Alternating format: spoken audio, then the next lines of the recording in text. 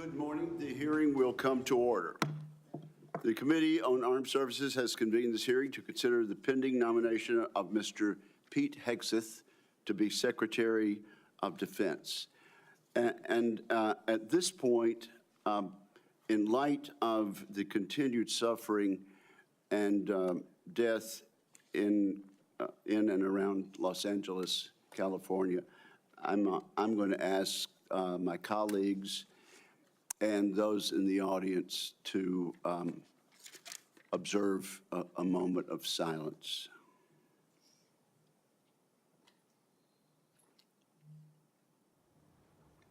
Amen.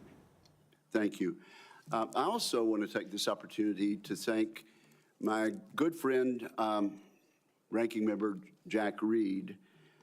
This is my first opportunity to chair this committee in this Congress. I want to thank Senator Reed. Under his chairmanship, he proved time after time that he cares deeply about national security and about the United States of America, and particularly the men and women who wear the uniform and stand watch both here and around the world to protect the United States.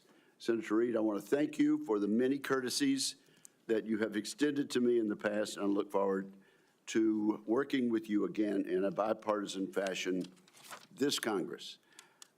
It's also appropriate to recognize and welcome 3 senators attending their very first Senate Armed Service Committee hearing as members. Senator Banks of Indiana, Senator Sheehy of Montana, and Senator Slotkin of Michigan. We are excited to have you as committee colleagues and look forward to many important contributions from each of you. And Senator Slotkin, as I look down at the end of the dais there, it seems that only a week or 2 ago I was sitting in that very chair being recognized by the chairman of the committee, the distinguished senator from Michigan. So time flies. Now, let me say this. We had a very appropriate expression of approval by the members of the members of the audience as our nominee and his family walked in. The distinguished ranking member and I sincerely hope that that is the last signal of approval or disapproval in today's hearing. People of the public are here. They're welcome to observe today's hearing, and Senator Reed and I agree, though, that no disruptions will be allowed. Audience members may not verbally or physically distract from the hearing, to include shouting, standing, or raising signage or gestures that block the view of the audience.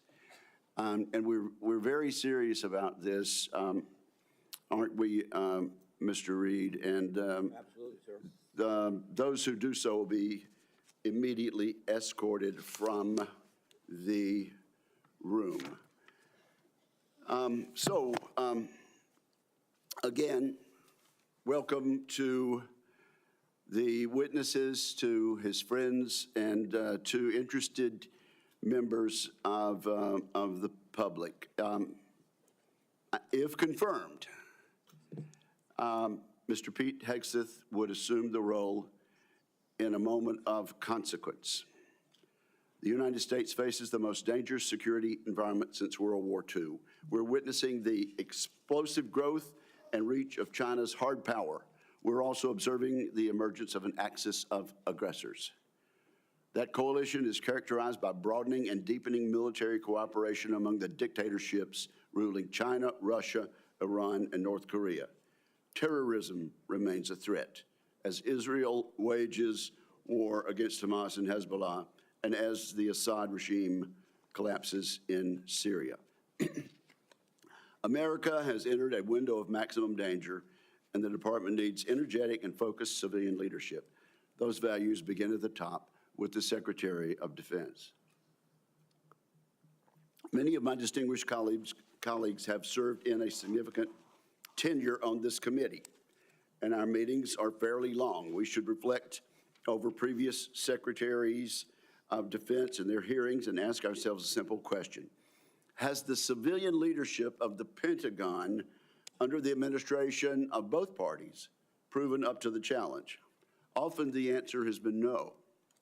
The civilian leadership has not built the Department of Defense to meet the moment. And this is our moment to correct that. A few examples illustrate how leaders in the past have fallen short.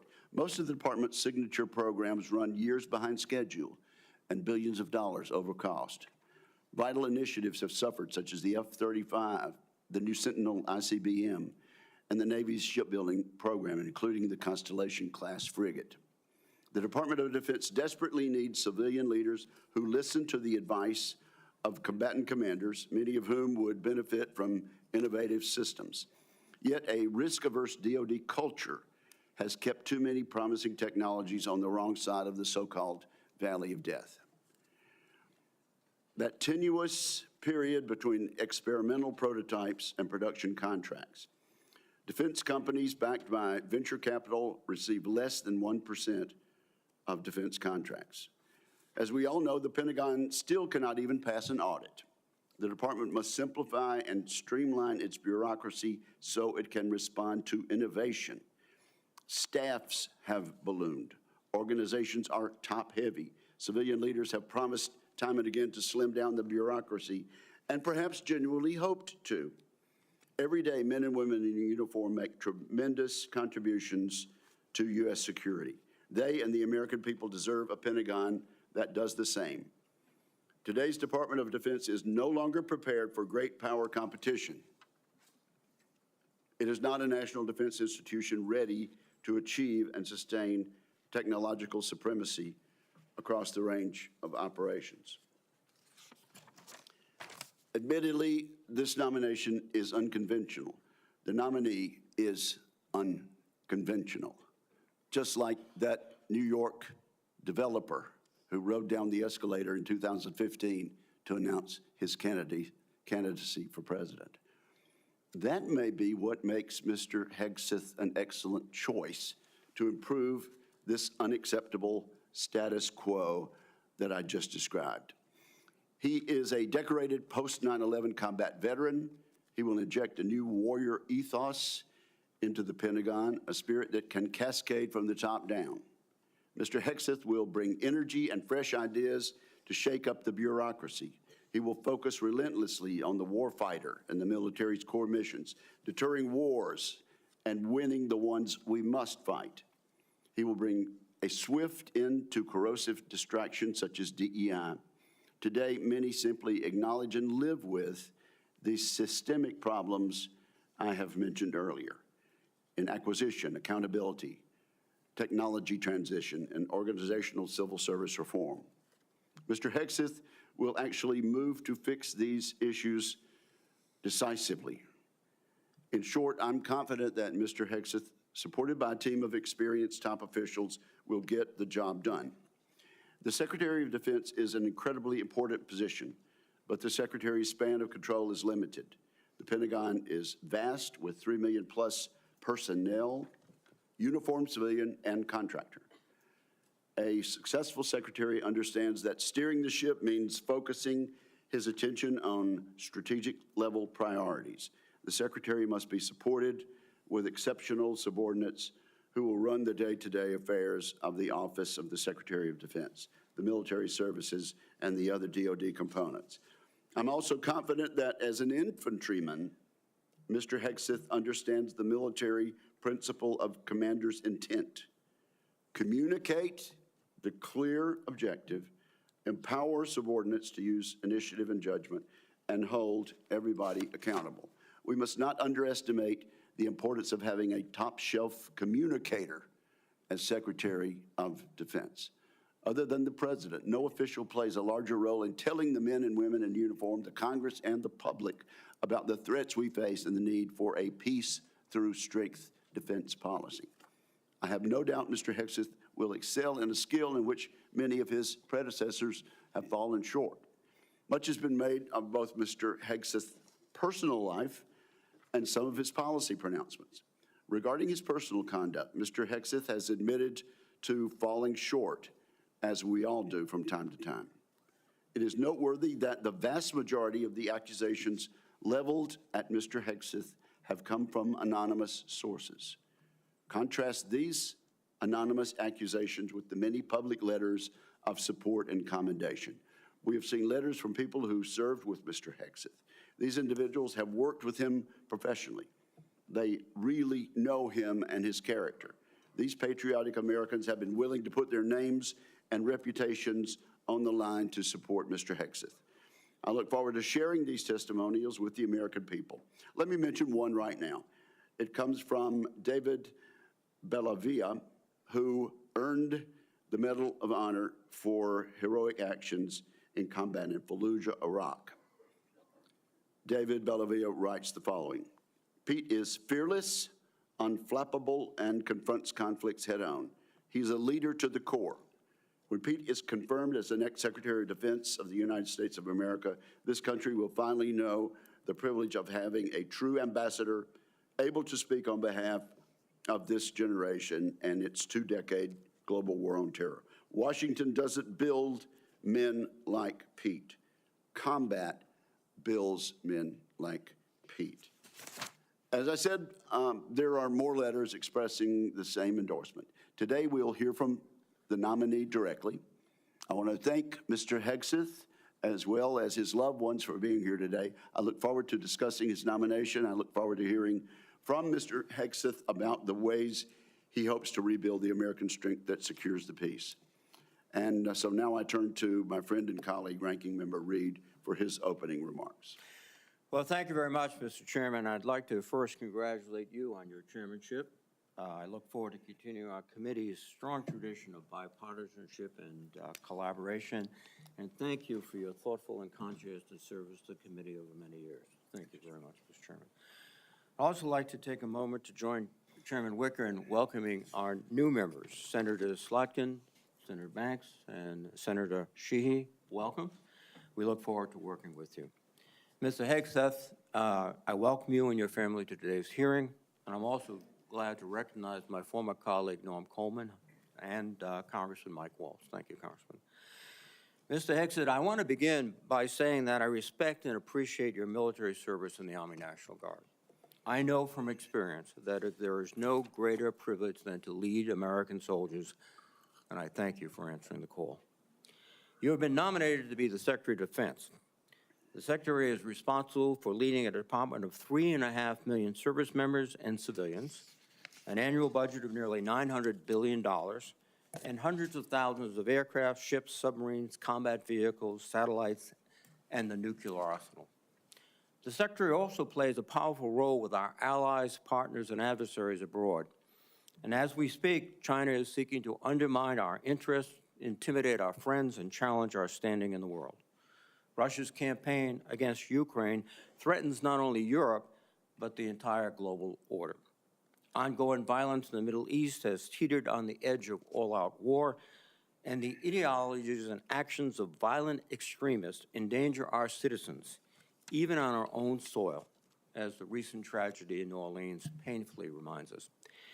These are perilous times, and the position of Secretary of Defense demands a leader of unparalleled experience, wisdom, and above all else, character. The Secretary is expected to be a fair, nonpartisan, and responsible leader, as well as a trustworthy advocate for the men and women that he leads. Mr. Hegseth, I do not believe that you are qualified to meet the overwhelming demands of this job. We must acknowledge the concerning public reports against you. A variety of sources, including your own writings, implicate you with disregarding the laws of war, financial mismanagement, racist and sexist remarks about men and women in uniform, alcohol abuse, sexual assault, sexual harassment, and other troubling issues. I have reviewed many of these allegations and find them extremely alarming. Indeed, the totality of your own writings and alleged conduct would disqualify any service member from holding any leadership position in the military, much less being confirmed as the Secretary of Defense. Nonetheless, I understand that you reject many of these reports as they involve whistleblowers, non-disclosure agreements, and anonymous, although numerous, sources, including those who have faced political intimidation for sharing their experiences. I hope you will address each of these allegations thoroughly and truthfully during your testimony. Just as importantly, I hope you will pledge to prevent any repercussions for whistleblowers, both civilian and military, if confirmed. Mr. Hegseth, during our meeting last week, you said that if confirmed, your top priority would be, quote, restoring a warrior culture to the Department of Defense, because you believe the U.S. military has been weakened by political correctness. Over the years, you have made clear your opinion of the military's diversity initiatives. As you have said, quote, diversity is not our strength, unity is. And on a recent podcast, you said, quote, I'm straight up just saying we should not have women in combat roles. When I joined the Army as a young officer in the 1970s, the U.S. military was rife with racial tension. Women were prohibited from serving in most roles. Gay service members were banned, and we relied on a national draft to fill our ranks. The soldiers I served with were proud to do so, but it was certainly not the nation's most capable military by any standard. We have made great progress since then. Today, the Department of Defense is fully integrated. Every race and religion is accepted. Women serve in all combat roles and leadership positions. Sexual orientation is irrelevant to service, and the all-volunteer force visibly reflects the nation it protects. Our military is more diverse than it has ever been, but more importantly, it is more lethal than it has ever been. This is not a coincidence. Mr. Hegseth, I hope you will explain why you believe such diversity is making the military weak and how you propose to undo that without undermining military leadership and harming readiness, recruitment, and retention. Mr. Hegseth, another reason I'm deeply concerned about your nomination is your disregard for the law of armed conflict and your support for service members who have been convicted of war crimes. You have championed the pardoning of military members who were turned in by their fellow soldiers and SEALs. And let me emphasize that. They weren't discovered by reporters. They were turned in by fellow soldiers and fellow SEALs. And also pardoning of military contractors convicted of killing 14 Iraqi citizens without cause. You have also advocated for the restitution of interrogation methods like waterboarding that have been defined as torture, and you have belittled the advice and counsel of the Judge Advocates General while on deployment. In your book, The War on Warriors, you write, quote, should we follow the Geneva Convention?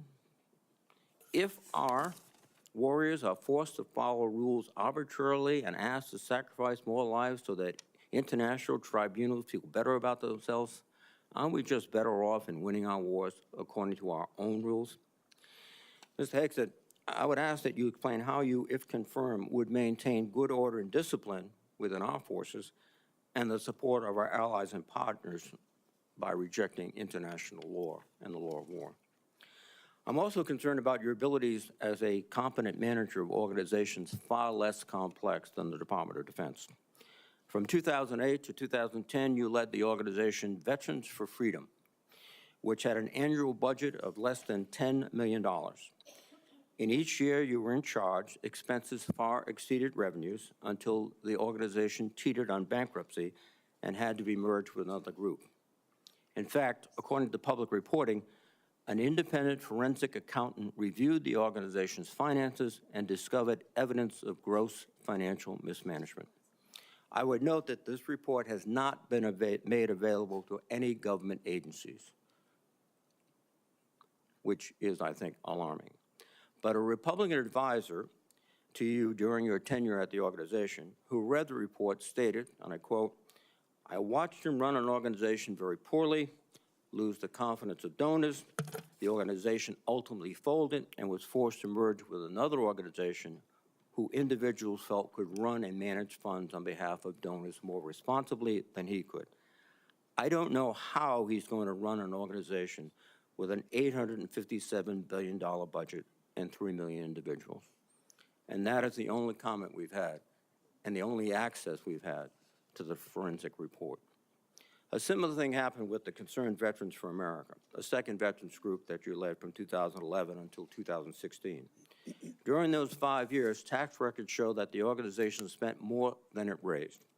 Just as troubling are reports that a significant amount of debt was incurred from social events and parties filled with excessive drinking and questionable personal behavior. Mr. Hegseth, I hope you will explain what actions you will take, if confirmed, to be a better steward of Defense Department's large budget. Finally, while I appreciate our meeting last week, it is unacceptable that you did not meet with any other Democratic members of this committee before this hearing, as has been our bipartisan tradition. During my time in the Senate, I have voted for and worked closely with Secretaries of Defense appointed by Republican presidents. While we may disagree politically, there was always an understanding that rank partisanship should have no place when it comes to providing for the men and women who serve in uniform.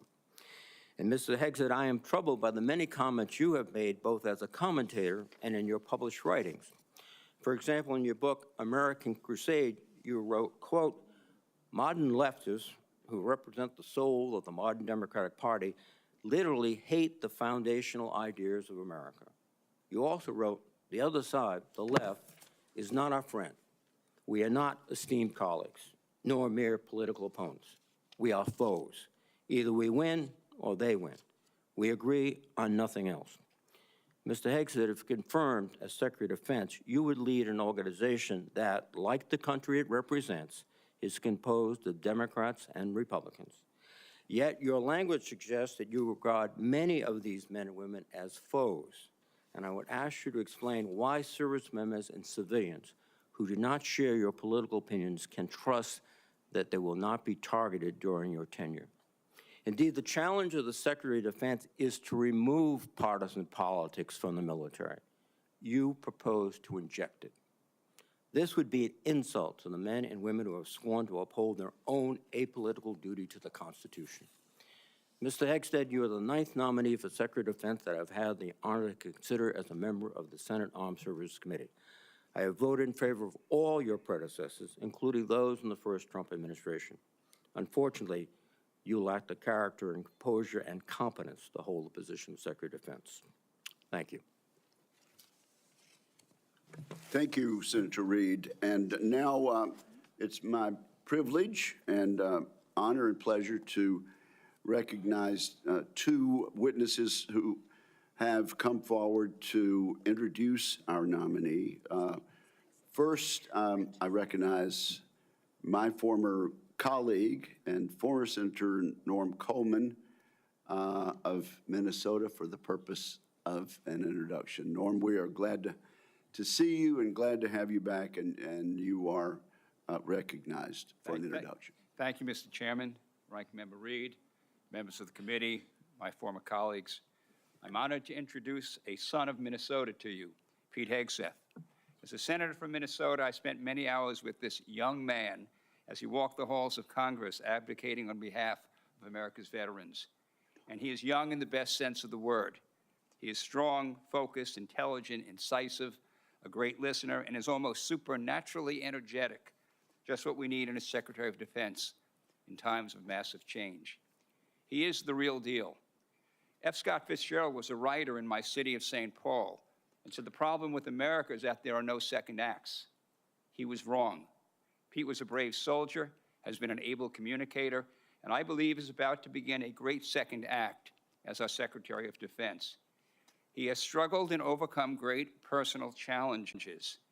Please don't give into the cynical notion that people can't change. We need the ones who can change to lead us, to be beacons of hope, and to remind us that grace can lead us home. 4 years ago, President Biden's nominee, Lloyd Austin, a good and honorable man, received 97 votes on the floor of the Senate. And we went through the debacle of the Afghanistan withdrawal. Putin invaded Ukraine. The Houthis endanger our shipping lanes. We witnessed Israeli miracles against America's enemies in the Middle East, where the United States was more of an impediment than a help. Our recruitment numbers have sunk dramatically, and our southern border has suffered a slow but dangerous invasion.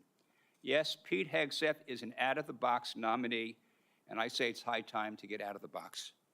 One more thought. The country longs for a government of less division and more respect and dignity. My hope is that this committee hearing provides what they are asking for. Disagree? Yes. Strongly if necessary. But then come together to support the nominee, this nominee, Pete Hegseth, of the one president we have at a time, laying aside partisan politics for the essential mission of national security upon which everything else depends. Mr. Chairman, I yield. Thank you, Norm. I do appreciate that and appreciate your presence today. I now have the honor and pleasure of introducing Congressman Walz. I understand, Congressman, you are still a member of the House for another day or two. Another day or two. Okay, Chairman. and I now recognize Congressman Walz for whatever opening statement and introduction he might make. Well, thank you, Chairman Wicker, and Chairman has a very nice ring to it, so congratulations, Ranking Member Reed, distinguished members of this committee. It is a privilege to appear before you today and urge the members of this committee to confirm Pete Hegseth as our next Secretary of Defense.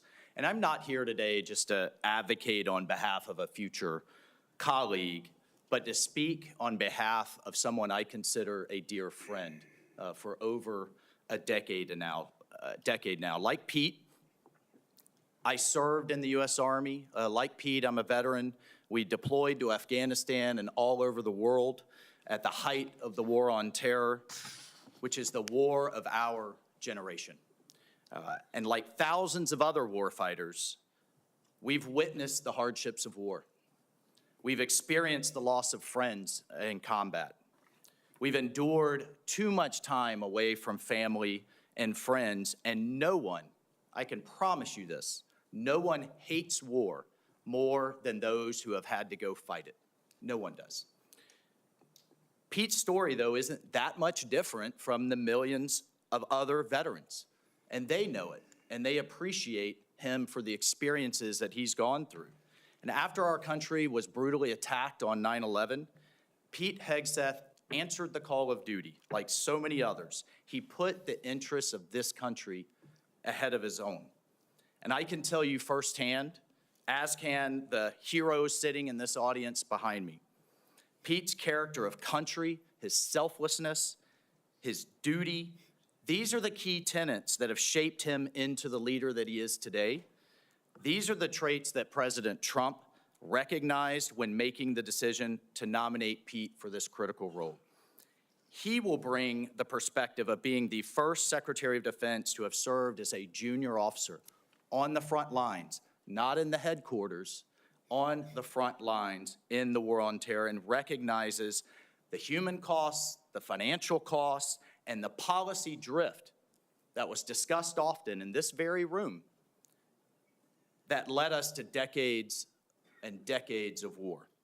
So not only does he understand the threats he faces, but as the chairman mentioned, he is brilliant, in my mind, at communicating those to the American people in a way that is often not communicated in Washington, D.C., to reach out to the American people so that they understand why the military needs to do what it needs to do. And look, I have no doubt that he is going to get the Pentagon back to its primary mission, lethal readiness. That warrior ethos is what our enemies will respect. That warrior ethos is what our enemies will fear, and it's that warrior ethos that will keep the peace. And so, look, ladies and gentlemen, in my humble opinion, our military deserves better than it's getting.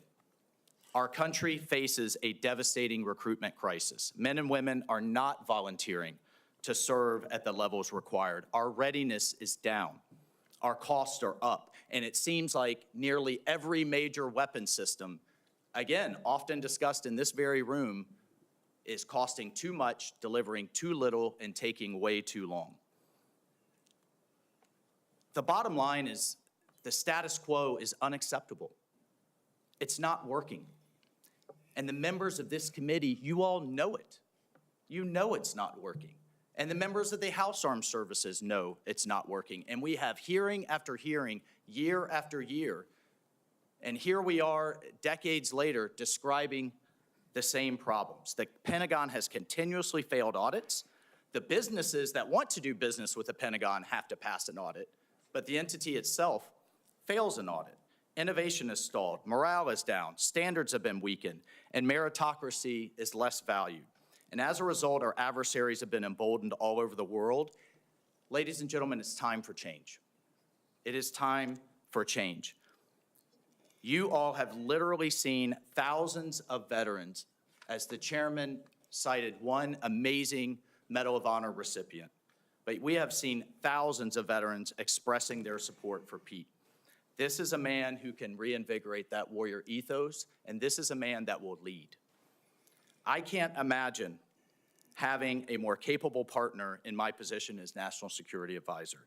Pete is a man of family, of faith, and he's committed to making our country strong again. And most importantly, and brother, I know this in my core, he will always have as a first principle the service members that are out there on the front lines for all of us at the heart of every decision he makes. So senators, I urge you to support this confirmation. It is critical that President Trump has his national security team in place for the challenges ahead, and I thank you. Thank you, Mike, for your testimony, and I'm guessing that each and every member of this committee will want to have you on speed dial for the next few years. So thank you both. Our two guests may stay, or I know they have other engagements and responsibilities also, but thank you both for your testimony. At this point, Mr. Hegseth, I'm required to ask you as a nominee a series of questions that the committee asks all civilian nominees who appear before it. If you would, please simply respond in the affirmative or negative to each question. Have you adhered to applicable laws and regulations governing conflicts of interest? Yes, sir. Have you assumed any duties or taken any actions that would appear to presume the outcome of the confirmation process? No, sir. Exercising our legislative and oversight responsibilities makes it important that this committee, its subcommittees, and other appropriate committees of Congress receive testimony, briefings, reports, records, and other information from the executive branch on a timely basis. Do you agree, if confirmed, to appear and testify before this committee when requested? Yes, sir. Do you agree to provide records, documents, and electronic communications in a timely manner when requested by this committee, its subcommittees, or other appropriate committees of Congress, and to consult with the requester regarding the basis for any good faith delay or denial in providing such records? Yes, sir. Will you ensure that your staff complies with deadlines established by this committee for the production of reports, records, and other information, including timely responding to hearing questions for the record? Yes, sir. Will you cooperate in providing witnesses and briefers in response to congressional requests? Yes, sir. Will those witnesses and briefers be protected from reprisal for their testimony or briefings? Yes, sir. All right. So at this point, Mr. Hegseth, you are recognized for your opening statement. Well, thank you, Chairman Wicker, Ranking Member Reed, and all the members of this committee for this opportunity today. I'm grateful for and have learned a great deal from this advise and consent process. Our founders knew what they were doing. Should I be confirmed, I look forward to working with this committee, senators from both parties, to secure our nation. I want to thank the former senator from Minnesota, Norm Coleman, for his mentorship and friendship in this process, and the incoming National Security Advisor, Congressman, and more importantly for our purposes, Colonel Mike Waltz, for his powerful words. I'm grateful to them both. Thank you to my incredible wife, Jennifer, who has changed my life and been with me throughout this entire process. I love you, sweetheart, and I thank God for you. And as Jenny and I pray together every morning, all glory, regardless of the outcome, belongs to our Lord and Savior, Jesus Christ. His grace and mercy abounds each day. May His will be done. Thank you to my father, Brian, and mother, Penny, as well as our entire family, including our 7 wonderful kids, Gunnar, Jackson, Peter Boone, Kensington, Luke, Rex, sorry, it's a lot of them, and Gwendolyn. Their future safety and security is in all of our hands. And to all the troops and veterans watching and here in the room, Navy SEALs, Green Berets, soldiers, pilots, sailors, Marines, Gold Stars, and more, too many friends to name. Officers, enlisted, black and white, young and old, men and women, all Americans, all warriors. This hearing is for you. Thank you for figuratively and literally having my back. You are a misogynist.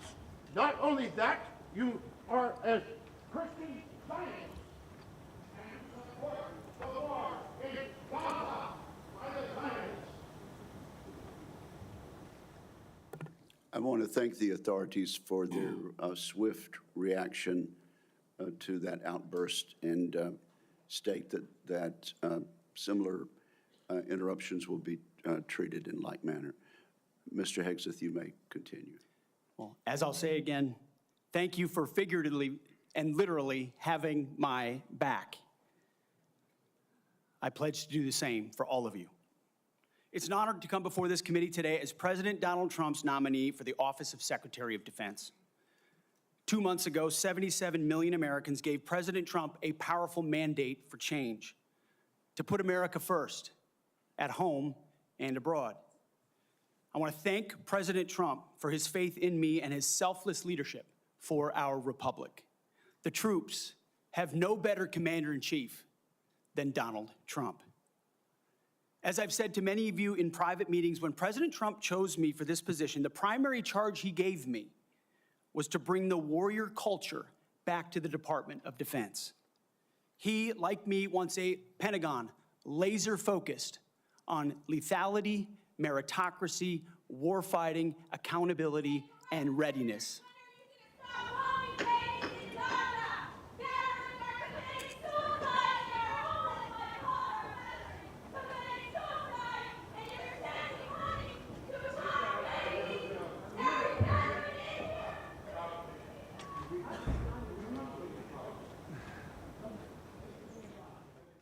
You may continue, sir. Returning the Pentagon back to warfighting, that's it. That's my job. Mr. Hegseth, suspend your remarks. Let me just say this. The Capitol Police are going to remove immediately individuals that are disrupting the hearing. I see a pattern attempted to be inflicted on the committee, and we're simply not going to tolerate that. You may proceed. To bring back warfighting, if confirmed, I'm going to work with President Trump and this committee to, 1, restore the warrior ethos to the Pentagon and throughout our fighting force. In doing so, we will reestablish trust in our military, addressing the recruiting crisis, the retention crisis, and readiness crisis in our ranks. Members of the security force will remove members.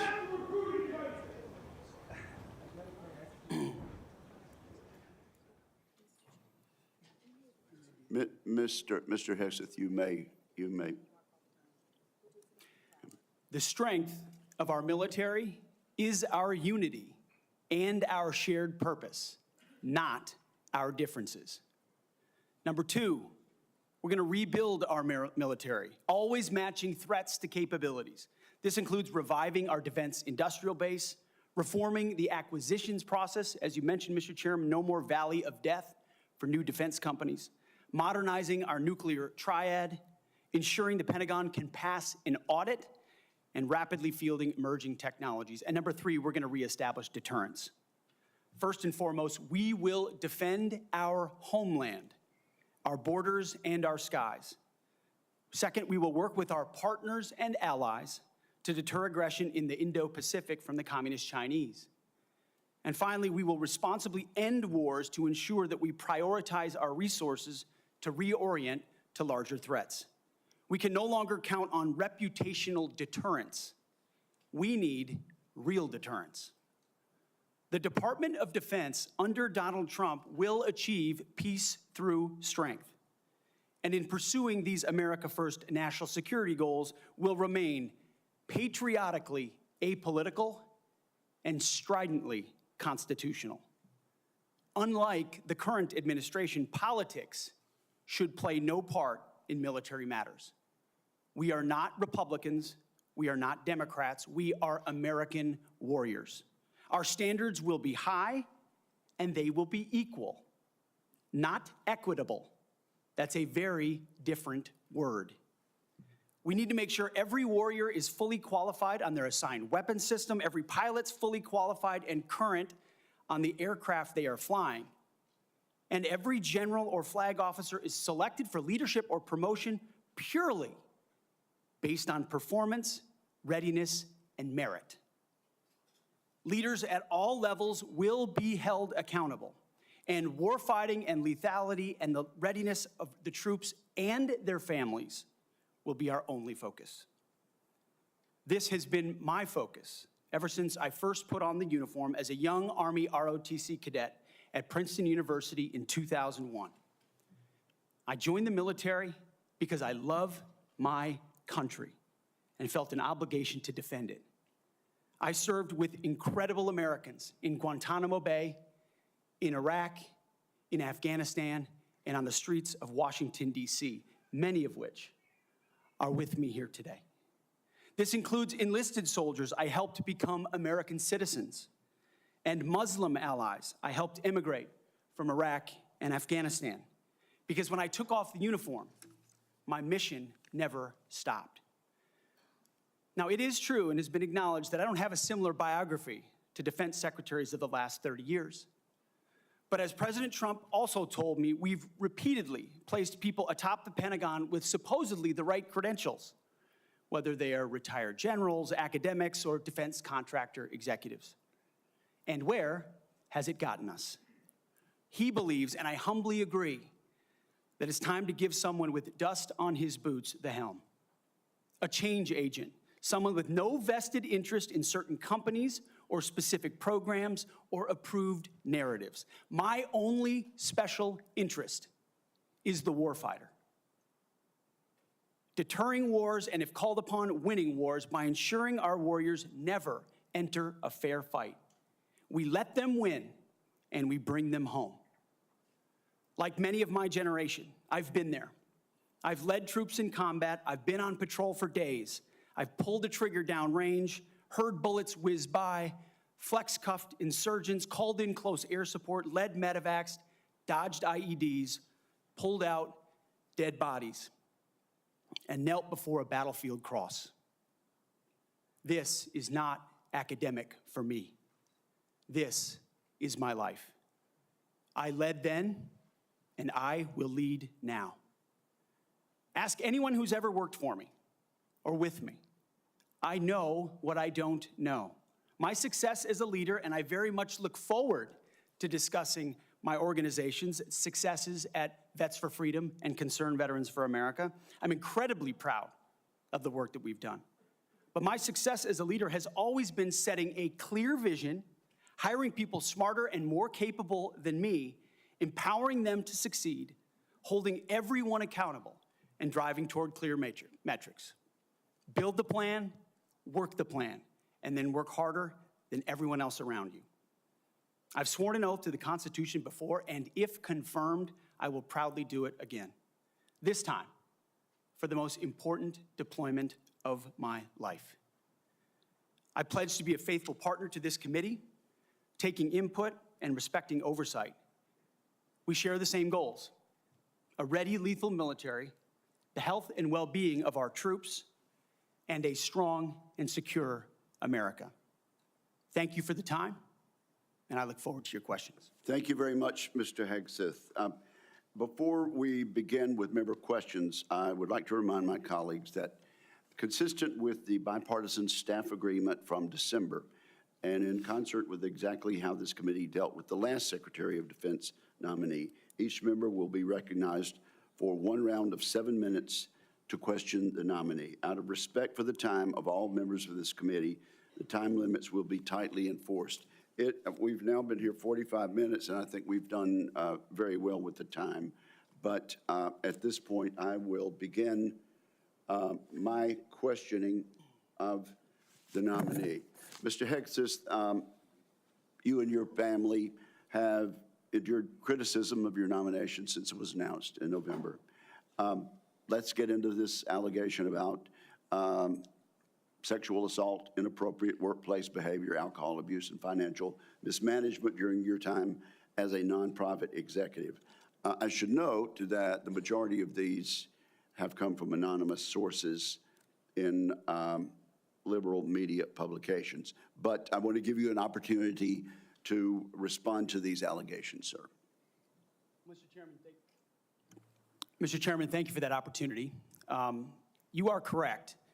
We undertook this responsibility with an obligation to the troops to do right by them for our warfighters. And what became very evident to us from the beginning, there was a coordinated smear campaign orchestrated in the media against us. That was clear from moment one. And what we knew is that it wasn't about me. Most of it was about President Donald Trump, who's had to endure the very same thing for much longer amounts of time. And he endured it in incredibly strong ways. So we, in some ways, knew it was coming. We didn't understand the depth of the dishonesty that would come with it. So from story after story in the media, left-wing media, we saw anonymous source after anonymous source based on second or third-hand accounts. And time again, stories would come out, and people would reach out to me and say, you know, I've spoken to this reporter about who you really are, and I was willing to go on the record. But they didn't print my quote. They didn't print any of my quotes. Or, I've worked with you for 10 years, or I was your accountant, or I was your chief operating officer, or I was your board member, or I was with you on 100 different tour stops for Concerned Veterans for America. No one called me.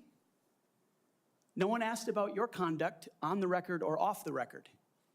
Instead, a small handful of anonymous sources were allowed to drive a smear campaign, an agenda about me, because our left-wing media in America today, sadly, doesn't care about the truth. All they were out to do, Mr. Chairman, was to destroy me. And why do they want to destroy me? Because I'm a change agent and a threat to them, because Donald Trump was willing to choose me, to empower me, to bring the Defense Department back to what it really should be, which is warfighting. So I'm willing to endure these attacks.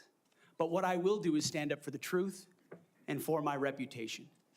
False attacks, anonymous attacks, repeated ad nauseum, printed as nauseum, as facts. We have provided to the committee, Mr. Chairman, and I know you're going to share, on-the-record statement after on-the-record statement from people who have served with me, worked with me at Fox News, Concerned Vets, Vets for Freedom, you name it, from the top of the chain to the bottom, who will say, I treat them with respect, with kindness, with dignity. That's men, that's women, that's black, that's white, that's every background. I have prided myself as a leader of respecting people, being professional. That is the balance of mine. I'm not a perfect person, as has been acknowledged. Saved by the grace of God, by Jesus and Jenny. I'm not a perfect person, but redemption is real. And God forged me in ways that I know I'm prepared for. And I'm honored by the people standing and sitting behind me, and look forward to leading this Pentagon on behalf of the warfighters. Thank you, Mr. Hegseth. And frankly, I'm sure there are millions of Americans watching who would agree that they've experienced that same sort of redemption. So I do appreciate that. I realize that it involves a little bearing of the soul, but thank you for that. Now let's talk about top-line defense spending. I have a plan. I think you've read it. I issued another plan, Freedom's Forge, which you've also had a chance to look at. And you have noted correctly that the current trend line of defense spending falling below 3% of our GDP is a threat to national security. You also said building the strongest and most powerful military in the world must be done responsibly, but it cannot be done on the cheap. You still agree with that, do you not? Yes, sir, I do. So tell us what you think about, particularly about my plan to make the Defense Department less bureaucratic, less top-heavy, cut out some of the bureaucracy and layers, make it more friendly to startups and to new ideas, contained in my 20 or so page white paper, Defending Freedom's Forge. Senator, I've had a chance to review the Forged Act, that paper. Those are precisely the kinds of ideas that need to be pursued. And I look forward to working with this committee to ensure we cut the red tape, we incentivize innovation, we rebuild the defense industrial base, cut out the bureaucracy, all the things that are preventing the platforms and the tools from getting rapidly from our great defense companies here that should, and those that want to compete, into the hands of warfighters. But past his prologue on this, sir, and I would just look at what President Trump did after the drawdowns of lead from behind under President Obama. President Trump rebuilt our military. He didn't start wars, he ended them, and he didn't allow wars to start on his watch. We've had the same kind of defense cuts under the Biden administration. And so, look, I would present to the committee the reputation of President Donald Trump and me coming alongside him to ensure we have peace through strength by rebuilding our military, investing as necessary. Going under 3%, Mr. Chairman, is very dangerous. Okay, we've got 45 seconds. Tell us, in that point, get us started at least talking about deterring China and the Indo-Pacific. It starts with priorities. The 2017 National Defense Strategy was the first step in reorienting away from simply entanglement in the Middle East, which our generation knows a lot about, and reorienting the behemoth that is the Pentagon toward new priorities, specifically the Indo-Pacific. So that strategy has started and was barely followed through on under the Biden administration. So we're going to start by ensuring the institution understands that as far as threats abroad, the CCP is front and center, also obviously defending our homeland as well. Thank you very much, Senator Reed. You're recognized. Well, thank you very much, Mr. Chairman. Before I begin my questioning, I would like to make 3 requests. First, many of my members would like a second round. That has been the custom. Senator Hagel was afforded 3 rounds. Senator Ash Carter, 2 rounds. And that was done by a Republican chairman with the consent and the appropriate guidance of Democrats. I must say, too, my recollection is I've never denied anyone the opportunity to ask the second round of questions as I chaired. I would request a second round. And my time is running. I think these are administrative. Oh, yeah, you're using your time. No, if the timekeeper will pause the time. I must say, I think we're going to have adequate time for questioning, and I know Democrat members have coordinated their questions as much as we have, and we are following the same exact precedent on all things that we did with Secretary Austin. So I respectfully understand what you're saying, but I think we have an agreement. It's been known for quite some time, and I intend to stick with that agreement which we made last December. What is your second request? Second, as been publicly reported, you and I have both seen the FBI background investigation of Mr. Hegseth. And I want to state for the record, I believe the investigation was insufficient, frankly. There are still FBI obligations to talk to people. They have not had access to the forensic audit, which I referenced to, and the person who had access to was quite critical of Mr. Hegseth. And I think people on both sides have suggested that they get the report. I know your colleagues have asked for it. Senator Thune assured me personally that he thought it was an appropriate idea. So I would ask, and I would say too, as a precedent, one of President Trump's appointees had similar, very complicated personal issues. The report was made available to all the members of the committee. We would be following precedent, and I ask that that be made possible. Again, we are, there's been much discussion about this, and what I intend to do is follow the exact precedent that we've had for the last two hearings with regard to secretaries of defense. Not only Secretary Austin, but Secretary Mattis 8 years ago. And that was for the chair and the ranking member to see the report. And so that is my intention as chair of this committee. Finally, Mr. Chairman, I have several letters that I would include for the record. One from Count Every Hero, which is an organization of retired four-star generals and former secretaries of defense that is critical of the proposed purge panels. One from an organization for domestic violence. One for a Council on American Relations. And also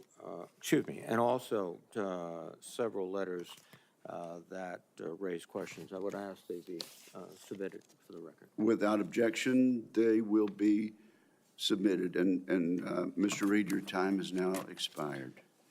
Just kidding. Yeah. You're recognized for 7 minutes.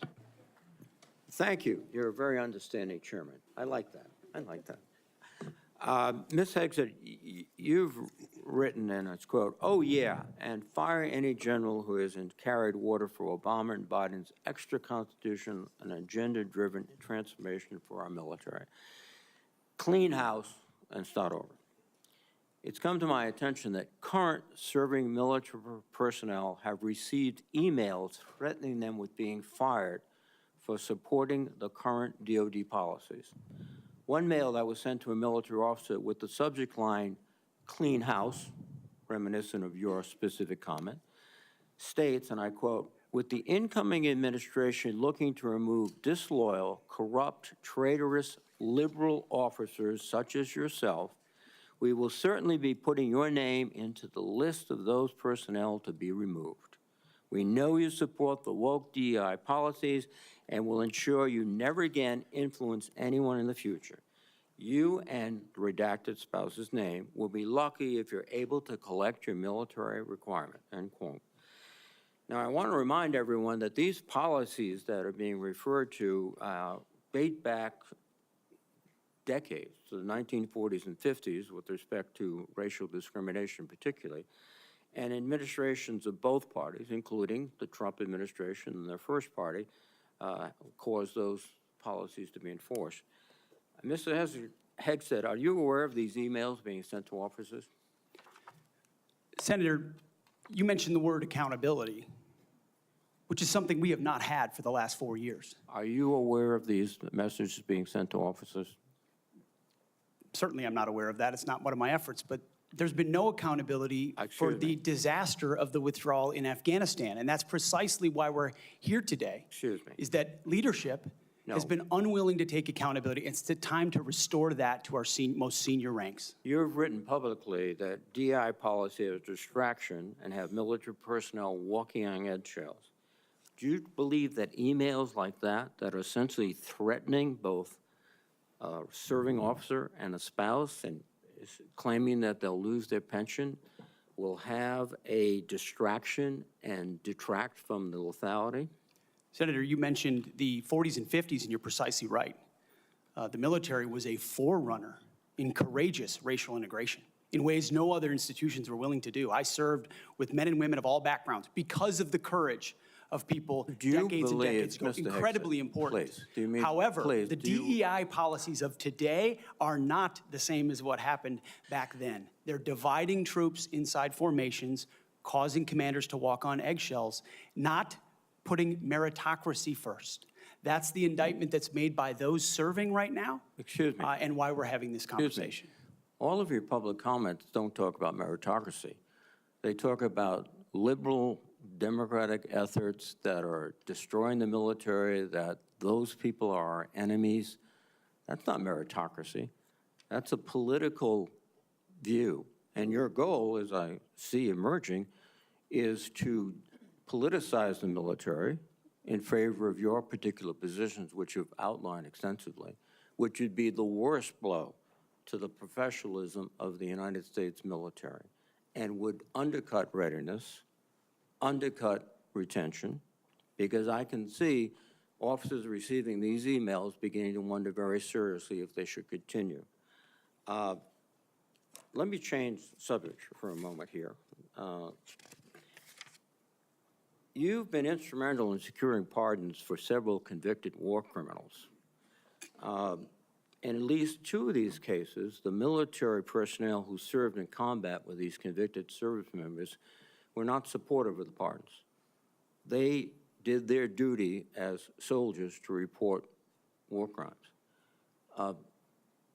Your definition of lethality seems to embrace those people who do commit war crimes, rather than those who stand up and say, this is not right. So what's the response to your service members who personally witnessed these and courageously reported them to their superiors? Senator, as someone who's led men in combat directly and had to make very difficult decisions, I've thought very deeply about the balance between legality and lethality, ensuring that the men and women on the front lines have the opportunity to destroy with and close the enemy, and that lawyers aren't the ones getting in the way.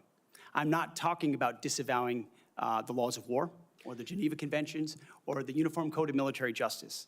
Sir, I'm talking about restrictive rules of engagement that these men and women behind me understand they've lived with on the battlefield, which has made it more difficult to defeat our enemies. In many of the cases you're talking about in particular, sir, there was evidence withheld, there was prosecutorial misconduct, and as someone who looks case by case and defaults to the warfighter, to the men and women with dust on their boots, not the second guessers in air-conditioned offices in Washington, D.C. Excuse me. I look case by case and was proud to work with President Trump to understand those cases and ensure that our warriors are always looked out for. Those cases were adjudicated by who? People in Washington or fellow non-commissioned officers who had also served, sacrificed, and believed in the ethic of the military? Who were the court-martial? Senator, in multiple cases, they were actually acquitted, but some charges cases, lingered. yes, Regardless of where those some were convening authorities were, yes, sir. Some were, but others were convicted, and you asked for pardon. That's the only reason you asked for pardon, because they were convicted.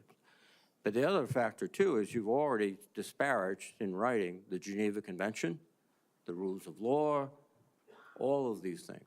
How will you be able to effectively lead a military in which one of the principal elements is discipline, respect for lawful authority?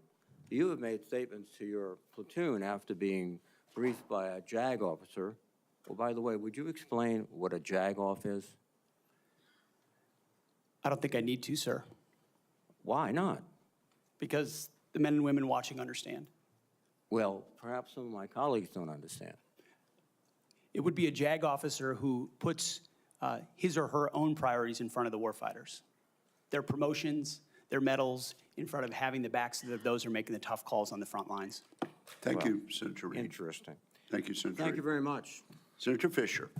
Thank you, Mr. Chairman, and welcome, Mr. Hegseth, to you and to your family. Thank you for the meeting that we had. We talked about a number of things. First and foremost was that nuclear weapons are foundational to our national defense, and having a safe, effective, and credible nuclear deterrent underpins our alliances, and as you know, it deters our adversaries. Nuclear deterrence has been, and you and I believe, agreed on this, it must continue to be unequivocally the highest priority mission of the Department of Defense. But deterrence only works if our adversaries believe our nuclear forces are effective and credible.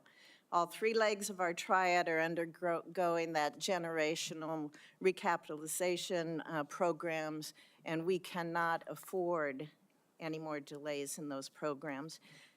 Sir, do you believe and agree with President Trump's 2018 nuclear posture review that preventing adversary nuclear attacks is, quote, the highest priority of the United States?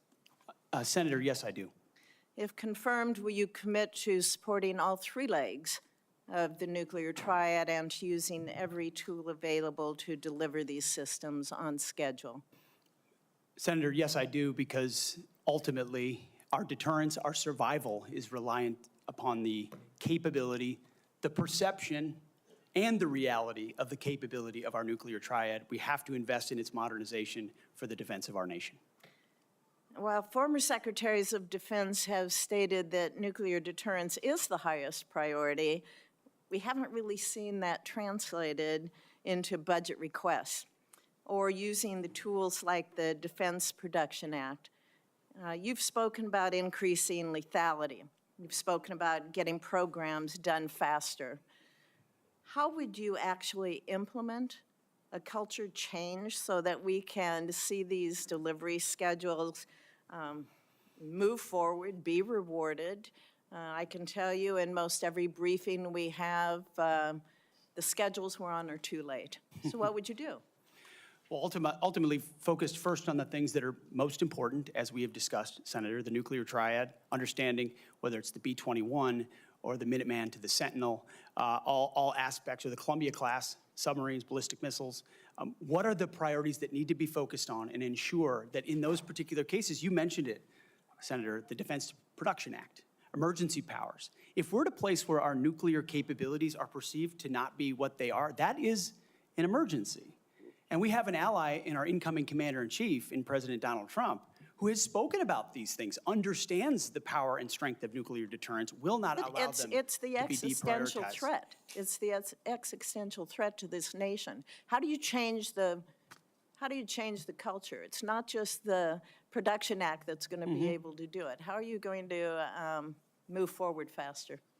Competition, Senator, is important, critically important. The Death Valley that was talked about, leveraging the innovation of Silicon Valley, which for the first time in generations has shown a willingness, desire, and capability to bring its best technologies to bear at the Pentagon, a Pentagon that has become too insular, tries to block new technologies from coming in.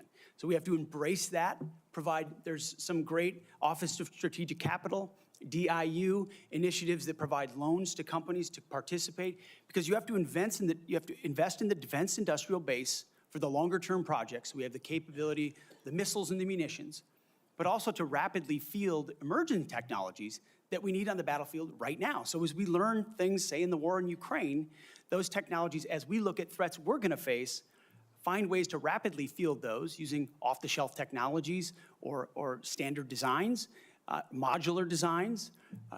Another easy one, Senator, that became evident in the process is digital designs.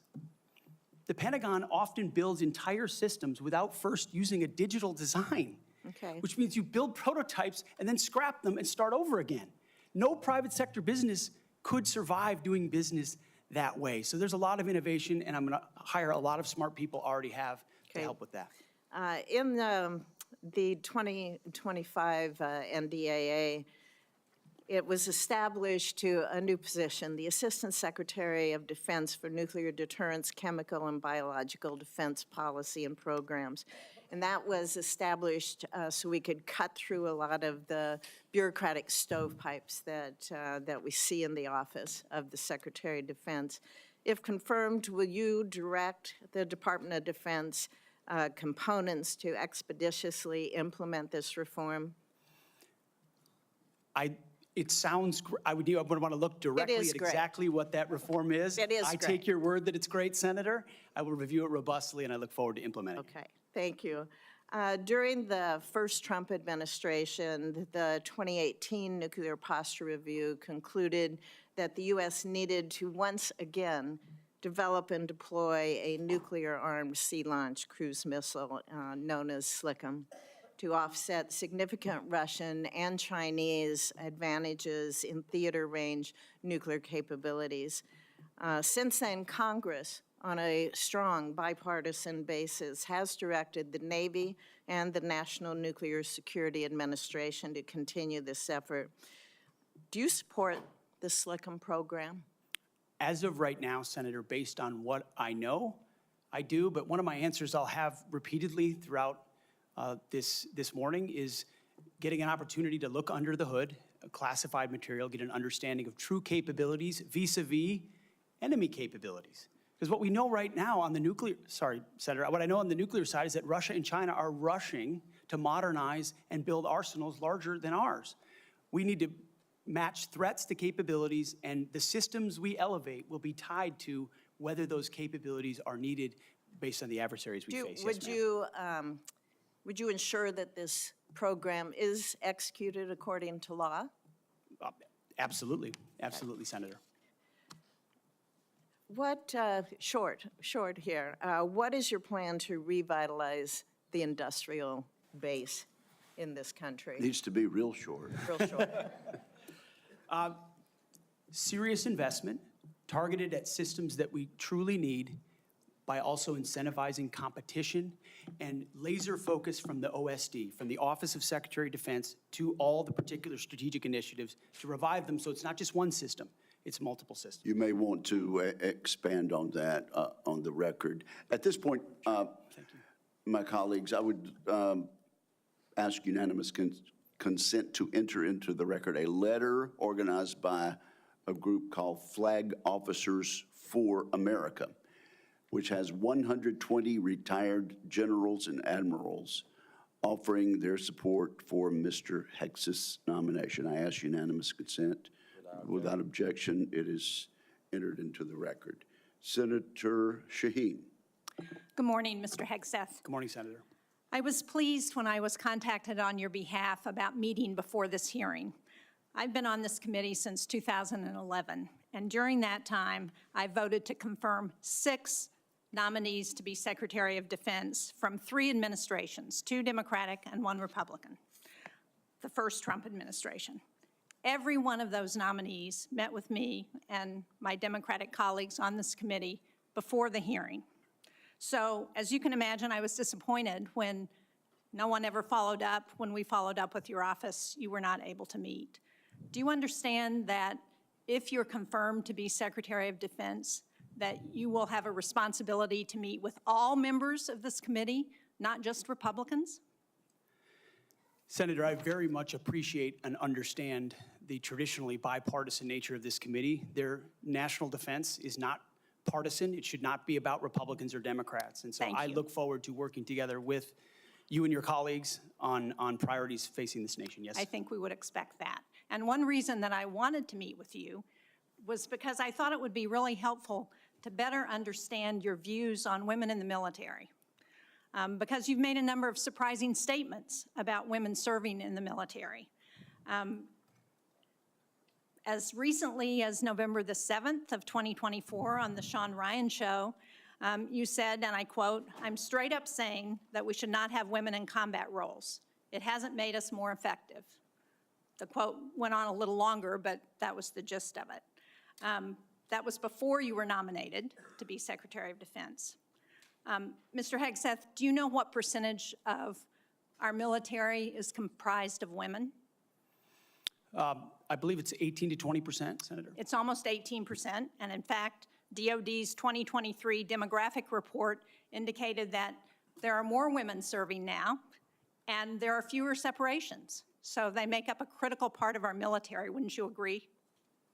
Yes, ma'am. Women in our military, as I have said publicly, have and continue to make amazing contributions across all aspects of our battlefield. Well, you also write in your book, The War on Warriors, with the chapter, The Deadly Obsession with Women Warriors, that, quote, "Not only are women comparatively less effective than men in combat roles, but they are more likely to be objectified by the enemy and their own nation in the moral realms of war." Mr. Hegseth, should we take it to believe that you believe that the 2 women on this committee who have served honorably and with distinction made our military less effective and less capable? I'm incredibly grateful for the 2 women who've served our military in uniform and including in the Central Intelligence Agency, contributions on the battlefield, indispensable contributions. Senator, I would like to clarify, when I'm talking about that issue, it's not about the capabilities of men and women, it's about standards. And this committee has talked a lot about standards. Standards that we, unfortunately, over time, have seen eroded in certain duty positions, certain schools, certain places, which affects readiness, which is what I care about the most, readiness on the battlefield. I appreciate that. And so My But comments point however- time and time again to standards. Your statements publicly have not been to that effect. After your nomination, you did state to a group of reporters that you, quote, support all women serving in our military today who do a fantastic job across the globe, including combat. So what I'm confused about, Mr. Hegseth, is which is it?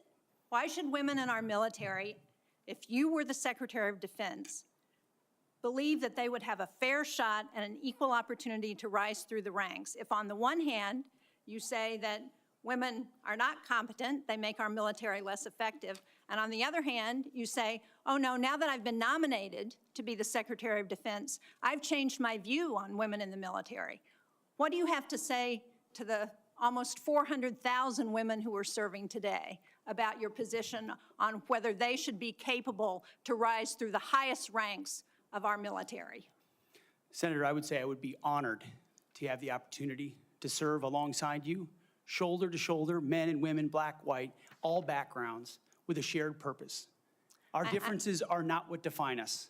Our unity and our shared purpose is what define us, and you will be treated fairly and with dignity, honor, and respect, just like every man and woman in uniform, just like the men and women that I've worked with in my veterans organizations, to include when I was a headquarters and headquarters company commander in the Minnesota National Guard. Well, and I we had women in appreciate our your ranks as 11th well. hour conversion. But, Mr. Chairman, for the record, I would like to submit Chapter 5, the deadly obsession with women warriors, for the record. Mr. Hegseth, Without objection, it will be submitted. and are you accepted. familiar with the Women, Peace, and Security agenda at the Department of Defense? Yes, ma'am, I am. This is a law that was signed during President-elect Trump's first term.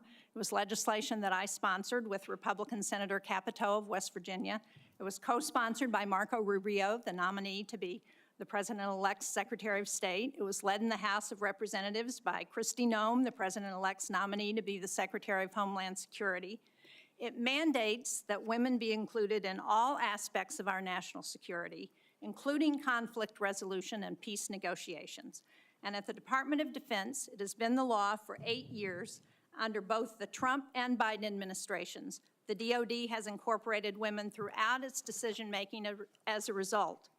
Every single combatant commander across 2 administrations has told this committee that this law and its implementation at the Department of Defense provides them a strategic advantage operationally.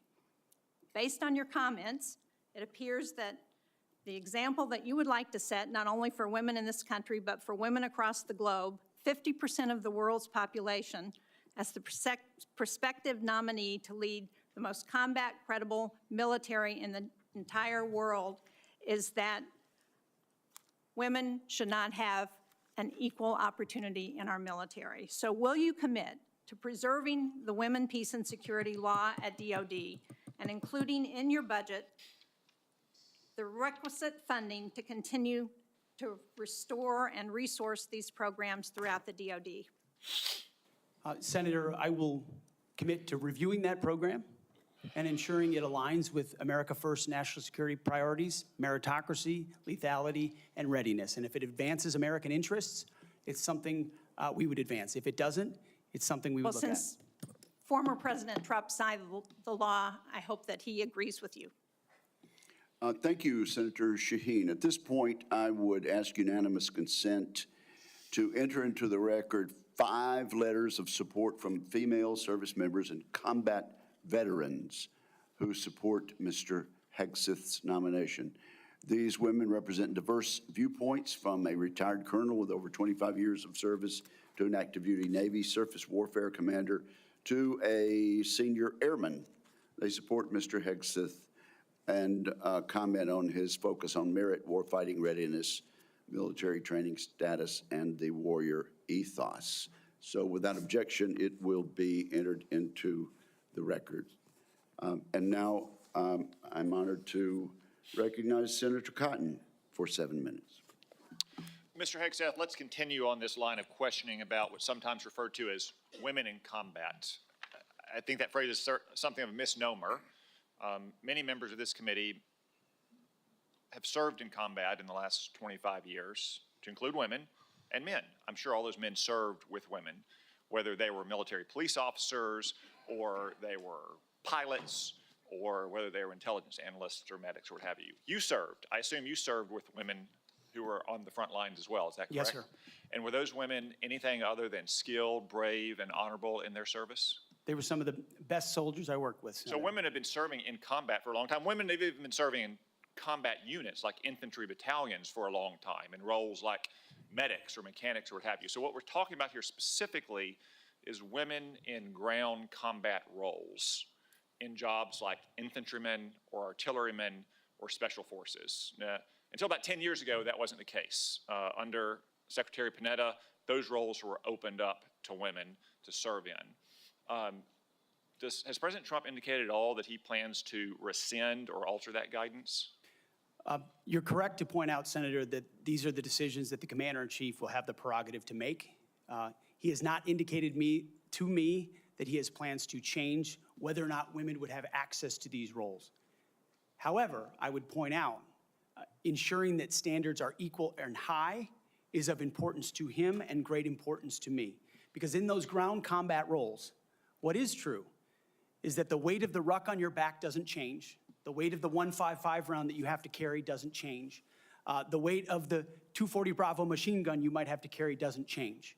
And so whether it's a man or a woman, they have to meet the same high standards. And Senator, in any place where those things have been eroded or in courses, criteria have been changed in order to meet quotas, racial quotas or gender quotas, that is putting a focus on something other than readiness, standards, meritocracy, and lethality. So that's the kind of review I'm talking about, not whether women have access to ground combat. Okay, so thank you. So you expect no change to that guidance, but as you point out, in these specific jobs, there are irreducible physical demands.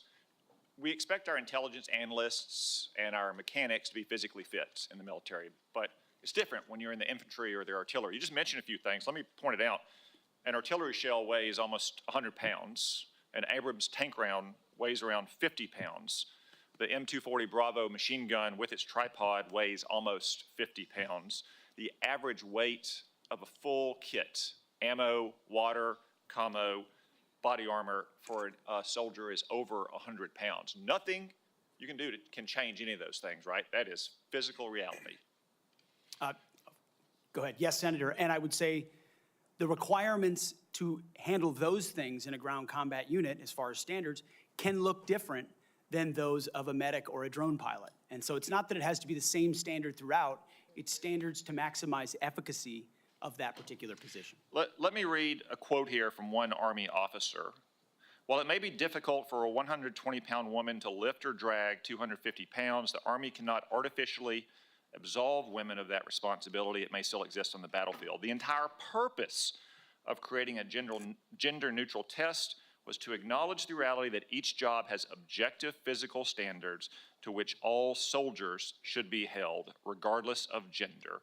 The intent was not to ensure that women and men will have an equal likelihood of meeting those standards. I assume, based on your testimony, you agree with that Army officer? Absolutely. The standards need to be the same and they need to be high. And they need to be set by the people closest to the problem set, closest to the understanding of what is required by that job. Commanders, commanding officers, and COCOMs and elsewhere who understand the reality of what they face, that's the feedback we should get. That's what should be enshrined and enforced, and no other set of political prerogatives. When I talk about removing politics, ideological or political prerogatives should contribute to those determinations. Nothing other than the execution of the mission. Thank you. For the record, that Army officer was Captain Kristen Griest, the Army's first female infantry officer and one of its first female Ranger School graduates. One final point, you said they need to be objective, gender neutral, and high. That's because the demands are, in fact, very high. The current physical fitness test for the Army has a minimum 2-mile run of 22 miles. Run. And I want the reporter to note that I'm putting run in air quotes, because 22 miles at 2 miles is not running. It may be jogging, it's probably walking fast. Let's move on. We've got a big, 22 minutes. We've got a big audience here. Many of them seem to be patriotic supporters of you, Mr. Hegseth. Some of them seem to be liberal critics of you. I would note that it's only the liberal critics that have disrupted this hearing.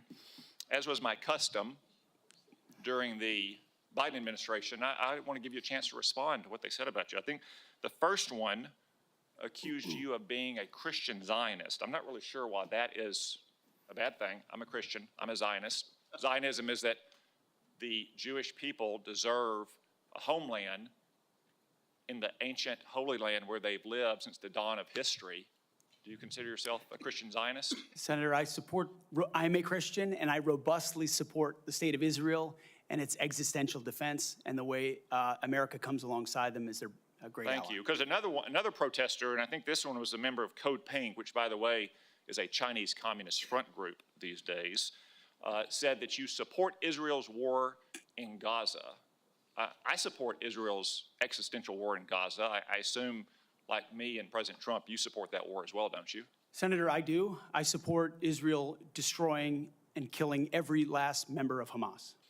And the third protester said something about 20 years of genocide. I assume that's our wars in Iraq and Afghanistan. Do you think our troops are committing genocide in Iraq and Afghanistan? Senator, I do not. I think our troops, as you know, as so many in this committee know, did the best they could with what they had. The outcomes, and tragically, the outcome we saw in Afghanistan under the Biden administration put a stain on that, but it doesn't put a stain on what those men and women did in uniform, as you know full well, Senator. Thank you, Mr. Hegseth. Thank you, Senator Cotton. At this point, I ask unanimous consent to offer to the record a letter submitted by Omar Abbasi, son of former city council president of Samarra, Iraq, who worked with Mr. Hegseth in Iraq. Without objection, that will be entered. Senator Gillibrand. Thank you, Mr. Chairman. Thank you, Mr. Hegseth. I do want to thank you for your service, and I want to thank you for your willingness to serve in this capacity. Thank you, Senator. I have many concerns about your record, and particularly your public statements, because they are so hurtful to the men and women who are currently serving in the U.S. military, harmful to morale, harmful to good order and discipline. If you are saying that women shouldn't be serving in the military, and I'm going to read you your quotes, because the quotes themselves are terrible. You will have to change how you see women to do this job well, and I don't know if you are capable of that. So I want to press on these issues that my colleague Jean Shaheen brought up, because she said it so well. So first of all, you answered your questionnaire. Do you believe that any American who wants to serve in their country in the military and can meet objective standards set by the military should be allowed to serve without limitation? You've said yes to that question. But then in all of these other circumstances, you've denigrated active duty service members. We have hundreds of women who are currently in the infantry, lethal members of our military serving in the infantry, but you degrade them. You say, we need moms, but not in the military, especially in combat units. So specific to Senator Cotton's question, because Senator Cotton was giving you layups to differentiate between different types of combat. And specifically, as Secretary, would you take any action to reinstitute the combat arms exclusion for female service members, knowing full well you have hundreds of women doing that job right now? And the standards, your 2-mile run, Tom, is about the Army Combat Fitness Test. It is not the requirements to have an MOS 11 Bravo, which is the infantry. These are the requirements today for people serving in the industry, men and women. They are gender neutral, and they are very difficult to meet. They have not been reduced in any way, and our combat units, our infantry is lethal. So please explain specifically, because you will be in charge of 3 million personnel. It is a big job.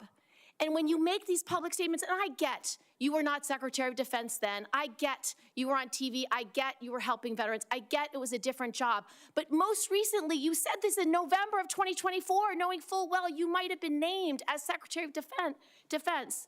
So please explain these types of statements, because they're brutal and they're mean and they disrespect men and women who are willing to die for this country.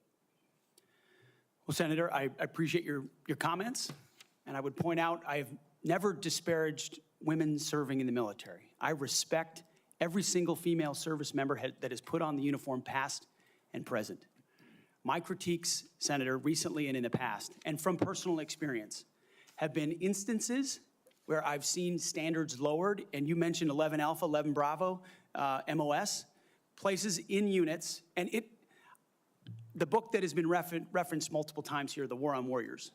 I spent months talking to active duty service members, men and women, low ranks, high ranks, combat arms and not combat arms. And what each and every one of them told me, and which personal instances have shown me, is that in ways direct, indirect, overt, and subtle, standards have been changed inside infantry training units, ranger school, infantry battalions, to ensure that Give me one commanders meet. example. Please give me an example. I get you're making these generalized Commanders meet statements. quotas to have a certain number of female infantry officers or infantry enlisted, and that disparages those women who are Commanders do incredibly not have to capable meet of meeting quotas that for the infantry. standard. Commanders do not have to have a quota for women in the infantry. That does not exist.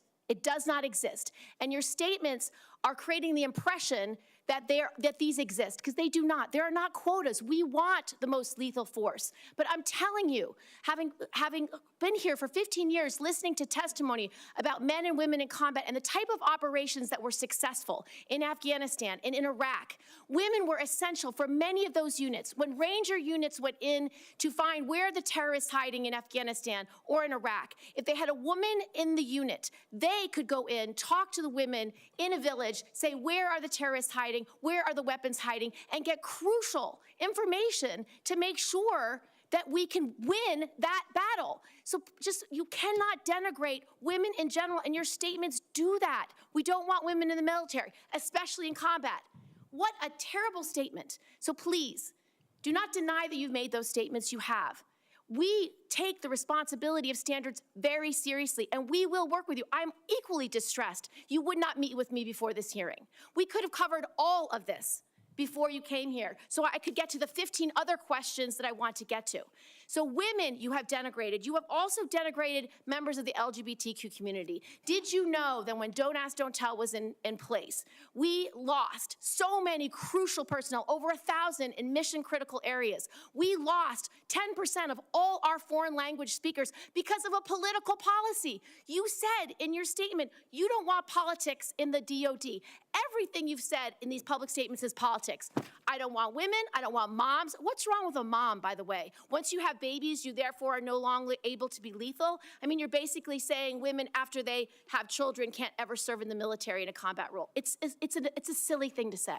It's a silly thing to say, beneath the position that you are aspiring to. To denigrate LGBTQ service members is a mistake. If you are a sharpshooter, you're as lethal regardless of what your gender identity is, regardless of who you love. So please know this to be a true statement. So you say it was a political thing. You say it undermined us, social engineering. I don't know why someone having to publicly say or not publicly say who they love is social engineering. I think having that policy in the first place was highly problematic. And as you said in your statement, do you agree anybody should be able to serve in the military if they meet the standards? Senator, as the president has stated, I don't disagree with the overturn of Don't Ask, Don't Tell. Great, because I don't want you thinking, can't serve if you're a mom, can't serve if you're LGBTQ, and then last, can't serve if you're a leftist. The statements you said about people who have views differently than you, that we're the enemy, are you saying that 50% of the DOD, if they hold liberal views or leftist views or are Democrats, are not welcome in the military? Are you saying that? Senator, I volunteered to deploy to Afghanistan under Democrat President Barack Obama. I also volunteered to guard the inauguration of Joe Biden, but was denied the opportunity to serve because I was identified as an extremist by my own unit for a Christian tattoo. Thank you very much. Senator Gillibrand, you held up a document and referred to it during your questioning. Would you like that entered into the record? It may be one without my marks. Okay, yeah, okay, we'll delete. We'll submit a clean clean it up. copy. Without objection, that will be admitted at the point of your question. And I would like to enter into the record at this point a letter of support from retired Air Force Colonel Melissa Cunningham. Colonel Cunningham supports Mr. Hegseth and mentions his warrior ethos, combat effectiveness, and maintaining military training standards. So without objection, both of those will be admitted, and I now recognize Senator Rounds. Thank you, Mr. Chairman. First of all, good morning. I'd like to thank you for your service to our nation in uniform and also your work on behalf of your fellow veterans and for your willingness to enter into this maelstrom of public service. I think the presence of so many veterans who have showed up to support you speaks volumes. I also want to recognize your family's service and sacrifice. You know as well as anyone that it's not just the man that enters the arena, but it's the entire family who also works their way through this process as well. I appreciated our meeting with you and with your wife Jennifer this last month. I thought that we had an excellent conversation, and I appreciate your statement and your answers to the advanced policy questions, especially your desire to bring a renewed focus on warfighting and lethality back to the Pentagon. I also respect and I appreciate my friend and colleague, Senator Gillibrand, and some of her questions, and I know that she had a number of them in there. You had an opportunity to respond very briefly. Were there any other responses that you would like to make or clarifications that you would like to make before I move on to my questions? Senator, thank you very much for the opportunity to meet and for the question. I would also acknowledge you were mentioning female engagement teams, which have shown a great deal of success on the battlefield. It would be and universally acknowledged as such. I've been in Iraqi homes where the language and gender barrier was real, and the ability to have someone there to help in that process would be a massive accelerant in mission success.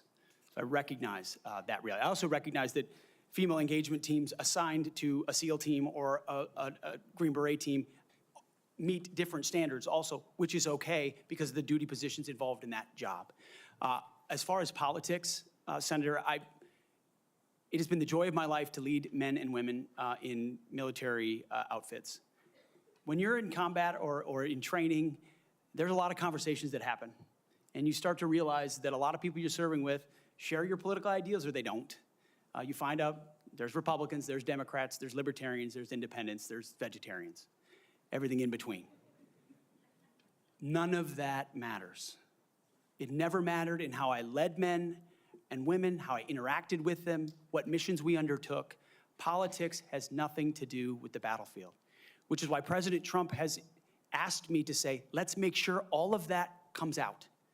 This is about warfighting capability, setting standards high, and making sure we give our boys, our men and women, everything they need to be successful on the battlefield. So politics can play no part in that, and I look forward to infusing that, as we always have inside our units. I appreciate you making that very clear. And one of the areas that we want to do our best is to provide for the equipment and the technical capabilities so that no young man or woman enters into a battle as a fair fight, and that they always have the advantage. Those are the types of questions that I'd like to get into right now, and I want to start by talking about something that sometimes gets a little bit into the weeds, but I think it's critical. Mr.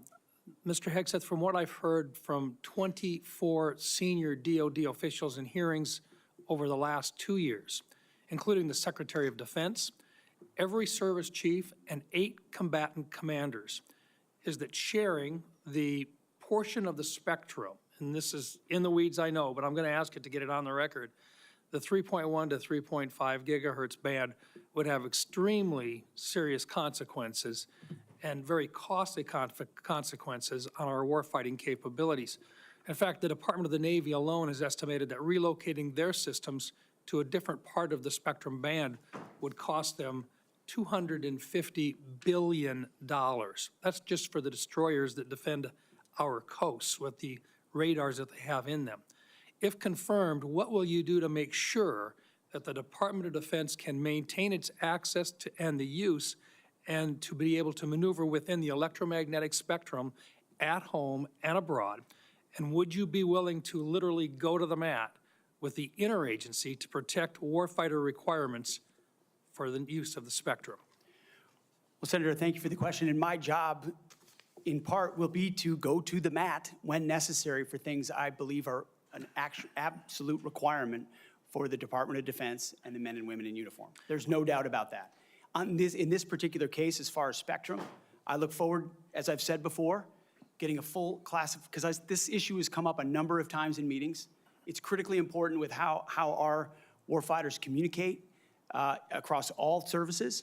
So I'm going to get a classified briefing immediately about what that would, how it would impact the spectrum if it were to allow other companies or it to be Rest auctioned off. assured, China So we have to know. China would love to have our ability to use that part of the spectrum restricted.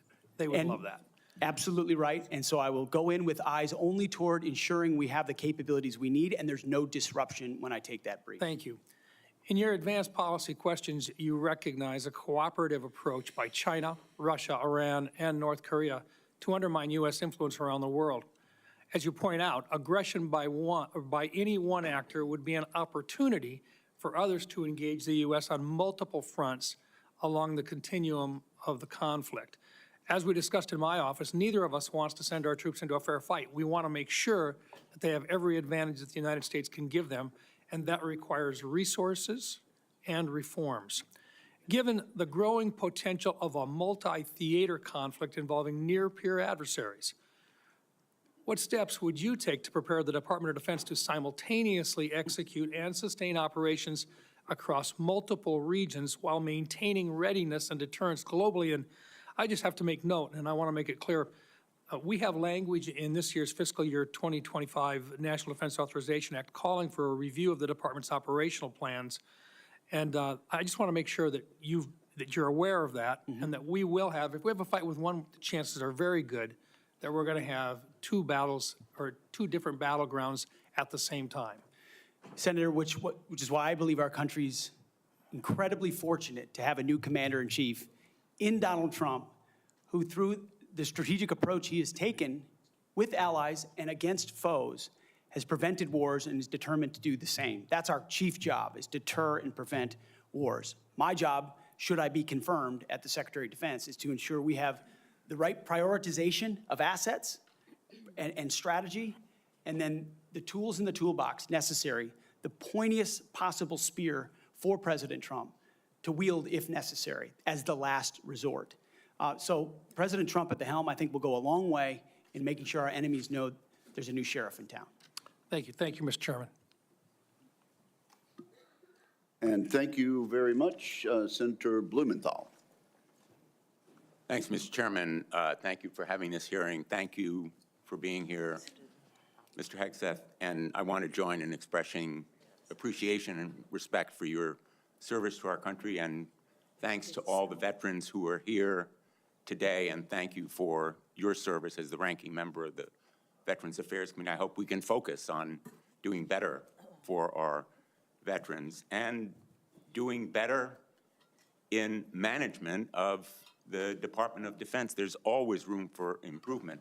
I think what we need in that position is not just better, but the best in financial management, because those decisions are life and death decisions affecting the 3.4 million Americans who serve our national security and our national defense and put their lives on the line. I want to talk about financial mismanagement at the two organizations that you headed, which are the only test of your financial management that we have before this committee, the Veterans for Freedom and Concerned Veterans for America. You took over the Veterans for Freedom in 2007. In 2008, you raised $8.7 million, but spent more than $9 million, creating a deficit. By January 2009, you told donors that the organization had less than $1,000 in the bank and debts of $434,000.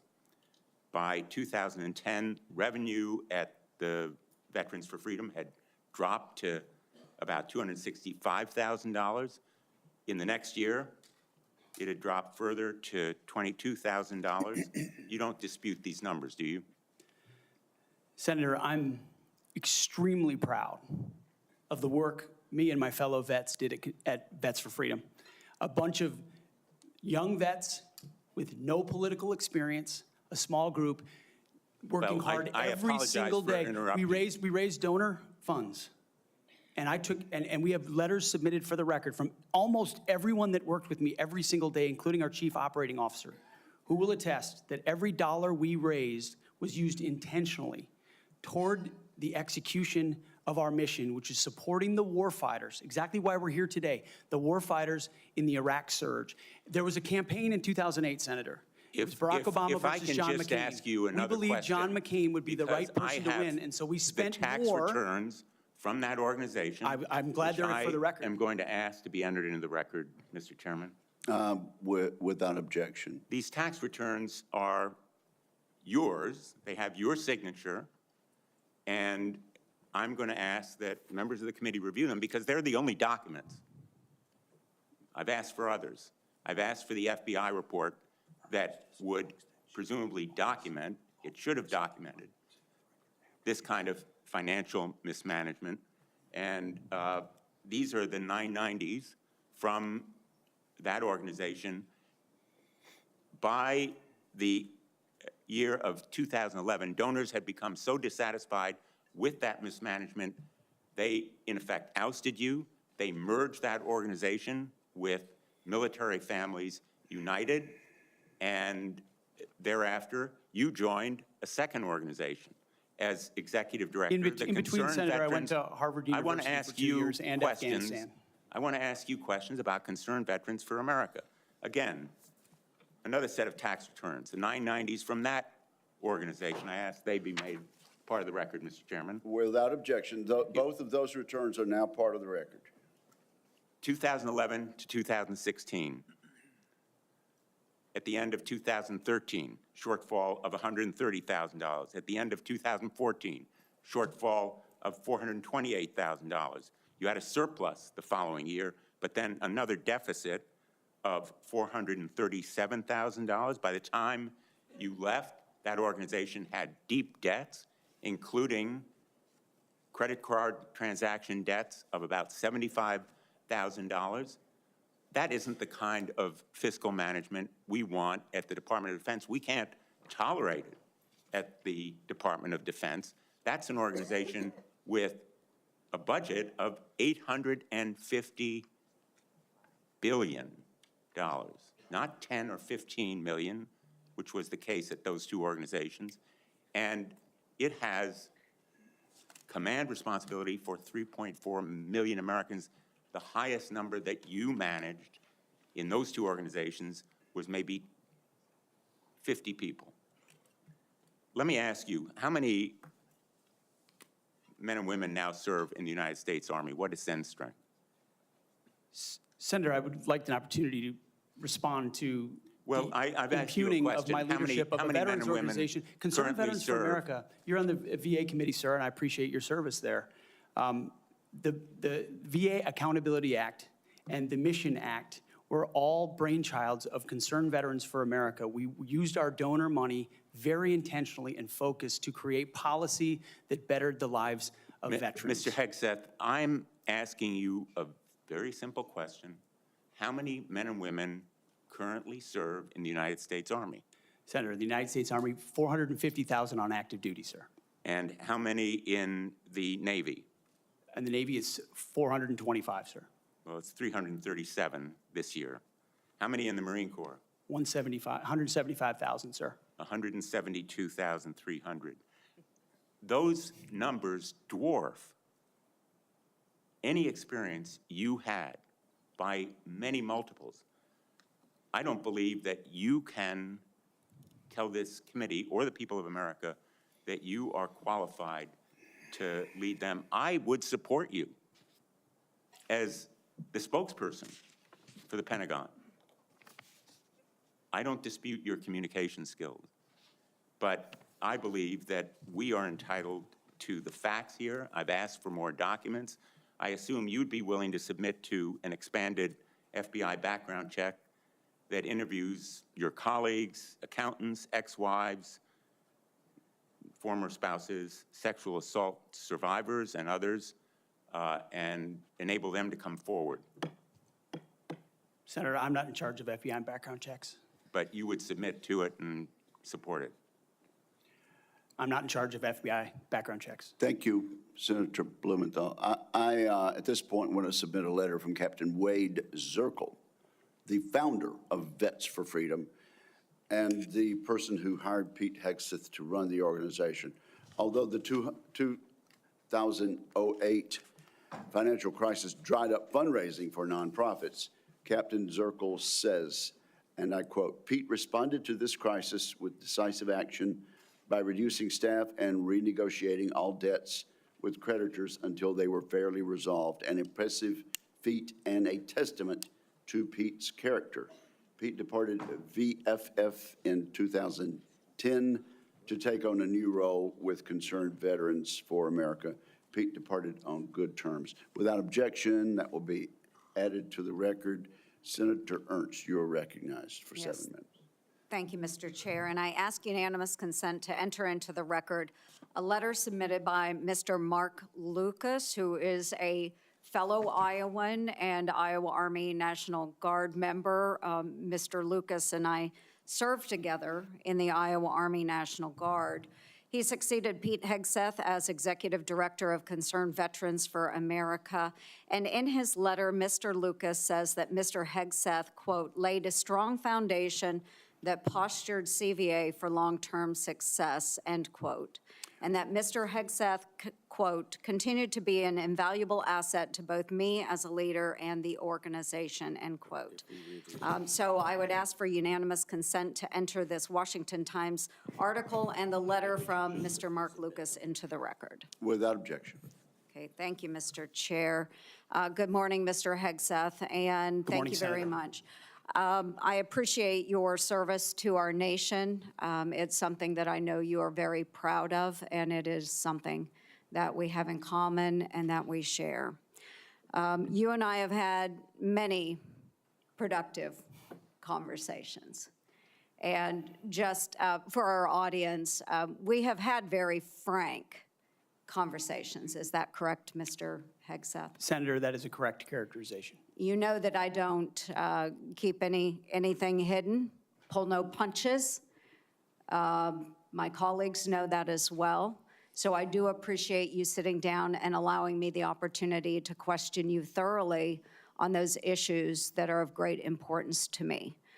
Just to recap those issues, 3 that are very important. One is the DOD and making sure that we have a clean audit. The second is women in combat, and we'll talk a little bit more about that in a moment. And the third was maintaining high standards and making sure that we are combating sexual assault in the military.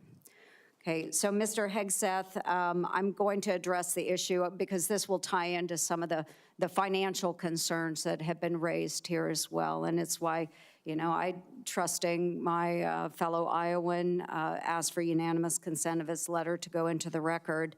But like me, a lot of Iowans are really, really concerned and upset about the wasteful Washington spending and of course, in our Pentagon. It's an issue that I have been combating for years. So there's significant room for greater efficiency and cost cutting within the department. And the DOD is the only federal agency that has never passed an audit. As the Senate DOJ caucus chair and founder, that's unacceptable to me, and it should be unacceptable to you as well. So I appreciate that you mentioned that in your opening statement. What are those steps that you will take to ensuring the Pentagon has a clean audit by the year 2028? Senator, I appreciate your work on this topic, which you've been involved in for a long time. You mentioned Concerned Veterans for America. I just want to clarify. We have very generous donors who set a very clear budget that we stuck to every single year. So the latitude there was restricted, and we worked very hard and diligently inside it. You've also been a leader on the Pentagon audit for a very long time. I think when we met, Senator, I said 2014 was the first year. We discovered a 2013 op-ed I wrote about the need for a Pentagon audit, because an audit is an issue of national security and frankly, respect to American taxpayers who give $850 billion over to the Defense Department and expect that we know where that money goes. And if that money is going somewhere that doesn't add to tooth and instead goes to fat or tail, we need to know that. Or if it's wasted, we need to know that. So I think previous secretaries of defense, with all due respect, haven't necessarily emphasized the strategic prerogative of an audit. And myself, my deputy SecDef, and others already know that a Pentagon audit will be the comptroller, others central to ensuring we find those dollars that can be used elsewhere legally under the law inside the Pentagon. So you have my word, it will be a priority. Okay, thank you. Okay, moving on to women in combat, and I had the privilege of serving in uniform for over 23 years. Between our Army Reserves and our Iowa Army National Guard, did serve in Kuwait and missions in Iraq. And so it is incredibly important that I stress, and I hope that if confirmed, you continue to stress, that every man and woman has opportunity to serve their country in uniform and do so at any level, as long as they are meeting the standards that are set forward. And we talked about that in my office. I do believe in high standards. Now, I was denied the opportunity to serve in any combat role because I have a lot of gray hair. And the policy has changed since then, okay? So I've been around for quite a while.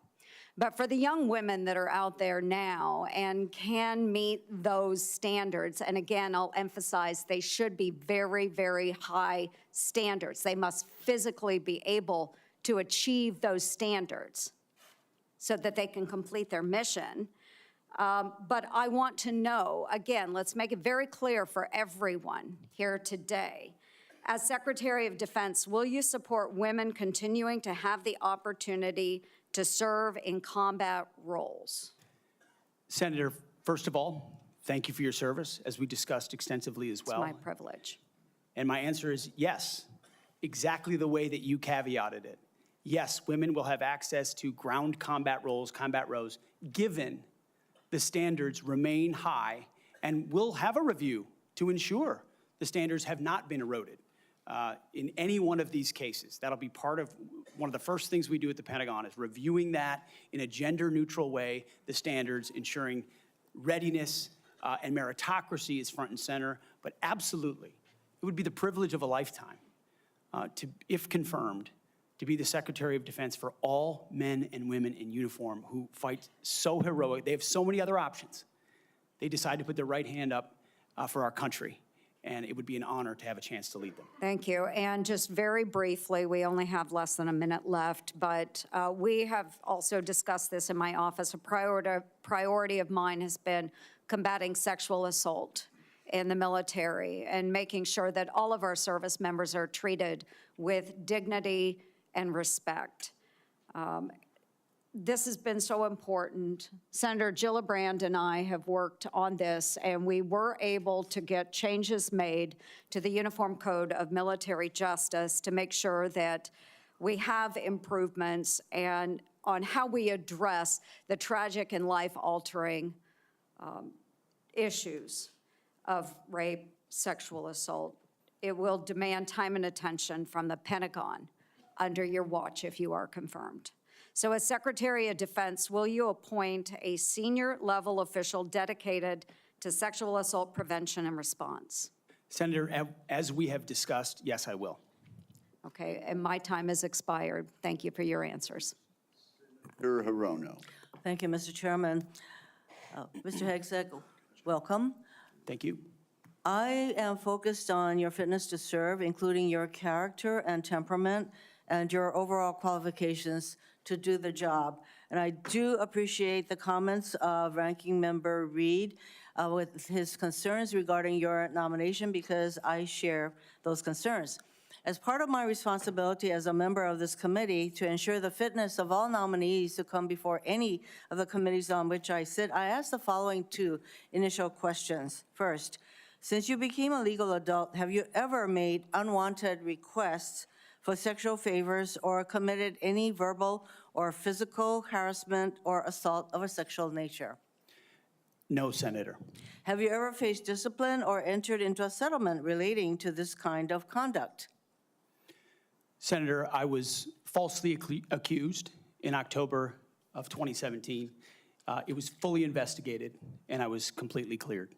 I don't think completely cleared is accurate, but the fact is that your own lawyer said that you entered into an NDA and paid a person who accused you of raping her a sum of money to make sure that she did not file a complaint. Moving on.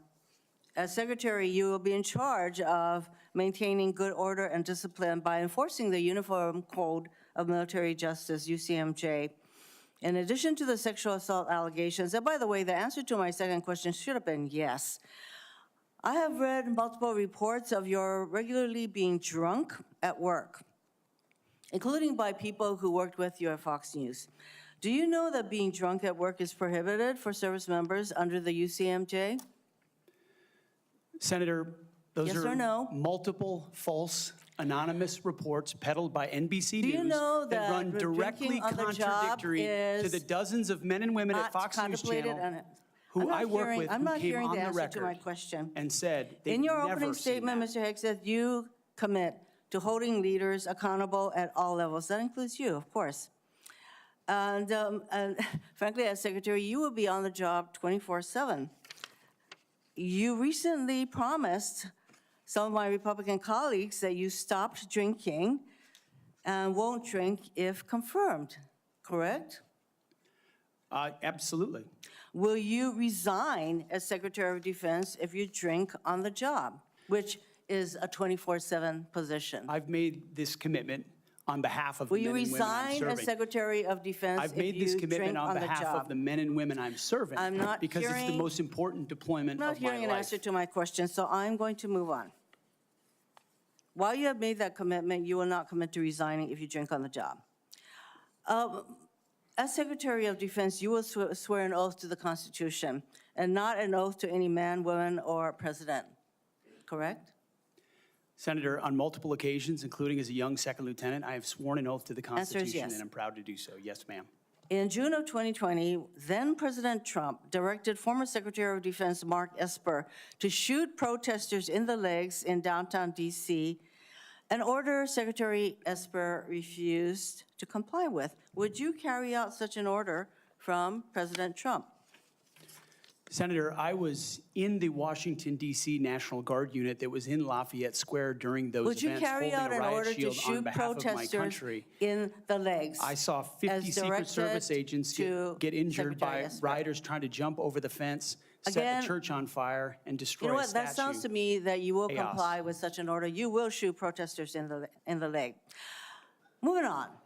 President-elect has attacked our allies in recent weeks, refusing to rule out using military force to take over Greenland and the Panama Canal, and threatening to make Canada the 51st state.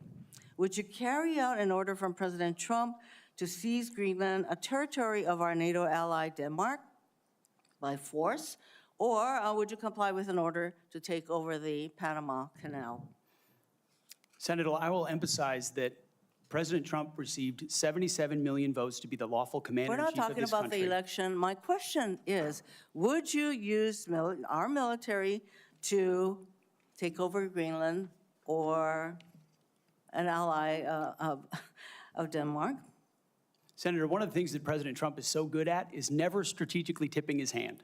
And so I would never in this public forum give one way or another So direct that- what orders that the president would sounds give to me me- in any context. That sounds to me that you would contemplate carrying out such an order to basically invade Greenland and take over the Panama Canal.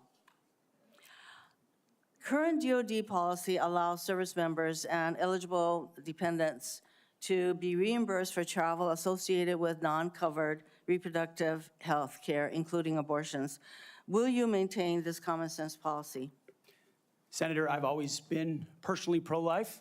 I know President Trump has as well, and we will review all policies, but our standard is whatever the president wants on this particular Okay, issue. so With my advice, I will take a if look the at. president but tells you that this I don't common believe sense the federal- policy will not be maintained, you will not enable our service members to seek reproductive care. So it I sounds don't like to believe the me. federal government I'm not should be hearing funding answers to my questions, travel for Mr. abortion. Chairman.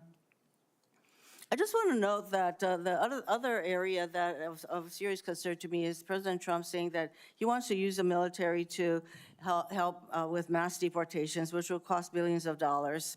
And what that will do to readiness is very, very concerning. Mr. Hegseth, I have noticed a disturbing pattern. You previously have made a series of inflammatory statements about women in combat, LGBTQ service members, Muslim Americans, and Democrats. Since your nominations, however, you have walked those back on TV in interviews and most recently in your opening statements. You are no longer on Fox and Friends, Mr. Hegseth. If confirmed, your words, actions, and decisions will have real impacts on national security and our service members' lives. There are close to 3 million personnel in the Department of Defense, $900 billion budget. I hardly think you are prepared to do the job. Thank you, Mr. Chairman. Senator, Thank you. That wasn't a question, Mr. Hegseth. Thank you, Senator Rono. Senator Sullivan. Thank you, Mr. Chairman and Mr. Hegseth. Congratulations on your nomination, and thank you and your family for your service and sacrifice. thank you, Senator. Now for the most important question you will receive all day. In 1935, before the Congress, the father of the United States Air Force, General Billy Mitchell, was testifying about a certain place in the world. He said, quote, "I believe that in the future, whoever holds this place will control the world. This location is the most strategic place in the world." What place was Billy Mitchell talking about? And let me give you a hint, it wasn't Greenland. I believe he was talking about the great state of Alaska. He was talking about the great state of Alaska. Great answer. If confirmed, will you commit to come with me to the great state of Alaska and meet our warriors who are on the front lines every day? Senator, I have, and as I mentioned to you in the past, I did a brief training exercise up at Fort Wainwright at a previous part of my military life. I look forward to returning. Great. And I will say, we are on the front lines with this new era of authoritarian aggression in Alaska. The last 2 years, we've had Chinese and Russian naval task forces, joint strategic bomber task forces in our EEZ, in our ADIZ, and after his election, President Trump put out an extensive statement on Alaska, which included the following statement: "We will ensure Alaska gets even more defense investments as we fully rebuild our military, especially as Russia and China are making menacing moves in the Pacific."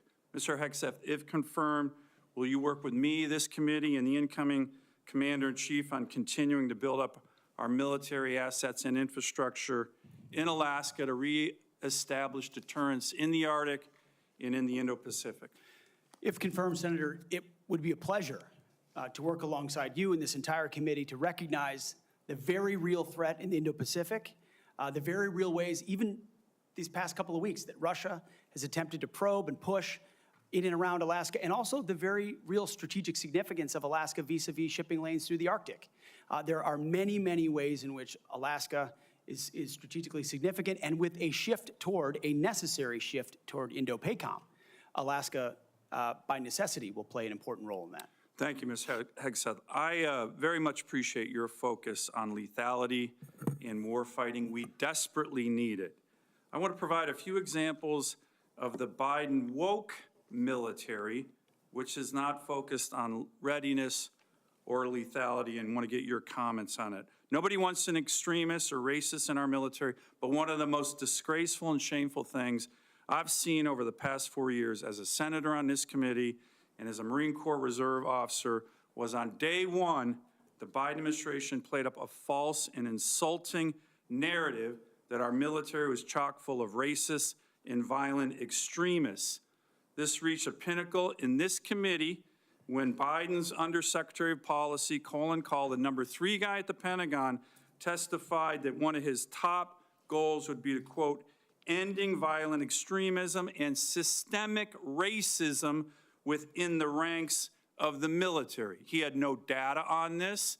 The media loved it, fanned the flames, wrote baloney stories on this false narrative.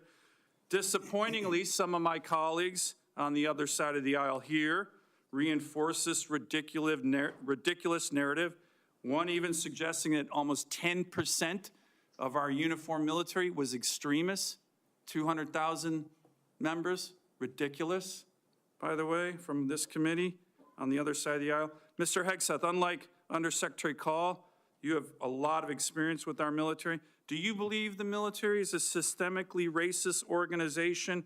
And if confirmed, will you commit to defend, not denigrate our troops? Senator, I was also offended by those comments because anyone who's been on active duty in the National Guard, man, woman, in units, understand that is fundamentally false. By the way, there's 3 studies, to his credit, Secretary Austin put out one of them, that said exactly what you just said. Fundamentally false. Senator, they knew it. Anyone who'd been in a unit knew it.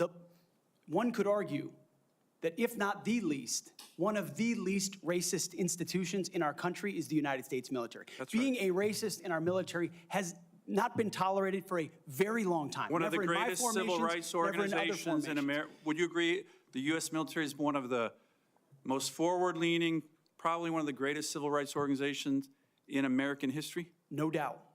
Let me turn to another one.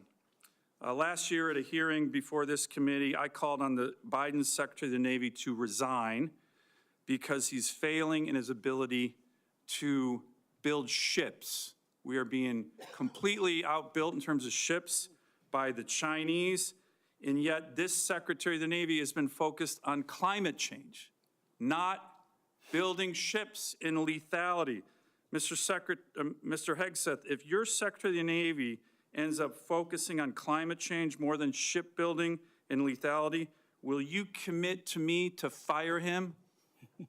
My Secretary of the Navy, should I be confirmed, sir, will not be focused on climate change in the Navy, just like the Secretary of the Air Force won't be focused on LG-powered fighter jets, or the Secretary of the Army will not be focused on electric-powered tanks.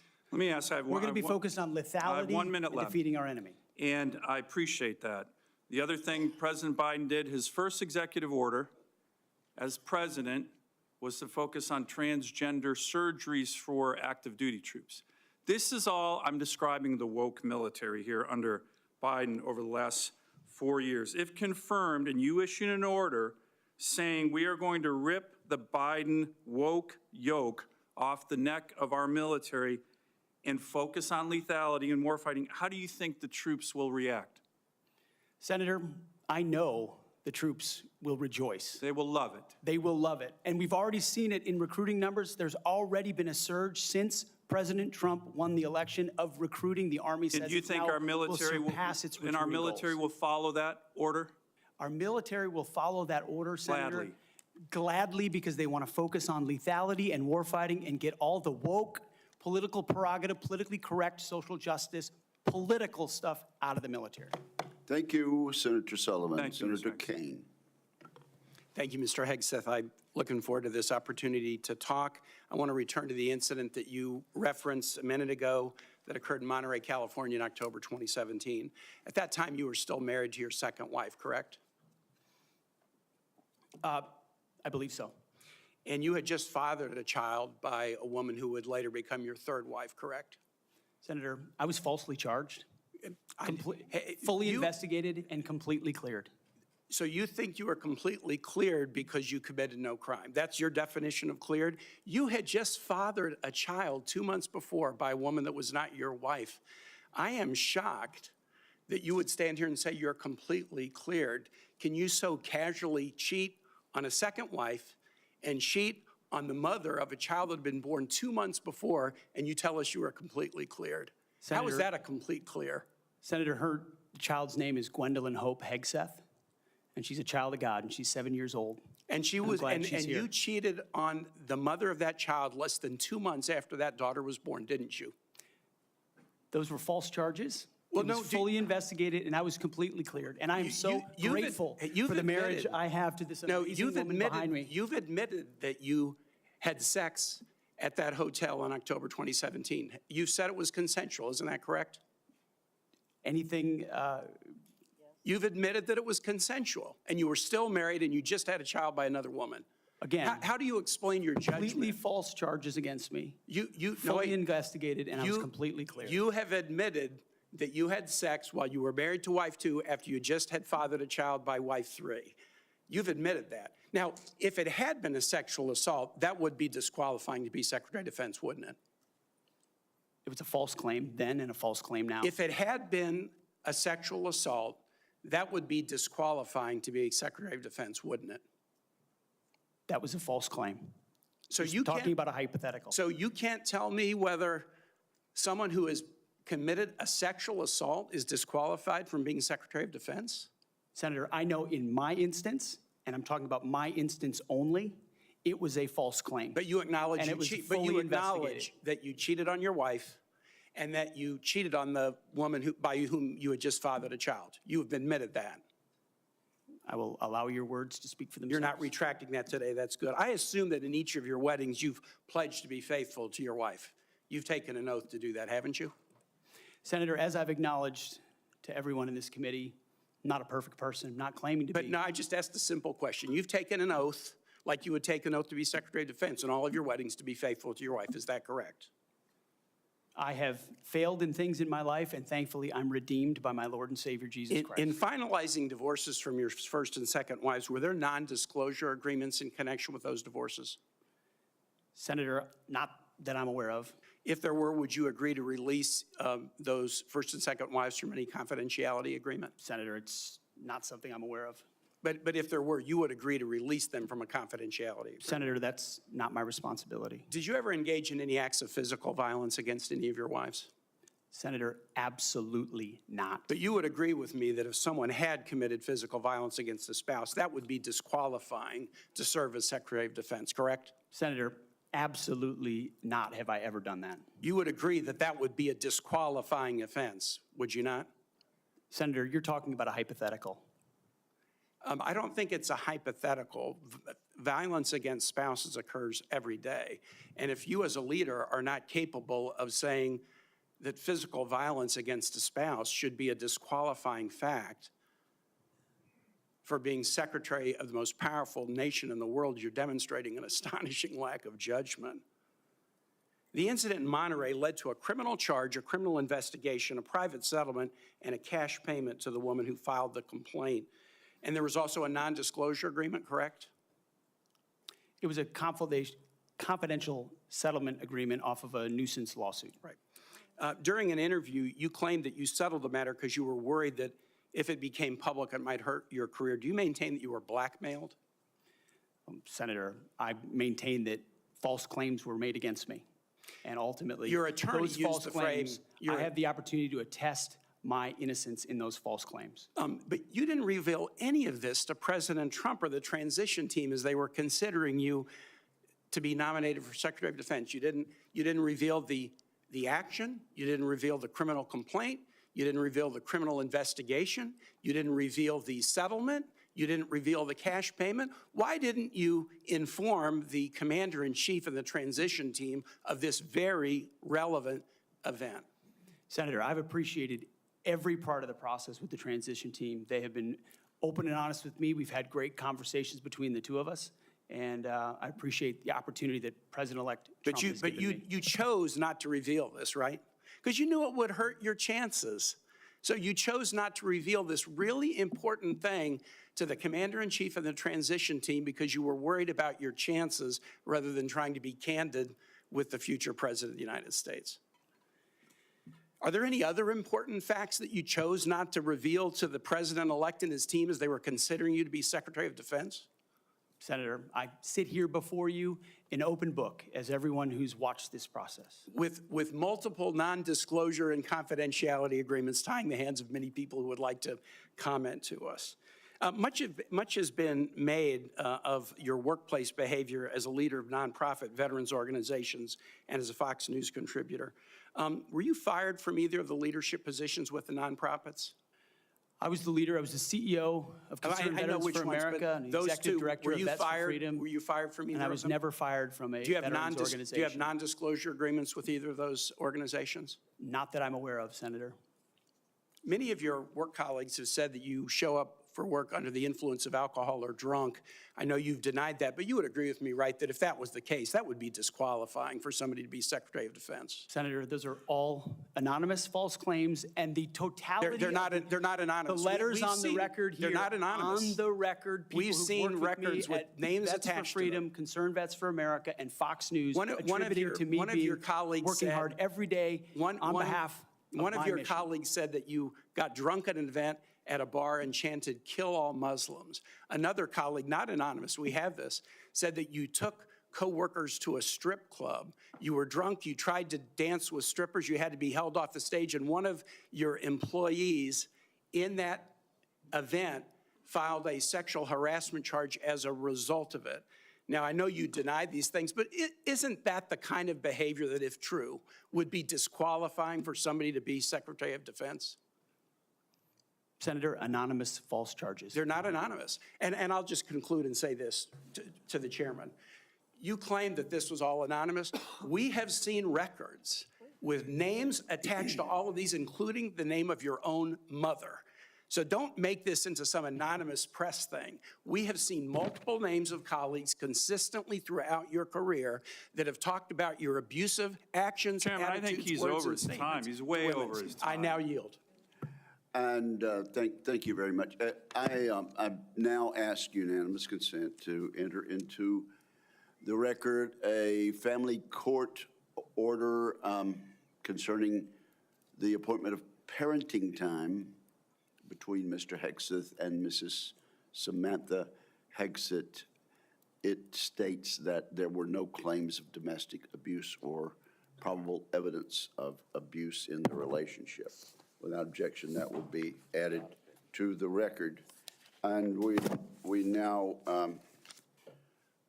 move to Senator Kramer. Thank you, Mr. Chairman. Thank you, Mr. Hegseth, for your service, for your willingness to endure this. And I'm sorry for what has been happening to you, particularly the very idea that you should have to sit there and answer hypothetical potential, in somebody's imagination, crimes that may take place at some point, and wouldn't that disqualify you if you were a murderer or if you were a rapist? Unfair, and I'm embarrassed for this behavior. But first, I want to say thank you for your strong proclamation, unapologetic proclamation of faith in Jesus Christ. I sat here and listened to your opening statement and thought, wow, this is a guy who in today's culture is willing to stand up and say the first thing is first, faith in Jesus Christ. And I was reminded of what Christ said in Matthew, seek ye first the kingdom of God and his righteousness, and these things shall be added unto you. You are going to have a great future as our secretary, and I look forward to that day happening. I also want to get back to, you mentioned, and it got rather dismissed quickly, pivoted, as a lot of things do. You'd mentioned that you were not able to serve with your National Guard unit in the protection of the inauguration of Joe Biden because of a tattoo, a Christian tattoo. Can you elaborate just a little bit on what is this very offensive, extremist, racist tattoo that you have? It's a tattoo I have right here, Senator. It's called the Jerusalem Cross. It's a historic Christian symbol. In fact, interestingly, recently I attended briefly the memorial ceremony of former President Jimmy Carter on the floor of our National Cathedral. On the front page of his program was the very same Jerusalem Cross. It is a Christian religious symbol. And when the events happened before preceding the Biden inauguration, I was a part of the mobilization to defend that inauguration, as someone who'd been a proud supporter of Donald Trump, but also a member of the military, had orders to come to Washington, D.C. to guard that inauguration. And at the last minute, those orders were revoked. I'd never had orders revoked before. I'd been on orders to a lot of places to do a lot of difficult and dangerous things. They were revoked, and I was not told why. Later, when I wrote my book, I was able to get information. It was because I had been identified. Someone who'd served in Iraq, in Afghanistan, in Guantanamo Bay, holding a riot shield outside the White House. I'd been identified as an extremist, as someone unworthy of guarding the inauguration of an incoming American president. And if that's happening to me, Senator, how many other men and women, how many other patriots, how many other people of conscience? We haven't even talked about COVID and the tens of thousands of service members who were kicked out because of an experimental vaccine. In President Trump's Defense Department, they will be apologized to, they will be reinstituted with pay and rank. Things like focusing on extremism, Senator, have created a climate inside our ranks that feel political when it hasn't ever been political. Those are the types of things that are going to change. And Senator Sullivan, you mentioned that study. After a whole study was held, extremism working group study, 100 extremists were identified in the ranks of 3 million. And most of those were gang-related. So it was a made-up boogeyman to begin with. You, Mr. Hegseth, are not the extremist. The people who would deny you your expression of faith are the extremists. They're the racists. They're the bigots. You're the one that is protecting their right to be one. Thank you for that. I want to go to another point in your opening statement, and it's summarized in this beautiful one-sentence paragraph. You said, quote, "Leaders at all levels will be held accountable, and warfighting and lethality and the readiness of the troops and their families will be our only focus." At that moment, in my mind's eye, I heard soldiers, airmen, Marines, sailors, guardians, from the Pentagon to the Pacific and everywhere in between, applaud. Applaud. And they're thinking, it's about time. I can get on board with that idea. And quite honestly, and I want to get to this because I think it's so important. I would say, I don't know, just about maybe everyone, I'm trying to think of an exception to this, that wears the uniform that has ever come before this committee or that I've met with privately, publicly, that I've been on tours with, that I've traveled with, that wear the uniform, whether it's with 4 stars or no stars, agrees with that statement. And I just want to caution you, and I'd be interested in your feedback on this. You know, there's been a lot of talk about firing woke generals, creating the purge group, and all those things you and I have talked about. I would say give those men and women a chance under new leadership. You know, my favorite painting in the rotunda is of George Washington retiring his commission, establishing on day one, a man who could have been king, chose to be a civilian leader of this country. And I just would encourage you to trust them first, and look forward to them saluting the civilian leadership of this country. So just maybe if you could spend a minute just elaborating a little bit about the wokeness, where it comes from, and who will be held accountable. The wokeness comes not from the uniform ranked, Senator, but from the political class.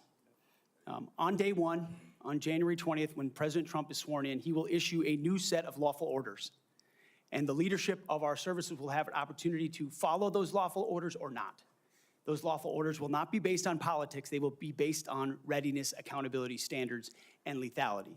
That is the process by which leaders will be judged. And accountability is coming, because everybody in this room knows if you're a rifleman and you lose your rifle, they're throwing the book at you. Mm-hmm.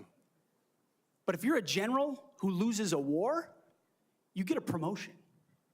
That's not going to happen in Donald Trump's Pentagon. There will be real standards for success. Everyone from the top, from the most senior general to the most lowly private, will ensure that they're treated fairly, men and women, inside that system. I also just want to commend you for your answers to Senator Fisher's questions about nuclear deterrence, but I also appreciate the fact that you emphasize reputational deterrence, because deterrence is not a weapon system, it is an attitude, and you project an attitude of deterrence. Thank you, Mr. Chairman.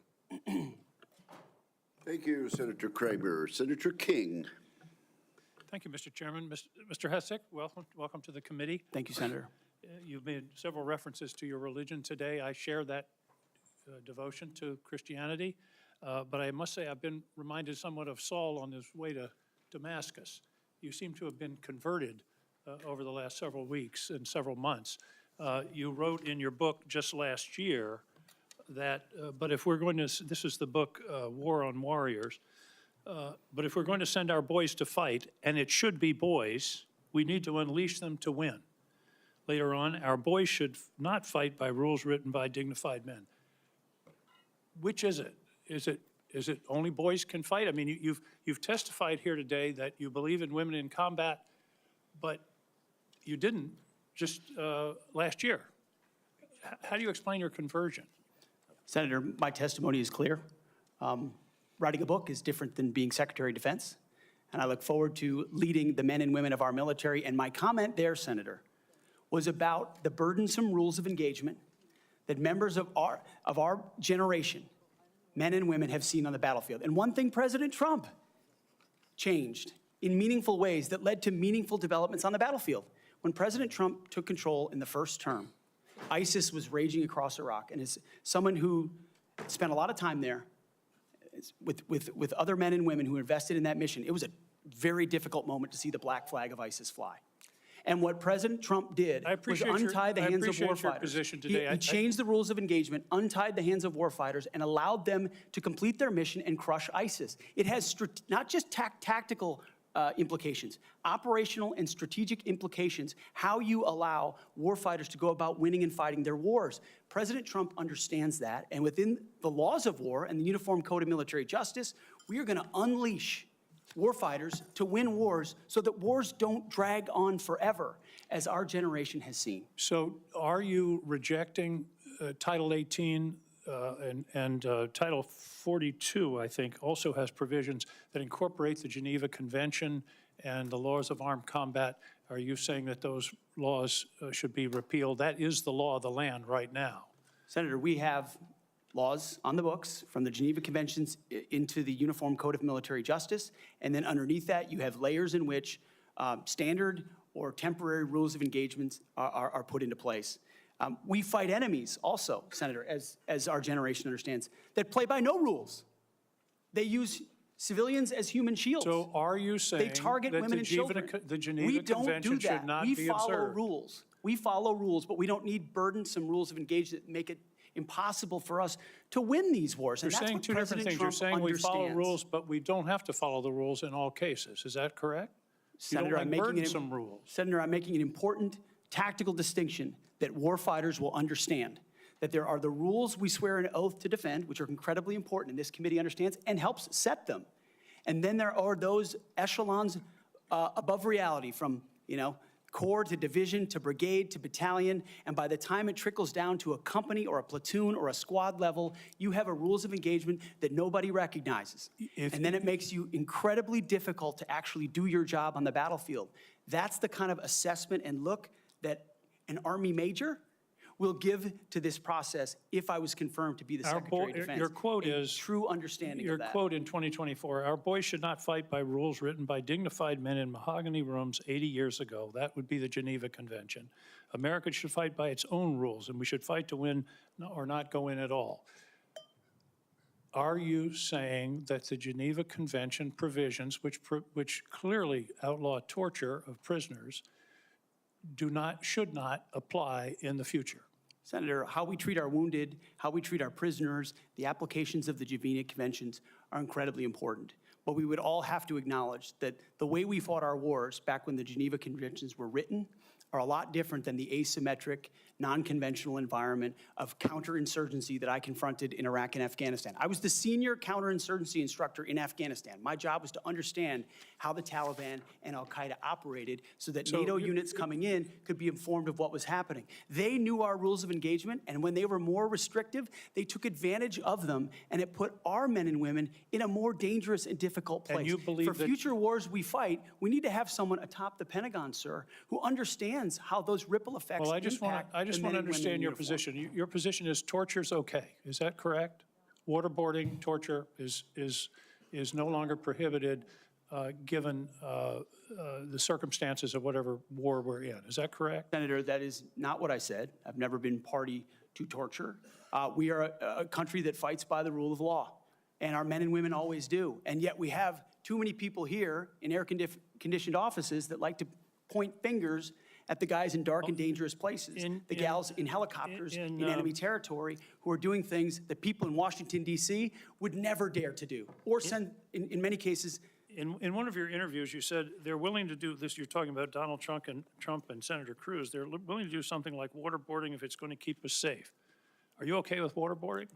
Senator, the law of the land is that waterboarding is not legal. So the statement that you made, you now recant. Is that correct? They are willing to do something like waterboarding if it's going to keep us safe. You expressed that with approval. Senator, I'm very familiar with that as a concept, having spent a year at Guantanamo Bay, Cuba, guarding 700 of those that attacked us on 9/11. I just want to be clear.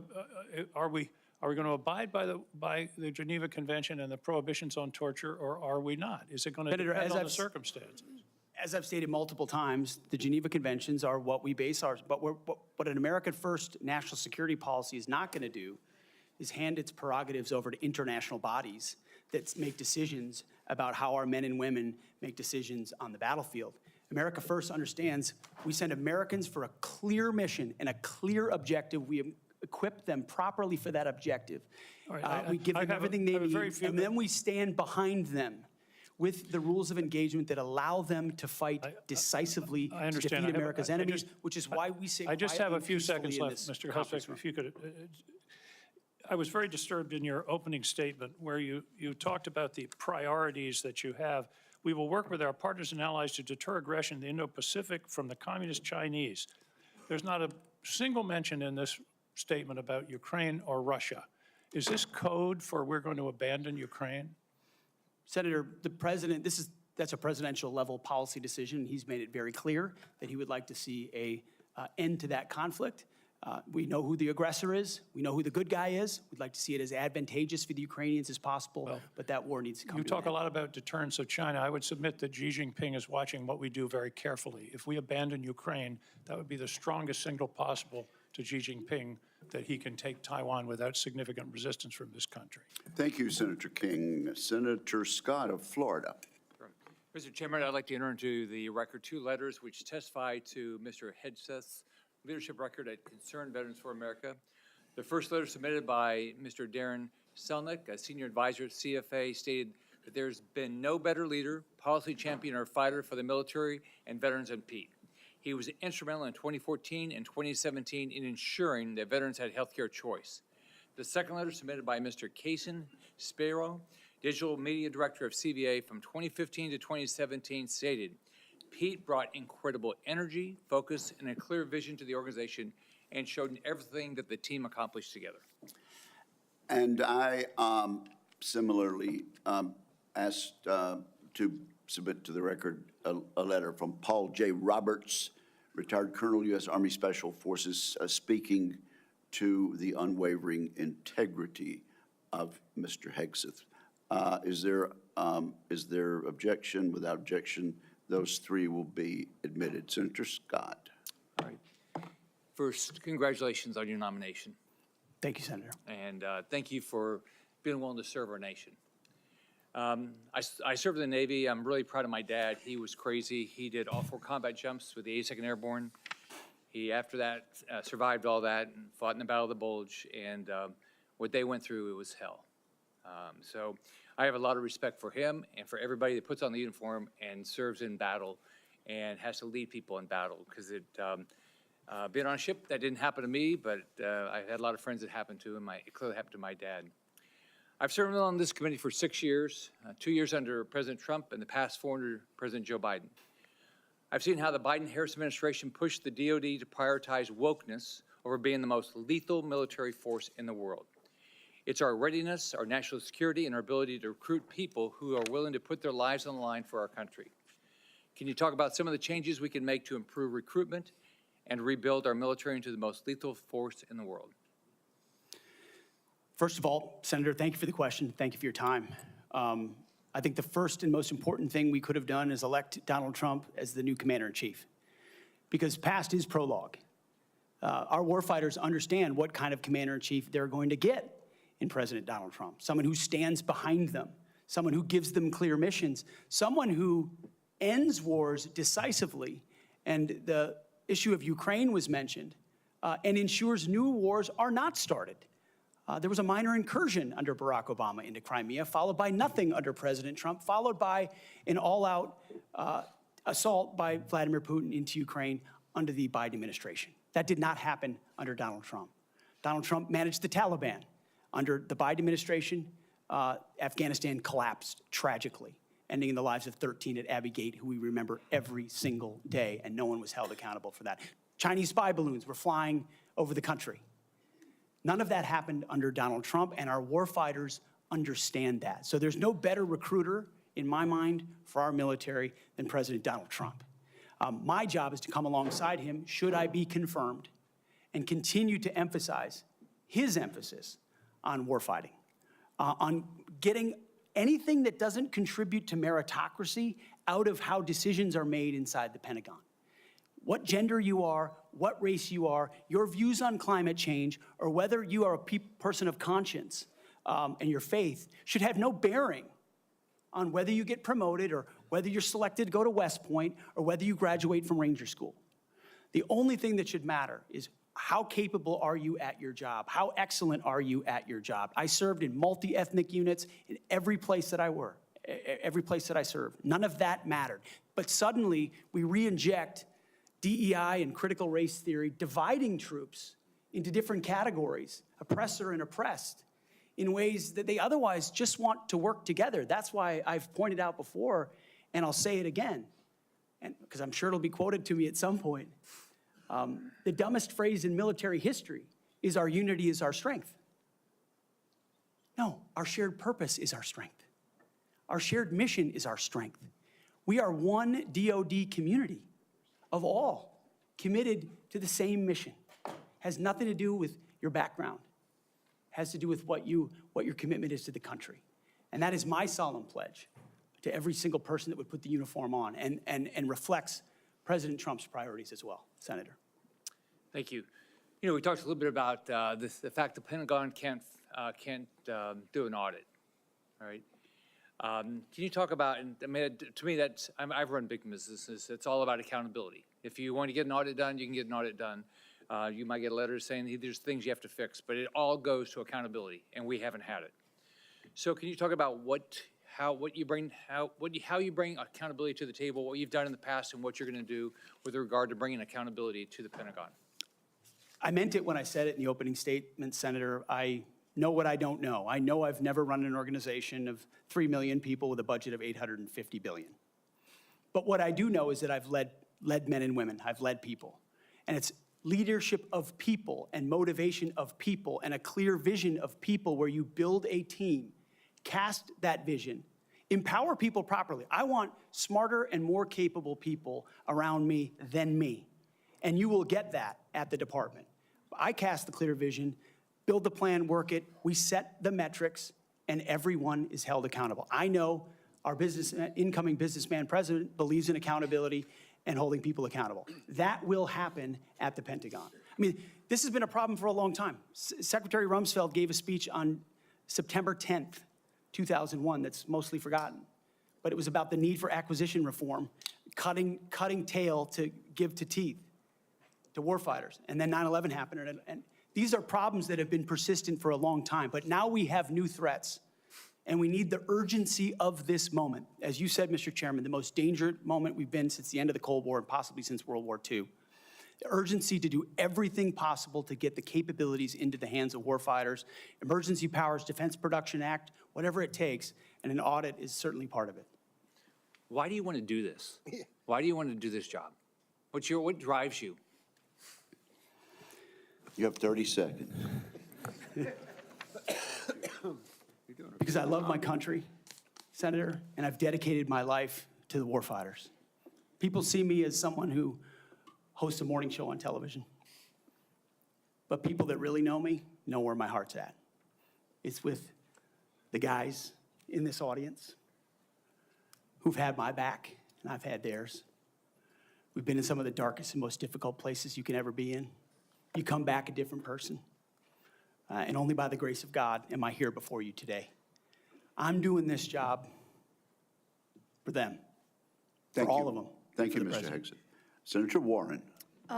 Thank you, Mr. Chairman, and Mr. Hegseth, thank you. Thank you for your service. So if you're confirmed as Secretary of Defense, you will oversee our military, including about 250,000 women who currently serve on active duty in the Army, the Navy, the Air Force, the Space Forces, and the Marines. And I have serious concerns that your behavior toward women disqualifies you from serving in this role. Now, I've been trying to get answers from you for quite some time on this. You haven't wanted to meet or to answer any of my questions, so we'll just have to do it here and dive in. I want to pick up on some of the questions asked by Senators Shaheen and Gillibrand and Hirono, and I just want to make sure we have a list of some of the facts that I think are undisputed. I'm not going to talk about anonymous sources. I'm just going to quote you directly. We've got the video. We've got it in print. So going back to January 2013, you told a Fox News interviewer that women in the military simply couldn't measure up to men in the military, saying that allowing women to serve in combat roles would force the military to lower the bar. You picked up on that same theme in 2015, making remarks on Fox News, referring to women in combat as, quote, it would erode standards. June 2024, you said on Ben Shapiro's podcast, quote, women shouldn't be in combat at all. And then, of course, we've talked about it in 2024. You published a book, and you say on page 26 of your book, we need moms, but not in the military, especially in combat units. Page 48 of your book, you claim that women should not be in combat roles because men are distracted by women. And then 10 weeks ago, you appeared on the Sean Ryan show and said, I'm straight up just saying we should not have women in combat roles. Now, I presume you recall making all these statements? Senator, I'm not familiar with the article you're pointing to in 2013, but it underscores my argument completely, because in that 2013 argument, I was talking about standards. Standards are what it's always been about, Let's not Senator. have this same fight again. Always been about Senate I've quoted standards. you directly. We've got the video. We're happy to show it. But I want to be clear here. For 12 years, you were quite open about your views, and your views were consistently the same. Women are inferior soldiers, sailors, Marines, airmen, and guardians. And in case anyone missed the point, and these are your words from 10 weeks ago, women absolutely straight up should not be permitted to serve in combat. And I notice on each of these quotes, those are said without qualification. It's not by how much you can lift or how fast you can run. They don't belong in combat, period, or your words, straight up.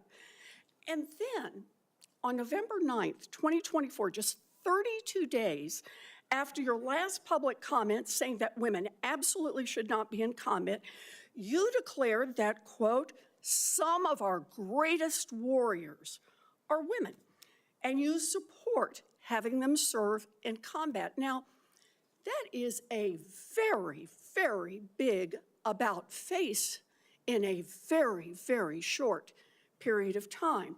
So help me understand, Mr. Hegseth, what extraordinary event happened in that 32-day period that made you change the core values you had expressed for the preceding 12 years? Senator, again, I very much appreciate you bringing up my comments from 2013, because For me, this issue has always been about standards. And unfortunately, because of some of the people that have been in political power for the last 4 years, priorities other than standards, lethality, and meritocracy have driven decision-making. I'm quoting you from the podcast.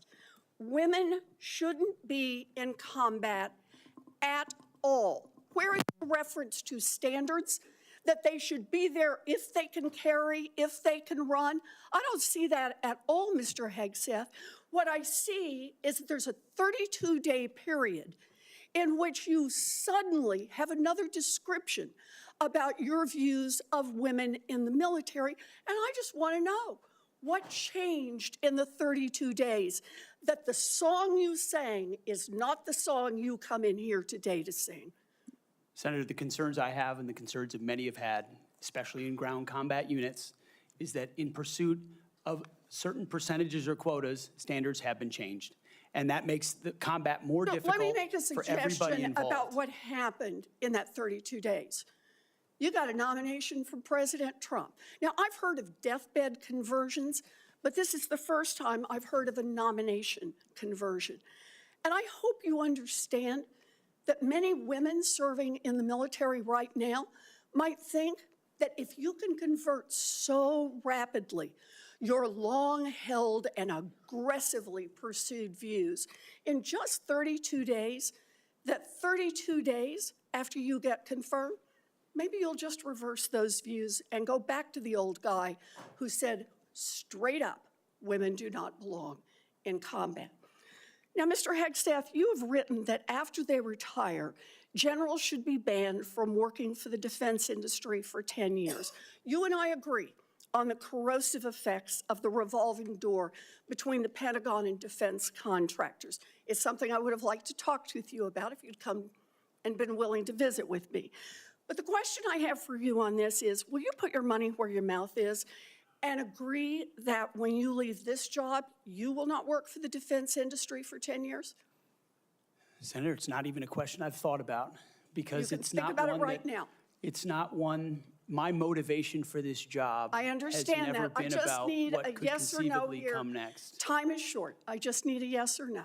I would consult with the president about what the policy should be In at the Defense other Department. words, you're quite sure that every general who serves should not go directly into the defense industry for 10 years, but you're not willing to make that same pledge? I'm not a general, Senator. You'll be the one, let us just be clear, in charge of the generals. So you're saying sauce for the goose, but certainly not sauce for the gander? I would want to see what the policy of the president Oh, is. I'll bet you would. Thank you, Senator Warren. Senator Tuberville. Thank you, Mr. Chairman, and thank you for your hard work and your committee's hard work, Mr. Chairman. This has gone well. I'd like to submit this letter, topic Conduct at Vets for Freedom for Hegseth.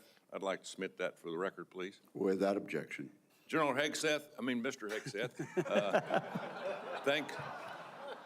thanks for being here today and with your family. I know this is tough. That's what it's all about, though. You're a tough guy. Been here for a while. Never seen this many people that here for a support of a nominee. That's impressive. I met with a lot of them yesterday, and they are very passionate. So thank you for willing to take this on, and congratulations on your nomination. I'm worried about recruiting. We can look at everything out there and talk about all these things, these narratives, but at the end of the day, I came from a team sport where the players actually won the games. And that's what's going to happen here. You're not going to win the game. Now, you're going to set the precedent. You're going to get the blame or the credit, but there's going to be people that's going to be under you that's going to set the precedent for the future of our country. Now, the war games that we play on our computers with our adversaries right now, for us, it don't look good because our military, we're in trouble. Our whole country's in trouble. Thank God President Trump got elected November the 5th. We couldn't have kept down this same path. That could not happen. I met with a couple of generals this summer. Coach, we're spending more money on transgender restrooms than we are coverings for $100 million airplanes. That's not acceptable. We can't do that. That's not what this is about. Met with a couple of Navy SEALs not too long ago. They just got back from crawling around in the mud and the muck, overseas, unknown places. Couldn't tell you where they've been, carrying a weapon, obviously protecting us and our allies. And the first week they're back, what'd they do? They had to go through a week of DEI training. Both are now out. They give it up. It was embarrassing to them of what they had to do. We've lost all sight of what we're doing in our military, lost all sight. It starts with leadership, and it starts with recruiting. Why would a young man, used to when I was growing up, if you couldn't afford to go to college, you had the opportunity to go to the military where you could learn a trade. You could learn, you could make a living for your family, and eventually possibly get an education. That was a good alternative. We've forgotten that. We've forgotten it. We can't give up on our young people. Young people are our number one commodity in this country, and they're the ones that's going to live and die for the freedom of this country in the future. So, again, thank you for taking this on. Recruiting. Our service academies are meant to serve as our primary commissioning source of officers. It now appears that they are a breeding ground for leftist activists and champions of DEI and critical theory. Now, not all, but some. And some is way too much. How are we going to eliminate this, Mr. Hegseth? How are we going to get this back on track to where we grow our leaders? I had a young man that forever he wanted to go to West Point. I got him a nomination, I got him accepted, and he turned it down. He says, Coach, I'm not getting involved with that mess. How are we going to overcome this? Senator, thank you for the question. And I think it comes down to leadership, clear leadership. From President Trump through me, should I be nominated? And that's what soldiers, sailors, airmen, Marines, and Guardians see, is clear leadership. It says, this is what we believe. This is the mission we're going to give you. Here's the equipment we're going to give you, and here's how we're going to support you. Because the military, at a lot of levels, Senator, has been for generations a family business.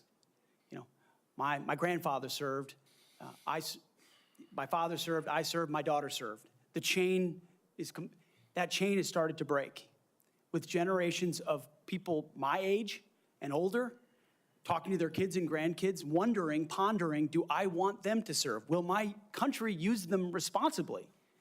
When that kind of doubt is cast, you get serious recruiting problems like we do right now. You get questions about whether I want my son or daughter to follow my path in West Point, which I've heard multiple times. Would I want and so you have to rip, root, and branch the politics and divisive policies out of these institutions and then focus them on creating and preparing actual future military leadership. West Point traditionally is focused on engineering, and rightfully so, because in our fighting forces across all services, we need the best and brightest minds in engineering, in addition to military studies. That's what I did at ROTC at Princeton, military science.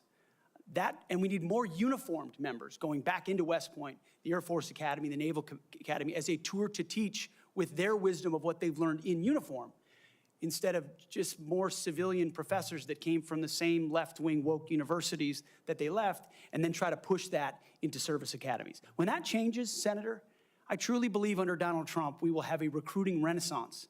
That sends signals to the world, to our enemies and our allies alike, that America's back. And thankfully, then we have the men and women of our country willing to want to serve. Thank you, and it's about attitude, too, and I love your attitude. You've got to be motivated. You've got to understand that people, they will hook up with you. They will understand and learn under their leaders. Why would you fight for a country that you don't love? That's what I keep hearing from a lot of our college kids that they're getting from these woke universities that they go to. Now, and I worked at a lot of them. That is one of the excuses I get from our kids. We've got to break that. Another one. According to the Pentagon, between 2001 and 2024, the number of civilian employees in the Office of the Secretary of Defense has nearly doubled from 1,500 to 3,000. Civilians on Joint Chiefs has increased from 191 to almost 1,000. Our military end strength goes down. Our staff numbers are exploding. What are you going to do about that? Senator, we're going to address that. We won World War II with 7 four-star generals. Today, we have 44 four-star generals. There's an inverse relationship between the size of staffs, and victory on the battlefield. We don't need more bureaucracy at the top. We need more warfighters empowered at the bottom. So it's going to be my job working with those that we hire and those inside the administration to identify those places where fat can be cut so it can go toward lethality. Thank you, Senator Tuberville. Senator Peters. Thank you, Mr. Chairman. Mr. Hegseth, welcome to this committee. Thank you. You know, we have far too much partisanship in our country right now. I think it's eating away at the fabric of what has always made this country great, about bringing people together from all sorts of backgrounds, all sorts of experiences. And we know that in our motto, together as one, we are strong. And so we in this committee, and certainly I speak for myself, but I think I speak for many of my colleagues, want to take partisanship out of this proceeding as much as we can. I'm not naive. It's out there. I get it. But we've got to try to take that out. And I want you to know that as a member of this committee, I have voted in a bipartisan way for secretaries of defense. I voted for 2 secretaries of defense when Donald Trump was previously president. We had those 2. We had, I think, 5 total secretaries of defense during that 4-year period. So we want to keep that in mind as to what we might see in this coming administration. But I voted, and we voted by a big margin for those folks as well. But part of that was the process and having an opportunity to get to know the person and understand their qualifications and understand the standards. You know, I made repeated requests to meet with you prior to this meeting. I know many of my other colleagues also wanted to meet with you. I did that with the other nominees that I was happy to vote for. I thought they were highly qualified individuals and true professionals. And yet I could never get a meeting with you. Was there a reason you were afraid to have one-on-one meetings with some of my colleagues before the hearing? Senator, I know there was a great deal of outreach to multiple offices. Schedules get full. There's a lot going on. I was ready. And I welcome the opportunity, pending ready. my schedule, to have an opportunity to sit down. I was ready. It would have been so much better to have that opportunity to talk beforehand. I think that's a big mistake, and it doesn't set us on a good course when you refuse to meet with people and have a professional conversation about the huge challenges that we face at the Department of Defense. My colleagues, the folks who introduced you and others, the chairman has mentioned about the management of the DoD is a concern, cost overruns, delays on weapon systems. We need strong management at the Department of Defense, first and foremost. We've got to have someone who's going to grab the reins and give the taxpayers value for having the most lethal fighting force in the world that defends freedoms, but we've got to do it in an efficient way. I've heard about the jobs you've had in the past. Let's just talk about qualifications. I know you had 2 previous positions. How many people reported to you in those positions? Senator, at Vets for Freedom, we were a small upstart. Our focus was just the number, working please. on Capitol Hill, going back to the battlefield Just to the support number. warfighters. Just the number, please. We probably had 8 to 10 full-time staff and lots of volunteers. So you had 8. Has there been any other, we've heard about the 2, and certainly there's been a lot of talk about the mismanagement, et cetera, et cetera. I'm just curious, I won't go into that, just curious. So you had 8 there. What's the largest number of people you've ever supervised or had in an organization in your career? Not 3 million, Senator. No, I don't expect that. Very few people have ever had that experience, but how many? It's a straight up question. I think we had over 100 full-time staff at Concerned Vets for America, roughly, with thousands of volunteers. So 100 people. I was also a headquarters company commander, which would have been a couple of hundred. So nothing remotely near the size of the Defense Department, I would acknowledge that. Actually, Senator. not remotely near even a medium-sized company in America, let alone a big company in America, especially a major corporation. And we're hiring you to be the CEO of one of the most complex, largest organizations in the world. We're the board of directors here. I don't know of any corporate board of directors that would hire a CEO for a major company if they came and said, you know, I supervised 100 people before. They'd ask you, well, what kind of experiences you had? We need innovation. Can you give me an experience or your actual experience of driving innovation in an organization. Give me an example of where you have done Oh, that. my goodness, Senator, absolutely. At Concerned Veterans for America, we created the Fixing Veterans Healthcare Task Force, a bipartisan task force that never been done before, to create policy, to drive policy change on Capitol Hill that organizations fought ferociously against. We got the VA Accountability Act passed and the Mission Act passed in a way that a nonprofit of our size, veterans organization, has never done. And it's testified in all the letters that we put forward to the committee, which are on the record. Okay, I have limited time. Thank you for that. Give me an example of where you've driven down cost.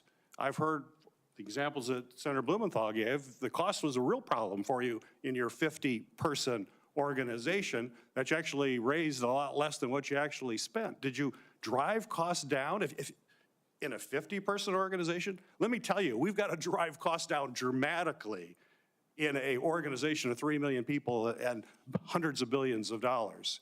You don't have that experience that you can talk about. To me, this is, or acquisition reform. Acquisition reform, you bring that up. Have you had experience in acquisition reform? I've written about and studied on acquisition reform. Have you for quite actually some done time. it? Because what we need in the hands of our warfighters better change because we're not doing it well right now. It better, and we need people who have experience actually doing that. You know, you talk about standards. Again, I'm going to go back to CEO of the most complex organization in the world. I don't think there's a board of directors in America that would hire you as a CEO with the kind of experience you have on your resume. You talk about standards. You talk about raising or low, that we have a problem of standards in the DOD, and we have to raise standards for the men and women who serve.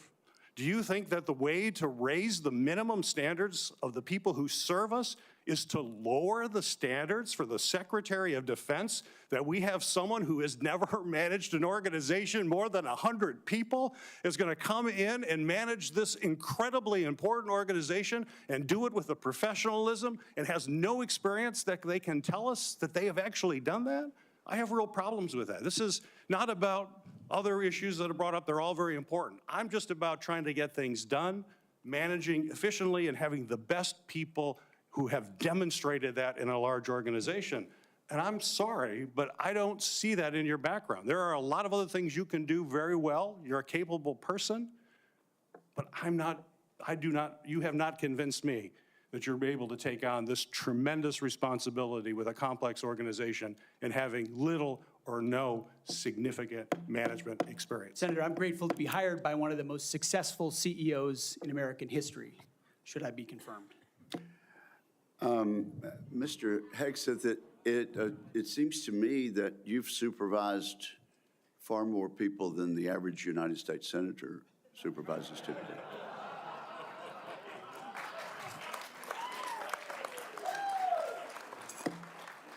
And except for former governors, Mr. Chairman. Senator Mullen, I understand you are yielding back your time and do not wish to ask questions. I was misinformed. Senator Mullen, that's right. Caught me totally off guard there. I'd like to submit for the record signatures by 32 members of the House of Representatives who are veterans. The signatures call on the Senate to honor the constitutional duty of advise and consent by conducting a fair, thorough confirmation process that evaluates his nomination solely on the substance and merits. His distinguished military service, academic credentials, and a bold vision for revitalizing the national defense. I ask unanimous consent to enter into the record. Without objection. You know, there's a lot of talk going about, talking about qualifications and then about us hiring him if we are the board, but there's a lot of senators here I wouldn't have on my board because there is no qualifications except your age, and you got to be living in the state and you're a citizen of the United States to be a senator. Other than the fact we got to convince a lot of people to vote for us. And then when we start talking about qualifications, for if you're qualified for it, could the chairman tell me what the qualifications are for the Secretary of Defense? Mr. Chairman, could you tell me what the qualifications are for the Secretary of Defense? I'd be happy I'll read for it. you to do that. Yeah. Let me read it for you because I Googled I was getting some advice from my second in command. Yeah, but I'm just making a point because there's a lot about qualifications, and I think it's so hypocritical of senators, especially on the other side of the aisle, be talking about his qualifications, not being able to lead the Secretary, or be the Secretary of Defense, and yet your qualifications aren't any better. You guys aren't any more qualified to be the senator than I'm qualified to be the senator, except we're lucky enough to be here. But let me read you what the qualifications of the Secretary of Defense is, because I Googled it and went through a lot of different sites, and really it's hard to see. But in general, the U.S. Secretary of Defense position is filled by a civilian. That's it. If you have served in the U.S. Army Forces and have been in the service for, you have to be retired for at least 7 years, and Congress can weigh that. And then there's questions that the senator from Massachusetts brought up about serving on a board inside the military industry, and yet your own secretary that you all voted for, Secretary Austin, we had to vote on a waiver because he stepped off the board of Raytheon.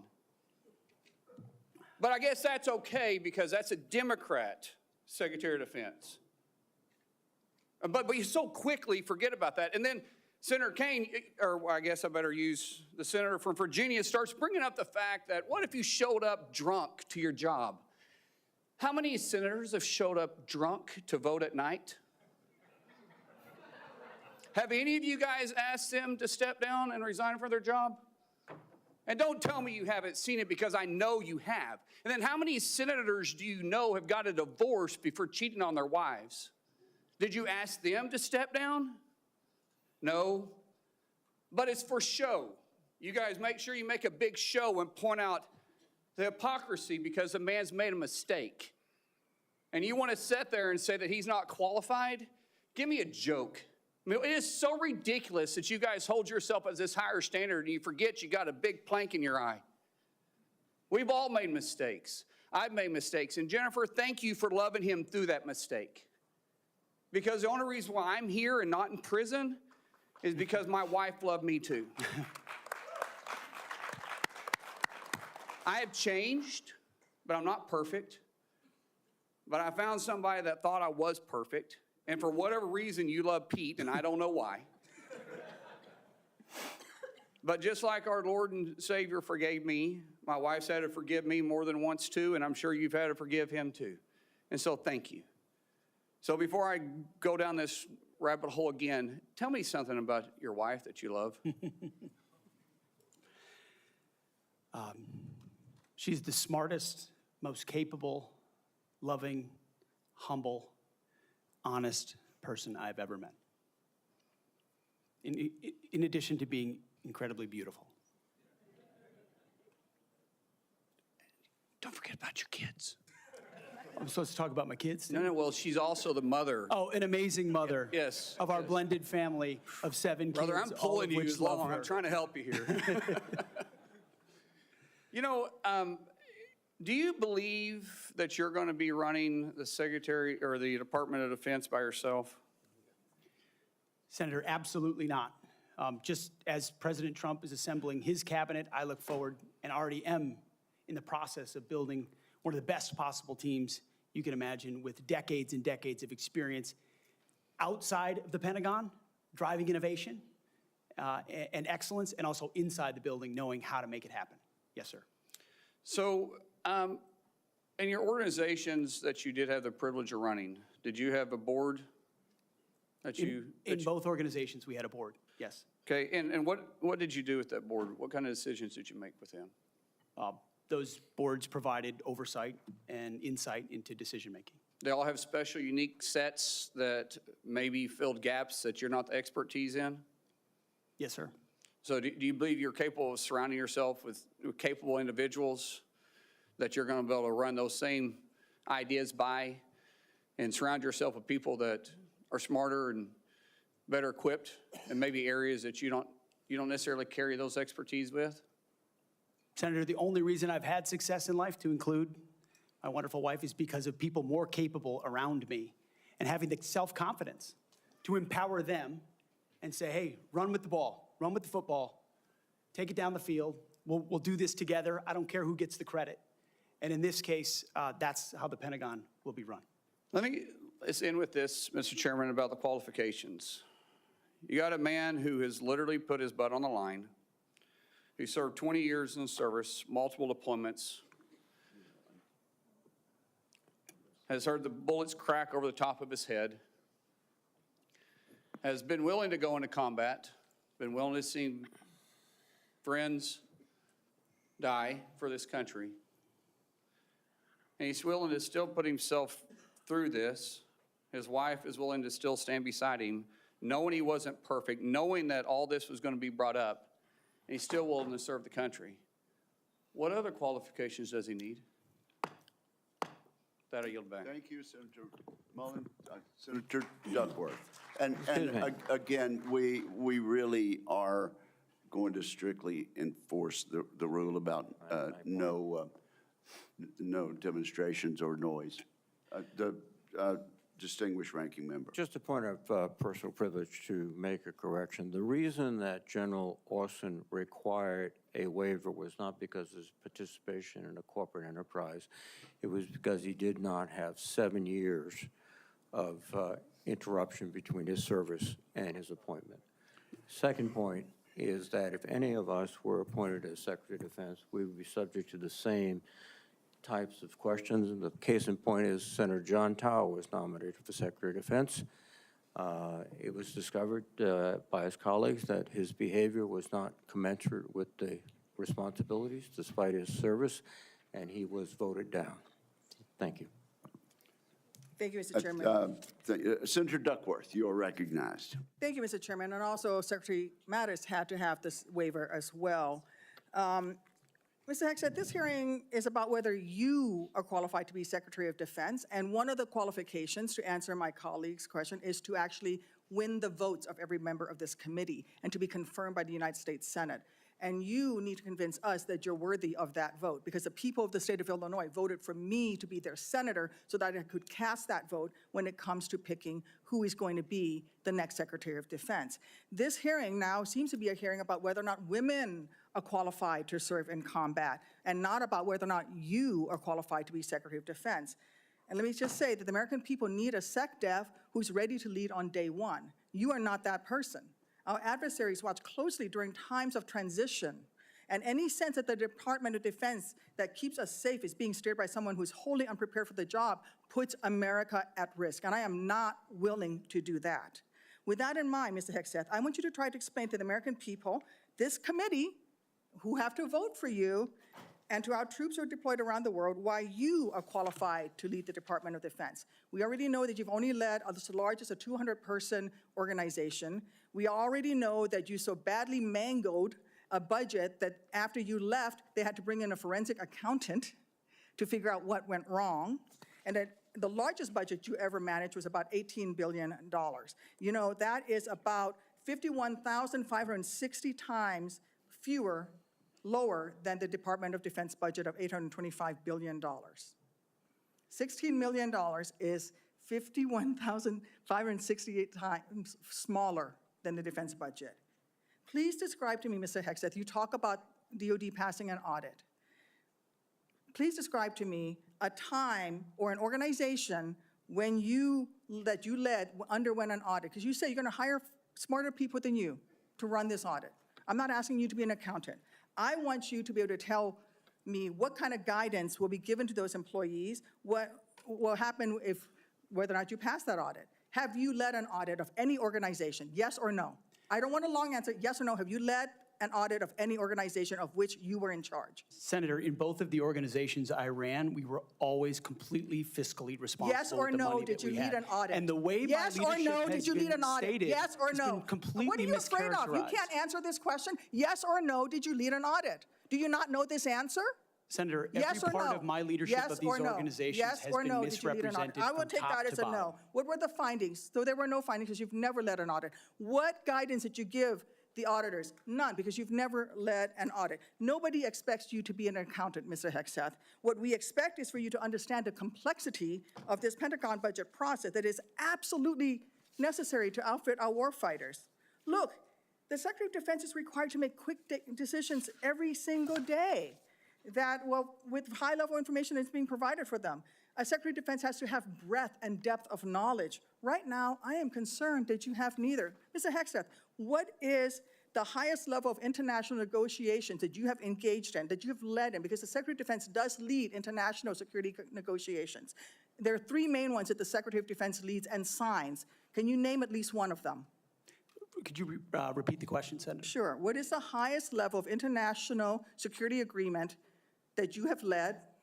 And can you name some that the Secretary of Defense would lead? There's three main ones. Do you know? I have not been involved in international security arrangements because I have not been in government other than serving in the military. So my job has been to So no, the answer is no. lead men Can and you women in name one of the combat. three main ones that the You're Secretary talking of about Defense defense signs? arrangements. I mean, NATO might be one that you're referring to.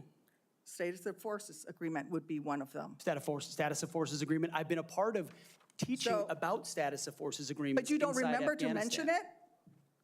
You're not qualified, Mr. Hegseth. You're not qualified. You talk about repairing our defense industrial complex. You're not qualified to that. You could do acquisition and cross-servicing agreements, which essentially are security agreements. You can't even mention that. You've done none of those.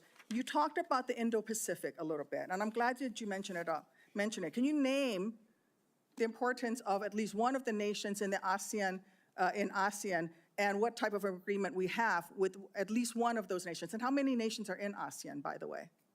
I couldn't tell you the exact No, you amount of couldn't, nations because in you've that, not but I even know we have bothered to do- allies in South Korea and Japan and in AUKUS with Australia, trying to work Okay. on submarines with them. Mr. and data Hegseth, transfers none with of those them. countries We are have in allies ASEAN. across. None of those three countries that you've mentioned are in ASEAN. I suggest you do a little homework before you prepare for these types of negotiations. Listen, Mr. Hegseth, we ask our troops to go into harm's way all the time. We ask them to go into harm's way. And this behind me is a copy of the Soldier's Creed, a copy that usually hangs over my desk here in the Senate, and you should be familiar with it. It's the same copy that hung over my desk at Walter Reed every single day that I woke up and fought my way back because I wanted to go back and serve next to my buddies who'd saved my life. This same copy, these words are repeated over and over and over again. And let me read out two things to you, two sentences. I will always place the mission first, and I am disciplined, physically and mentally tough, trained and proficient in my warrior task. Mr. Hegseth, our troops follow these words every single day, and they man up and they pack their rucksacks and they go to war. And they deserve a leader who can lead them, not a leader who wants to lower the standards for himself or raising the standards for other people. And by the way, our troops already meet the standards. We ask troops to man that ship, fight that fire, fly that helicopter until their very last breath. And they do that every single day. They cannot be led by someone who's not competent to do the job. How can we ask these warriors to train and perform the absolute highest standards when you are asking us to lower the standards to make you the Secretary of Defense simply because you are buddies with our president-elect? And by the way, he has filed for bankruptcy 6 times. I'm not quite sure he's the kind of CEO you want to refer to as a successful businessman. Let me make it clear. You can't seem to grasp that there is no U.S. military as we know it without the incredible women that we serve. Women who've earned their place in their units. You have not earned your place as Secretary of Defense. You say you care about keeping our armed forces strong and that you like that our armed forces are meritocracy, then let's not lower the standards for you. You, sir, are a no-go at this station. Thank you, Senator Duckworth. I would like to submit for the record a letter submitted by Mr. Brian Marriott that says anyone who would claim that Pete mismanaged funds at Vets for Freedom is ignorant of the facts. Without objection, it will be admitted to the record. Senator Budd. Thank you, Chairman Wicker, and congrats on your chairmanship of this committee. I want to thank you for your leadership and your handling of this today. I think you're doing a great job. So I want to also submit for the record a letter submitted by Mr. Daniel Catlin, the former operations manager at Vets for Freedom. Mr. Catlin's letter states that Mr. Hegseth and Mr. Catlin conducted weekly meetings to meticulously review every dollar that the organization spent. Pete's hands-on approach and dedication to financial responsibility ensured that Vets for Freedom operated within its budget. Mr. Catlin's letters also states that Pete treated his staff with the utmost respect, regardless of race or gender. So I ask unanimous consent to enter this into the record, Mr. Chairman. Without objection, so ordered. Thank you. Mr. Hegseth, congratulations on your nomination. Thanks for appearing before the committee today. I enjoyed meeting you in my office before Christmas, and I've enjoyed our friendship before that. You know, you stated in your advanced policy questions that the American people need to be informed, engaged, and inspired to join our military. I wholeheartedly agree with that. We also have a problem, though, with obesity and falling academic standards. It's very concerning. We've talked about that before. So if confirmed, how would you approach increasing the number of Americans eligible to serve in the military, but without lowering standards?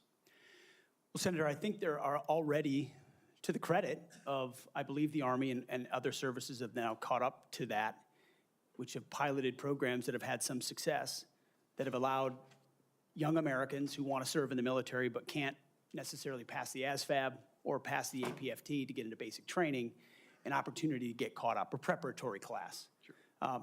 Unfortunately, yes, we do have a problem of obesity in our country, not necessarily something that the, if I'm confirmed, Secretary of Defense is able to address. But I do think leading from the front matters. I do think having a Secretary of Defense that will go out and do PT with the troops matters, that has been out there and done that before. And hopefully that's a motivating factor for young people. But the reality of obesity and criminal backgrounds and medical problems have long been an issue of recruitment in America, unfortunately. What changed is the perception of military service because of the condition of the services, and frankly, because of, in some ways, the way our schools don't teach young people to love the country anymore. And if you don't love the country, why do you want to serve that country? That's a deeper problem. But all of those things need to be addressed to revive recruiting, and obesity is certainly a part of it. Thank you for that. So I've had multiple conversations, young folks back in North Carolina, young men, young women, and we get to meet a lot of them. But, you know, I hear from some of these folks who I encourage to join the military. They say that they're concerned that it's become politicized. And if confirmed, would you commit to working with my office to address the military recruiting crisis and ensuring the military is focused on warfighting? Senator, absolutely. Number one, from day one, with a mandate from the Commander-in-Chief, who received that mandate when Americans spoke out loudly and said, we want peace through strength, we want America first foreign policy, and we don't want political ideology driving decisions inside our Defense Department. That was clear. It's an infection that the American people are acutely aware of, which the men and women in this room have lived firsthand. I've lived it firsthand. And that's why it will be a priority. And I truly believe, and I'm humbled by this, the response we've already seen from young men and women who've decided to join the military when they had said, I wasn't going to. But seeing a Commander-in-Chief, Donald Trump, reassured them. Seeing the possibility, if confirmed, of a Secretary of Defense that would have their back reassured them. And so in the first couple of months after President Trump's election, we have already seen, the numbers are there, a recruiting surge in all the services that I would welcome the opportunity to continue. And it's humbling to think that families across this country would have confidence in us to deliver for their young men and women. There's no more important task. Thank you for that. So shifting gears a bit, I want to hear some of your thoughts on the growing fighter aircraft capacity gap with China and what this means for a potential fight in the Indo-Pacific. So if confirmed, what policy recommendations will you make to the President on procurement and maintenance of 4th and 5th generation fighters while we continue to research and develop 6th generation and collaborative combat aircraft? Senator, that's a very important conversation, one that I've been looking at a great deal. A lot of it, just to be clear, involves classifications and understanding precisely cost and capabilities, including capabilities of enemy systems, both not just 4th and 5th, but potential 6th generation, which we've already seen a prototype released from the Chinese. That's a dangerous development, considering at least the publicly understood condition of NGAD, which I look forward to the opportunity to looking underneath the hood on that. But ensuring 4th and 5th are capable and upgraded as necessary will be a part of our contingency. But when you look at what's happening in the Indo-Pacific, say operability, range is going to matter because it's such a large battle space. That will all factor in decisions that are made. And that's where I feel, frankly, a little bit liberated. is that I didn't work at Lockheed or any number of, pick a defense contractor. I didn't mean to point one out in particular. Pick any. I haven't. I don't have a special interest in any particular system or any particular company or any particular narrative. I want to know what works. I want to know what defeats our enemies, what keeps us safe, what deters them, what keeps our enemies up at night. Whatever that is, I want more of it, and I want to invest in it. And I know that's the view that President Trump has as well. Thank you. You know, some have commented recently about the need to eliminate immediately a manned aircraft. So I'd say maybe one day, but that day's not now, and certainly not before 2027, especially in the Indo-Pacific. So if confirmed, will you commit to work with my office in this committee to ensure the proper mix of fighters, manned and unmanned? I look forward to working with you on that, Senator, because unmanned will be a very important part of the way future wars are fought. Just the idea of survivability for a human being drives cost and time in ways that unmanned systems do not. But I look forward to that conversation, Senator. Thank you, Senator Budd. I now recognize Senator Reed for a unanimous consent request. Mr. Chairman, I would ask unanimous consent that 2 letters be submitted for the record. One letter is signed by numerous organizations, including the Government Accountability Project, the other signed by several organizations, including the Truman National Security Project. Without objection, so ordered. Now, Senator Kelly, Senator Rosen got here after the gavel went down. Do you really want to go ahead of her? I am going to defer to my good friend and colleague, Senator Rosen, That from is the a really great good, state of Nevada. Really good decision. Senator Rosen, you are recognized. And thank you, Senator Kelly. I owe you one. Thank you, Chairman Wicker, Ranking Member Reed, for holding this hearing. And Mr. Hegseth, I appreciate your service and your willingness to serve again. However, I am deeply disappointed that you would not agree to meet with me, as other members have said on this committee prior to this hearing, as is the precedent for this committee and others. So let me tell you a little bit about what I would have talked about had you made yourself available prior to the hearing. Nevada is home to the premier aviation training ranges for both the Air Force and the Navy, the largest ammunition depot in the world, and the only place in the country where we are able to verify the reliability of our nuclear stockpile without the need for explosive testing.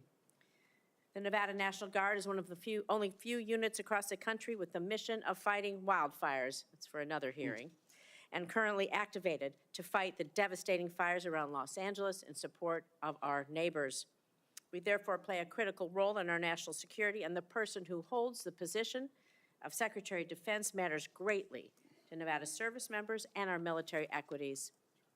But every single person who serves in the military, we've talked about, my colleagues, esteemed colleagues, have talked about recruitment and retention. One day, they will become a veteran. So my veterans and the folks who are serving active duty now are concerned about what you think. DOD does not have jurisdiction over Nevada's 200,000 plus veterans, but I am interested in your views about the service members once they've transitioned out of the military, given the influence you would have while they're in service if confirmed. In 2019, on a segment of Fox and Friends, you said that veteran service organizations, VSOs, I'm going to quote, encourage veterans to apply for every government benefit they can ever get after they leave the service. You stated you don't want to, quote, be dependent on government assistance from the VA based on injuries or illnesses that might have arisen from your military service. So I'm just going to ask you a few yes or no questions about veterans, understanding you don't have jurisdiction, but this is important to our morale, it's important to our recruitment, and is important to our retention, and it is important to how we respect others in this country. So yes or no, please, do you believe that VSOs are wrong to support veterans in obtaining the benefits that they have rightfully earned and deserved when they signed that line like you did for your service? Senator, yes or veterans no, please? deserve the benefits they've earned. I have been in many battles with traditional veteran you would service agree that organizations over differences of opinion about how to deliver those services, yes or including no? Veterans Do you believe Choice, VSOs are wrong? which is VSOs is a very broad term. We were a VSO also, ma'am, but some of those services took a traditionally should they be able to help approach. the veterans obtain the benefits that they have earned? Yes or no? Should anyone be able to help? Every veteran should have rapid you. access to Do you all the believe that benefits veterans they've should be earned. ashamed for Absolutely. having sought and obtained the benefits that they have earned? Do you think veterans should be ashamed to seek out benefits? Senator, I think Yes or we no? should be ashamed as a nation of the amount of veterans that commit you think suicide veterans because they hit a brick should be wall. ashamed? They commit suicide because This they is hit not a the brick question, wall sir. of the I'm going to bureaucracy move of on. the I'm going to VA. take that And as a reformers yes. are not courage enough. How about veterans who suffer lasting Take it on. injuries or illnesses due to their military service? Do you think they deserve our support and assistance? I mean, your answers to these, they're too broad. People want to know, are you willing to support our veterans organizations that will help our veterans get every damn thing that they deserve because they signed on the dotted line to keep us safe, just like you did? I respect that. Will you? Senator, with all due humility, I don't know that there's anyone in this room over the last 20 years that have worked harder to ensure that our veterans are taken care of. It has So been do a you think passion veterans of are my life, dependent on the- alongside with so many on this dais, to make sure that veterans receive, and it is a recruiting crisis. But you've When said that veterans are veterans are not treated dependent well, on the government. they don't You want said their veterans are sons and daughters dependent to on the join. government. Do you believe that veterans getting these benefits are dependent on the government? Or do you believe it's a benefit they've earned and deserved through their service? It's a Are they benefit they've dependent? earned and Then- a hand up to But the these are next your chapter of their words then. life. So you have again Absolutely. changed your position. Where you believe the veterans are dependent, now you believe they've earned and deserved it. I just think it's disrespectful to change that position. These are benefits that people may need throughout their life and may not know when they need them or how they're going to need them, and they need to be there when they do. Thank you. I'm going to move on to my next question. America's role in the world. Our alliances, the threats America's facing, they're serious, they're wide-ranging, from China to Russia to Iranian-backed terrorism. So do you agree with the National Defense Strategy that the U.S. cannot compete with China, Russia, and their partners alone, and certainly cannot win a war that way? And this is a quote from the National Defense Strategy. Is your interpretation that American first foreign policy is America alone? Does that include abandoning our allies and partners such as NATO, Taiwan, Israel, and others? And if we can't win alone, and we don't strengthen our strategic partnerships, I would say that position, your position, places on a strategic path to lose to our adversaries. So maybe you're okay with choosing that path for America. I want to know how you square that position with the positions you articulated in your book, where you wrote that NATO is at relic, at best a distraction, and should be scrapped and remade. Are you okay with sending us down a path where we can't win? Senator, the world has had, our friends in the world have had no better ally. Our allies and partners have had no better friend than President Donald Trump, who's I'm not talking reinvigorated about a NATO President alliance, Donald Trump. who's I'm stood talking about behind your Israel words. in every way, in ways this administration has not. He has ensured that the NATO alliance has become far more robust. He worked, Donald Trump worked going to with stand allies behind in the Ukraine? Pacific as well.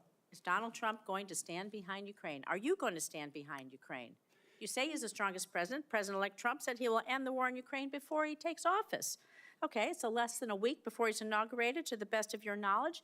Do you have knowledge of a plan that he's going to use to rapidly end the war with Ukraine? Do you believe it's feasible, that it does not make unacceptable concessions to Vladimir Putin, who is a brutal dictator? And are you going to give President-elect Trump the military advice that you have given others to achieve the objective of us winning the war in Ukraine? How do you think a rapid end to the war that Vladimir Putin started will affect the United States standing across the world?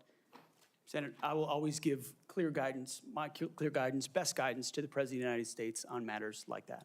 Do you think that if we concede to Vladimir Putin that will hurt our credibility with our allies and partners? And do you not believe that our adversaries are watching? Perhaps you can take that for the record, Mr. Hegseth.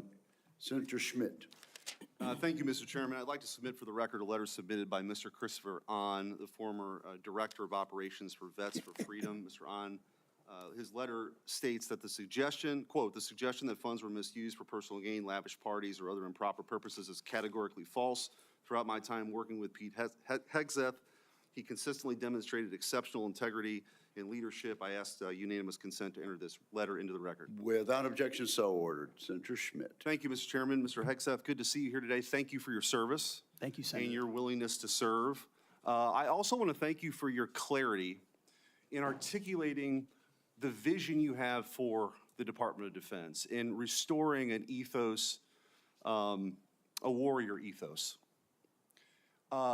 which is in stark contrast to the ethos we've seen the last 4 years, which is of weakness and wokeness. And I want to drill down on a few things specifically and exactly how we've gotten to where we've gotten with recruiting and morale. DEI. There's been a little bit of discussion about this, but for those watching at home, DEI is not about giving everybody opportunity. It is rooted in cultural Marxism. The idea that you pit the room, any room, with oppressor versus oppressed. It's race essentialism, and it is poison. It has no business whatsoever in our military. I think the American people have spoken loudly and clearly about this. They're tired of this. They're tired of woke ideology. And to my Democrat colleagues on the other side, if you haven't picked up on that, you missed the plot. Because that's what November 5th partially was about. And so let's talk specifically about some of these DEI programs that have been funded. In our academies, specifically the Air Force Academy, it was advised as disfavored language to refer to your mom and dad as mom and dad. Okay? Dear mom and dad, I'm writing home. Don't say that. That's insane. We're all just people. You can't say that either. And in an effort to police this, in a 1984 Orwellian novel, there was actually an eyes and ears program to rat on your fellow students who might say mom and dad. Or just say, in a tough situation, you know what, we're all just people, can't say that. This wasn't limited, by the way, to our academies. The Secretary of the Air Force, our current Secretary of the Air Force, in a memo from August of 2022, thought we had too many white officers, advocated for quotas. And if you crunch the numbers, that meant that 5,800 white officers who've worked really hard should be fired. In the United States of America, I don't know how we got here. And by the way, the Air Force isn't alone here. The Navy sort of touted a drag queen influencer. This stuff is insane. And people wonder why recruiting has dropped off. And let me just go through a few numbers, then I want to get your comments on how we fix this, because it's gone completely off the rails. In 2022, the Army missed their recruiting goal of 60,000 soldiers by over 15,000. In 2023, the Navy missed their recruiting goals by over 7,000. In 2022, the Air Force couldn't meet their standards, their numbers, even though they lowered their standards. They've lowered their standards to meet numbers they still can't get to. Mr. Hegseth, we got to fix this. I think what you've demonstrated today is that you have the talent and the ability and the desire to fix it. How are you going to fix it? Well, Senator, thank you for the question. First and foremost, up front, you have to tear out DEI and CRT initiatives, root and branch out of institutions. 100%. And then you have to put in Army, Navy, and Air Force secretaries and others, civilian positions at the helm, who are committed to the same priorities that the President of the United States is, and if confirmed, the Secretary of Defense will be. Send a clear message that this is not a time for equity. Equity is a very different word than equality. Equality is the bedrock of our military. Men and women, duty positions in uniform, black, white, doesn't matter. We treat you equally based on who you are in the image of God as an individual. And we all get the same bad haircuts. You're not an individual, you're part of a group. Equity prescribes some sort of an outcome based on differing attributes that we have that divide us. What skin color are you? What gender are you?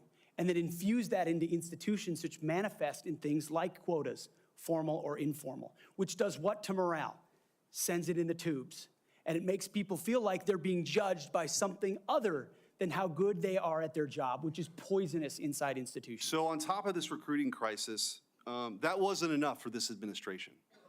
During the COVID hysteria and in their attempt to fire 100,000 people who worked for bigger companies because they didn't get the COVID shot, or to mask 5-year-olds, they decided also to make this a central plank in their policy at the Pentagon. 8,000 well-trained, so we got a recruiting crisis, 8,000 Well-trained men and women were fired. Were fired. Will you commit today, Mr. Hegseth, to recruit these folks back, to give them back pay, and give them an apology from the United States government for how they were disrespected?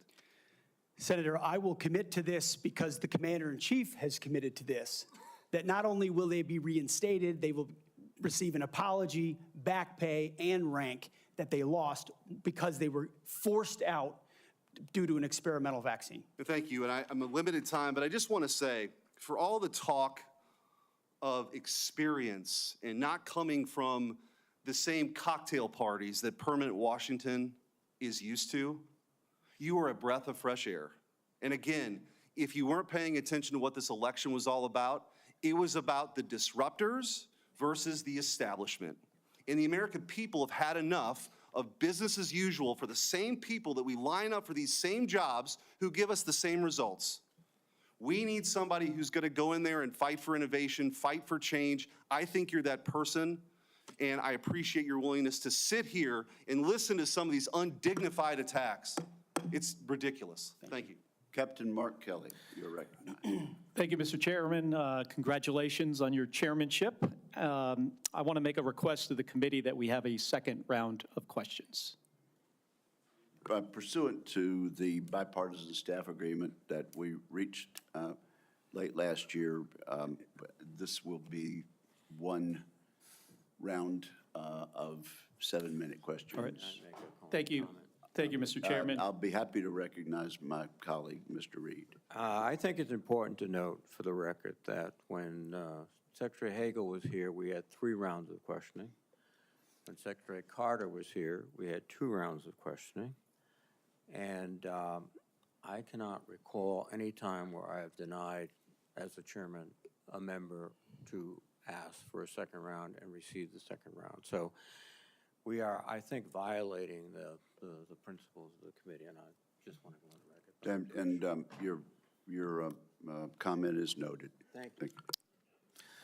Mr. Hegseth, thank you for being here today. Thank you for your service to this country. Thank you, Senator. Few nominees come into this room with all the necessary experience to do this job, to be Secretary of Defense. We get that. It's a reflection on just how big of a job this is. What I want to understand is whether or not you bring any of the necessary experience that this job requires. And here's where I'm concerned. Senator Coleman, in introducing you, and this is a quote, he said, "He has struggled and overcome great personal challenges," unquote. You walk in here saying that you've had personal and character issues in your past, including heavy drinking, which you wrote about. And you said, and this is a quote from you, that you said, "I sit before you as an open book." Yet you haven't actually said what personal challenges it is that you've overcome when you've been asked about them. So I'm going to give you an opportunity here to be as forthright as you say you want to be.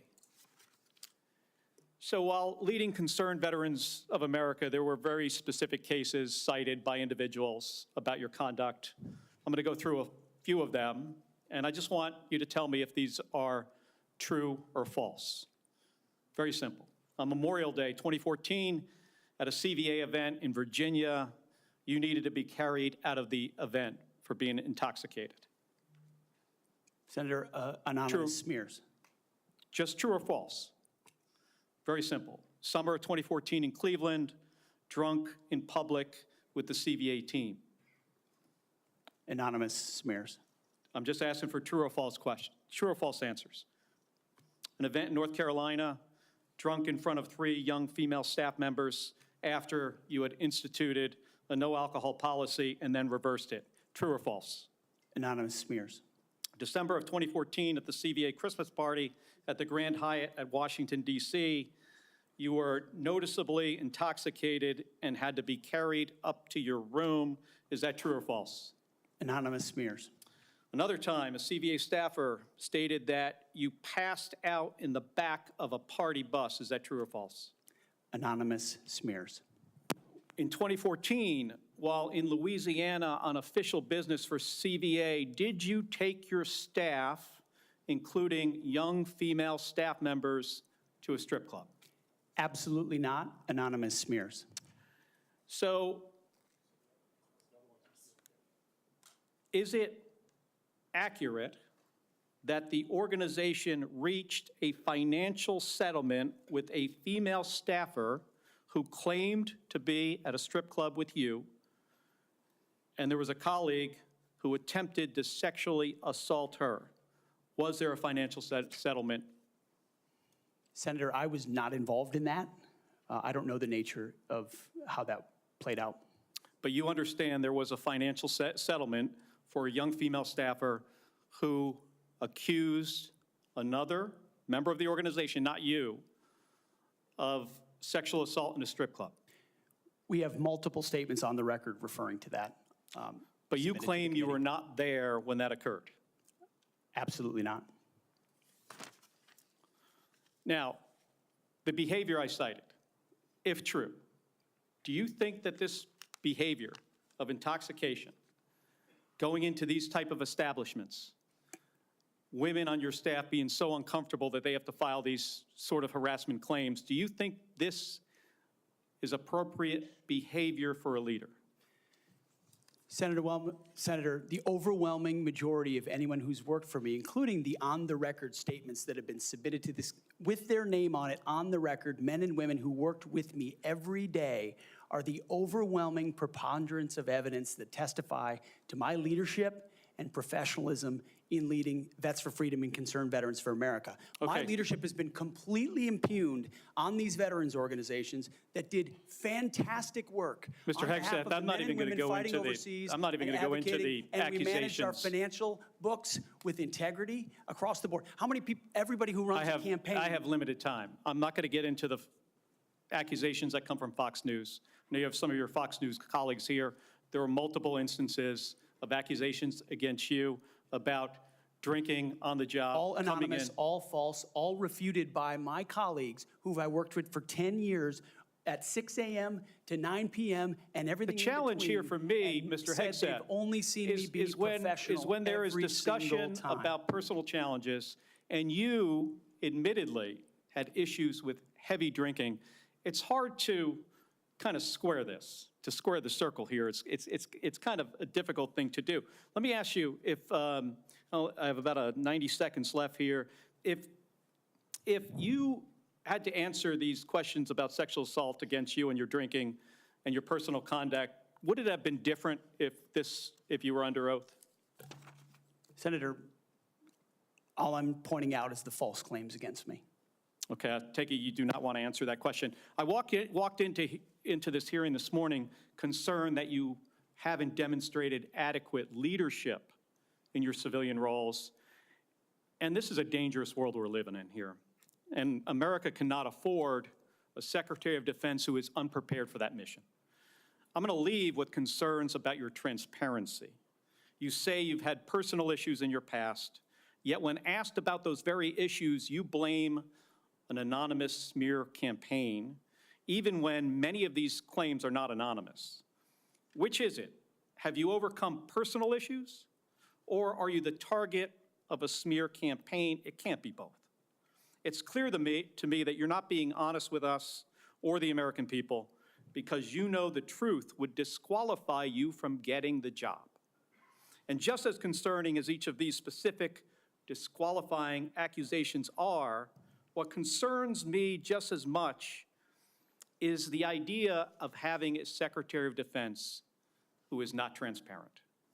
Thank you, Mr. Chairman. I yield back my 2 seconds. Thank you, Senator Kelly. I would, at this point, ask unanimous consent to introduce into the record letters by Tina Kingston, Louisiana State Director of Concerned Veterans for America, and Holly Talley, Louisiana Local Director of Concerned Veterans for America, attesting to the appropriateness of Mr. Hegseth's conduct with regard to female staffers. Without objection, that is added to the record.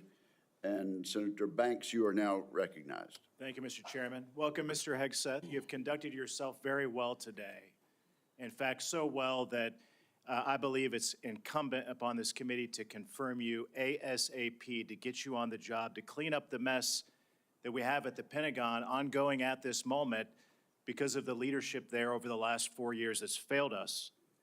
In President Biden's first year in office, the Department of Defense spent over 5 million man-hours on quote-unquote counter-extremism and diversity training, what you and I might call woke training or DEI. The administration has refused to provide us any more recent data than that first year, but we know that it's exponentially more man-hours wasted on DEI over the last 4 years. And I wonder, what do you make of that? What could those 5 million man-hours in that first year of Secretary Austin and President Biden's administration, what could those 5 million man-hours have been used for?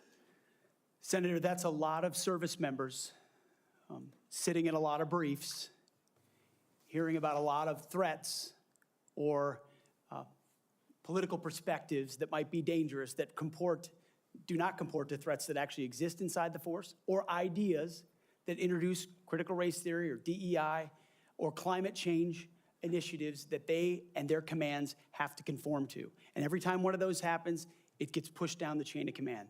That also includes new layers of leadership that have been created under this administration, committed to enforcing those types of DEI and CRT initiatives. So we hear 5 million man-hours, and that sounds like a lot. The more troubling aspect is how many training hours that takes away from a company commander or battalion commander or a wing commander who's out there trying to maintain their force, which is already constrained because of what the Biden administration has done to the defense budget and defense capabilities. So they're having to choose between the political prerogatives of the civilians who are demanding more DEI and CRT and gender quotas and the readiness of their forces. And I believe this Pentagon is prepared, because of our commander-in-chief, for a Secretary of Defense, should I be confirmed, that laser focuses on these issues, and they're ready to respond. They want to pack their rucksacks and go train because they understand we live in a dangerous world. I think that's an important point, a key point, because months later, while the priority of the Biden-Austin-led Pentagon was on DEI and woke training, one of the biggest embarrassments in American history happened when we lost 13 of our heroes in the botched withdrawal from Afghanistan. Secretary Austin testified before the House Armed Services Committee a couple of years ago, and responding to a question from me said he had, quote, no regrets about what happened in Afghanistan. I wonder, what do you make of that? Senator, it's shameful.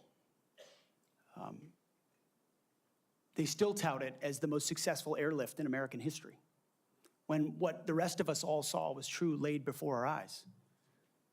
Utter failure, a destruction of a military legacy there, abandonment of our allies, death of American troops, detriment to our reputation, and then no answers and no accountability on the other side. And then what was unleashed because of what happened in Afghanistan? The October 7th attacks, an invasion into Ukraine. The world recognized weakness for what it was.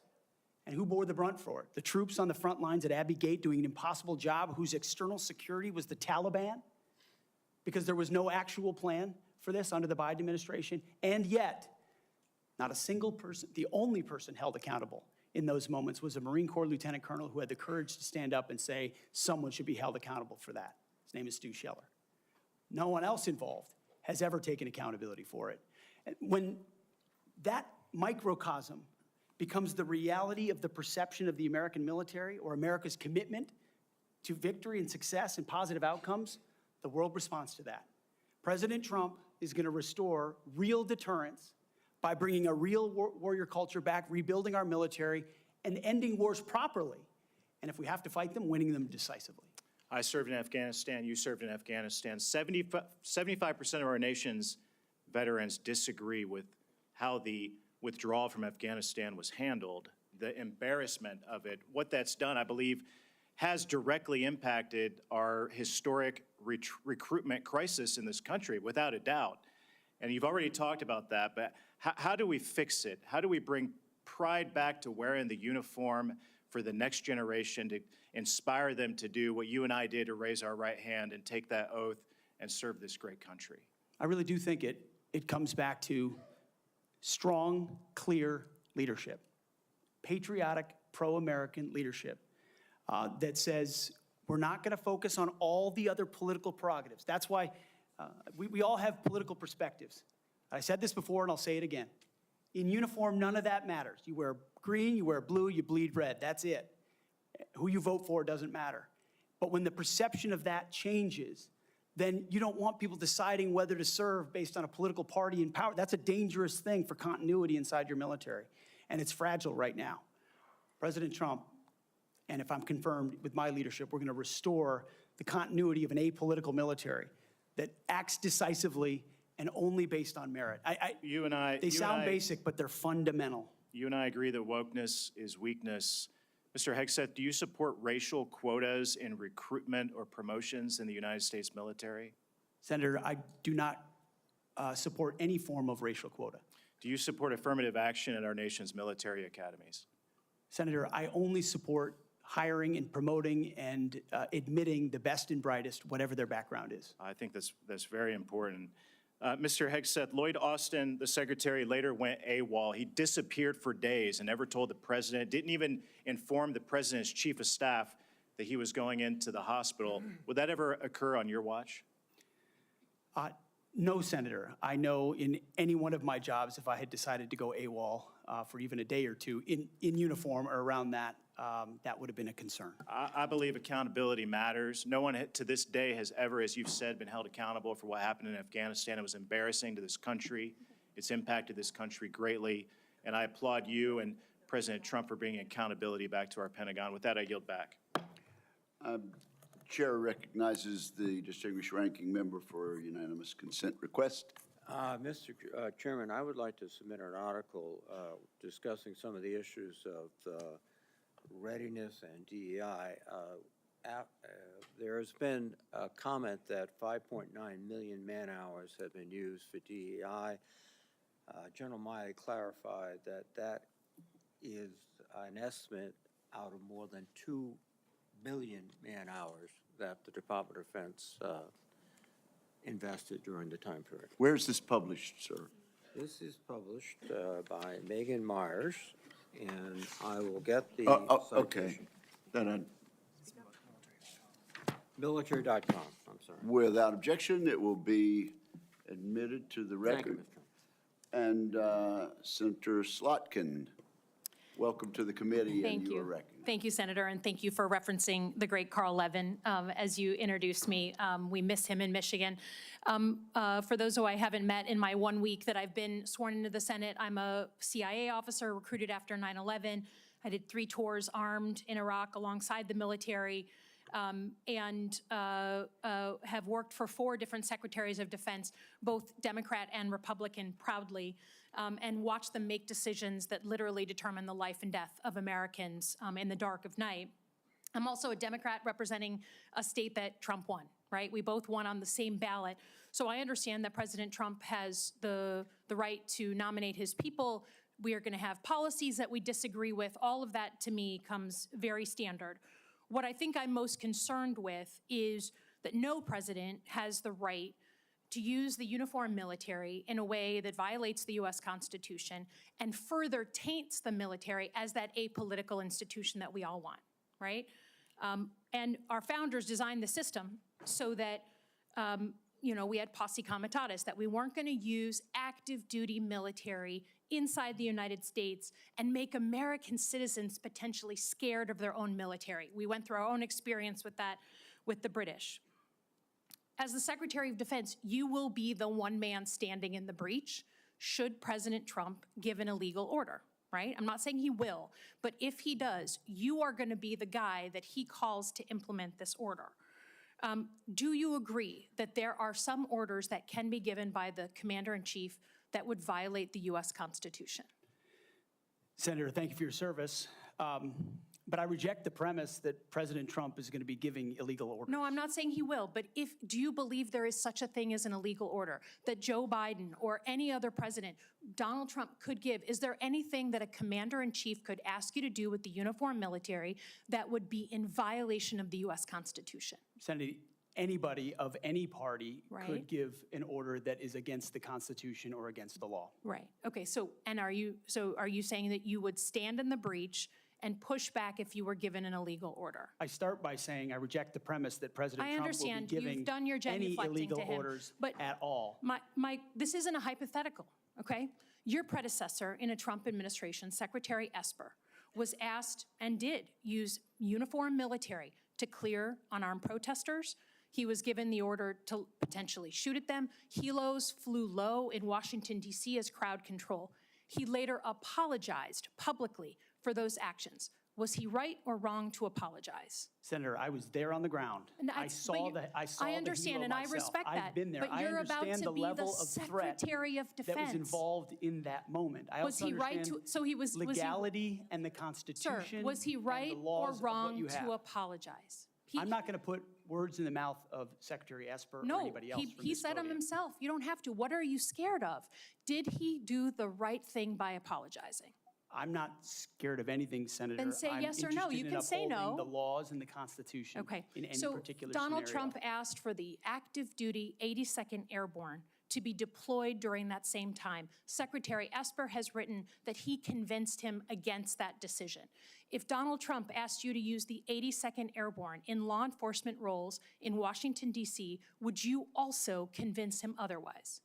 I'm not going to get ahead of conversations I would have with the president. However, there are laws and processes inside our Constitution that would be followed. President Trump said in November that he is willing to consider using the active duty military against the, quote, enemy within. Have you been personally involved in discussions of using the U.S. military active duty inside the United States? Senator, I'm glad we finally got to the topic of border security equaling national security because it's been abdicated and ignored for the last 4 years. That wasn't my question. I'm just asking, have you been involved? You're about to be the Secretary of Defense, potentially. Have you been involved in discussions about using the active duty military inside the United States?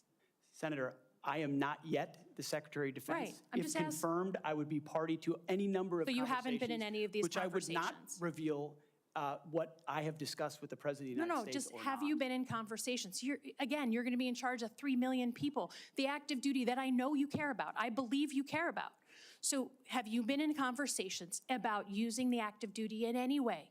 Whether it's setting up in detention camps, policing dangerous cities, have you been involved in any of those conversations? Certainly, I have been involved in conversations relating to doing things this administration has not, which is secure the southern border and not allow floods of illegals to enter our country through an invasion that threatens the American people. And there I are got ways in which the military is already playing a role in that, to include 5,000 National Guardsmen from Indiana and Texas who are at the border right now, allowing for border security. So there is plenty of precedent duty military for military to members staff enforcing detention our southern centers? border. Our U.S. military is not trained in law enforcement roles. I think you know that, right?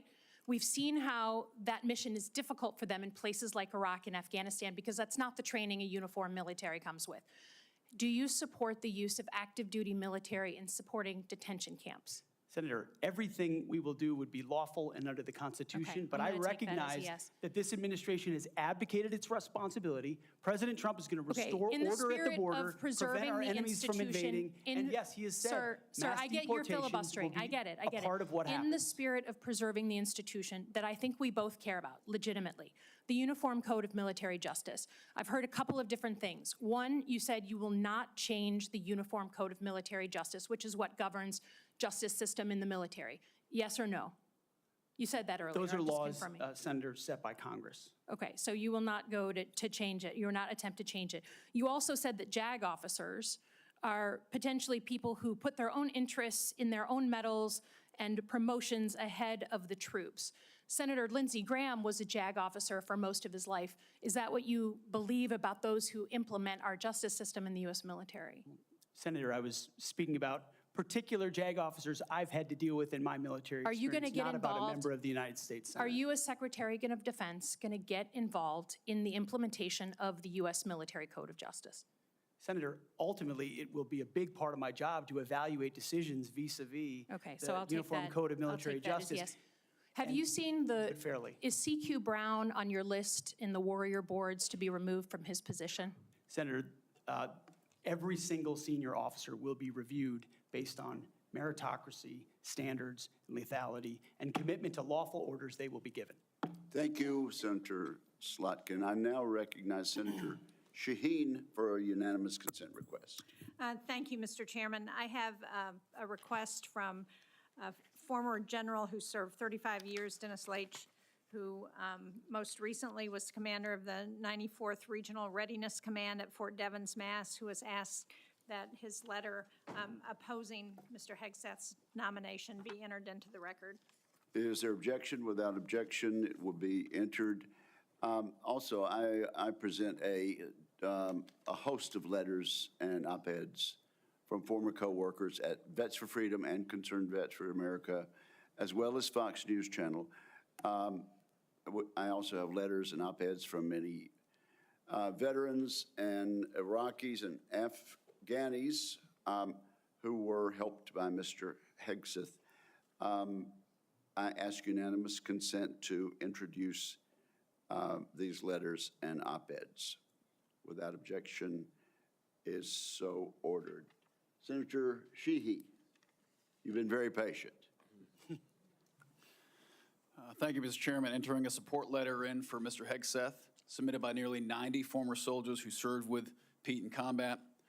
I would like to submit a statement from 86 of them who support his nomination. Although they come from different units and ranks, the signatories commend Mr. Hegseth for his selfless leadership, love of his soldiers, and commitment to our country. 2 items. Sorry, 1 item. I ask unanimous consent to enter this into the record. Without objection, it will be entered. Thank you, Mr. Chairman. Pete, I'm actually going to ask you questions because I want to hear your answer. How many genders are there? Tough one. Senator, there are 2 genders. I know that well. I'm a she-he, so I'm on board. What is the diameter of the rifle round fired out of an M4 A1 rifle? That's a 5.56. How many push-ups can you do? I did 5 sets of 47 this morning. What do you think our most important strategic base is in the Pacific? In the Pacific, Guam is pretty strategically significant. How many rounds of 5.56 can you fit into the magazine of an M4 rifle? Depends on the magazine, but standard issue is 30, Senator. And what size round does the M9 Beretta standard issue sidearm for the military fire? A 9mm, Senator. What kind of batteries do you put in your night vision goggle? Duracell. So right there, you're representing qualifications that show you understand what the warfighter deals with every single day on the battlefield.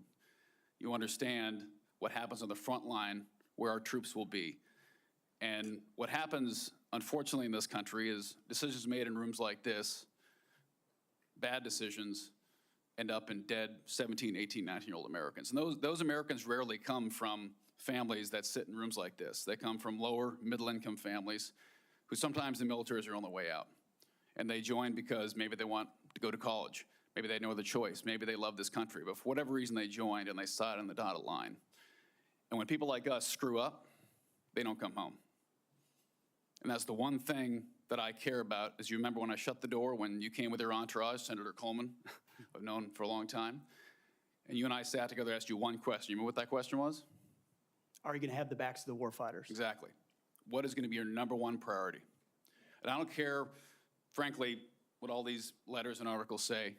I've been a part of a smear campaign too, I get it. I care that you're going to have one thing in mind when you sit in that chair in that 5-sided building, and you told me what that was.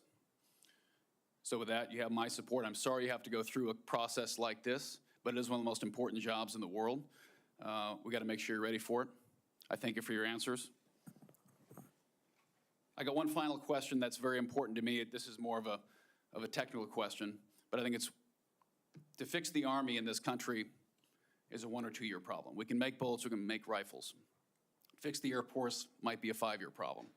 To fix our Navy is a decades-long pursuit. How are you going to fix our national? You don't have all the power. We're not China. Unfortunately, you can't snap your fingers. But how are you going to lead an initiative within the DoD to reinvigorate our national shipbuilding industry so we are able to compete with China, because freedom of navigation is critical to our economy and the global economy. It's going to be a very important task for you to complete. It's a critical question, Senator, and that's why I'm grateful that President Trump has said definitively to me and publicly that shipbuilding will be one of his absolute top priorities of this administration. So a lot of it does go into pulling things up into the OSD's office, Secretary of Defense's office, to shine a spotlight on it, to make sure the bureaucracy doesn't strangle important initiatives that need to happen. We need to reinvigorate our defense industrial base in this country to include our shipbuilding capacity. Some of it is on the east, some of it's on the west, some of it's on the Great Lakes. The workforce problems that our shipyards are facing are significant, and there's been a big investment from this committee, I know, in a lot of those places because of the shortfalls, manpower issues, everything else. But we also see adversaries that have been able to innovate themselves in ways that their shipbuilding capacity is, I won't reveal it at this hearing, multitudes and multitudes beyond our capabilities. So it needs to be a rapid investment, a rapid fielding, and then we need to incentivize outside entities to fill the gap. We talk a lot about UAVs. UAVs are very important, but there's also a future of UUVs, unmanned underwater vehicles, that will be a part of amplifying the impact of our Navy, because this administration has allowed our number of ships to drop below 300. It sets a projection of 340 or 350, but doesn't create the capacity to actually address it. And so if we're going to defend our interests, our allies, and put America first, we're going to have to be able to project power. That means shipbuilding. It means historic investments in our defense industrial base there. And then also driving innovation and cost savings in ways that only business leaders inside the Pentagon can do. When I'd add, I don't think any board in the world would have hired Steve Jobs or Elon Musk or Mark Zuckerberg when they founded their companies either. So this country was founded by young people who had a great vision. Thank you for being willing to serve your country again. And thanks for coming here today. I yield back, Chairman. Thank you, Senator Sheehy. You yield back the balance of your time. Mr. Ranking Member, can we agree that you and I will notify members of a specific time until which the record will remain open for submission of questions for the record? Yes, Mr. Chairman? That will be a day or two. This concludes today's hearing. I want to thank the witnesses for and their families, and this hearing is adjourned. Thank you.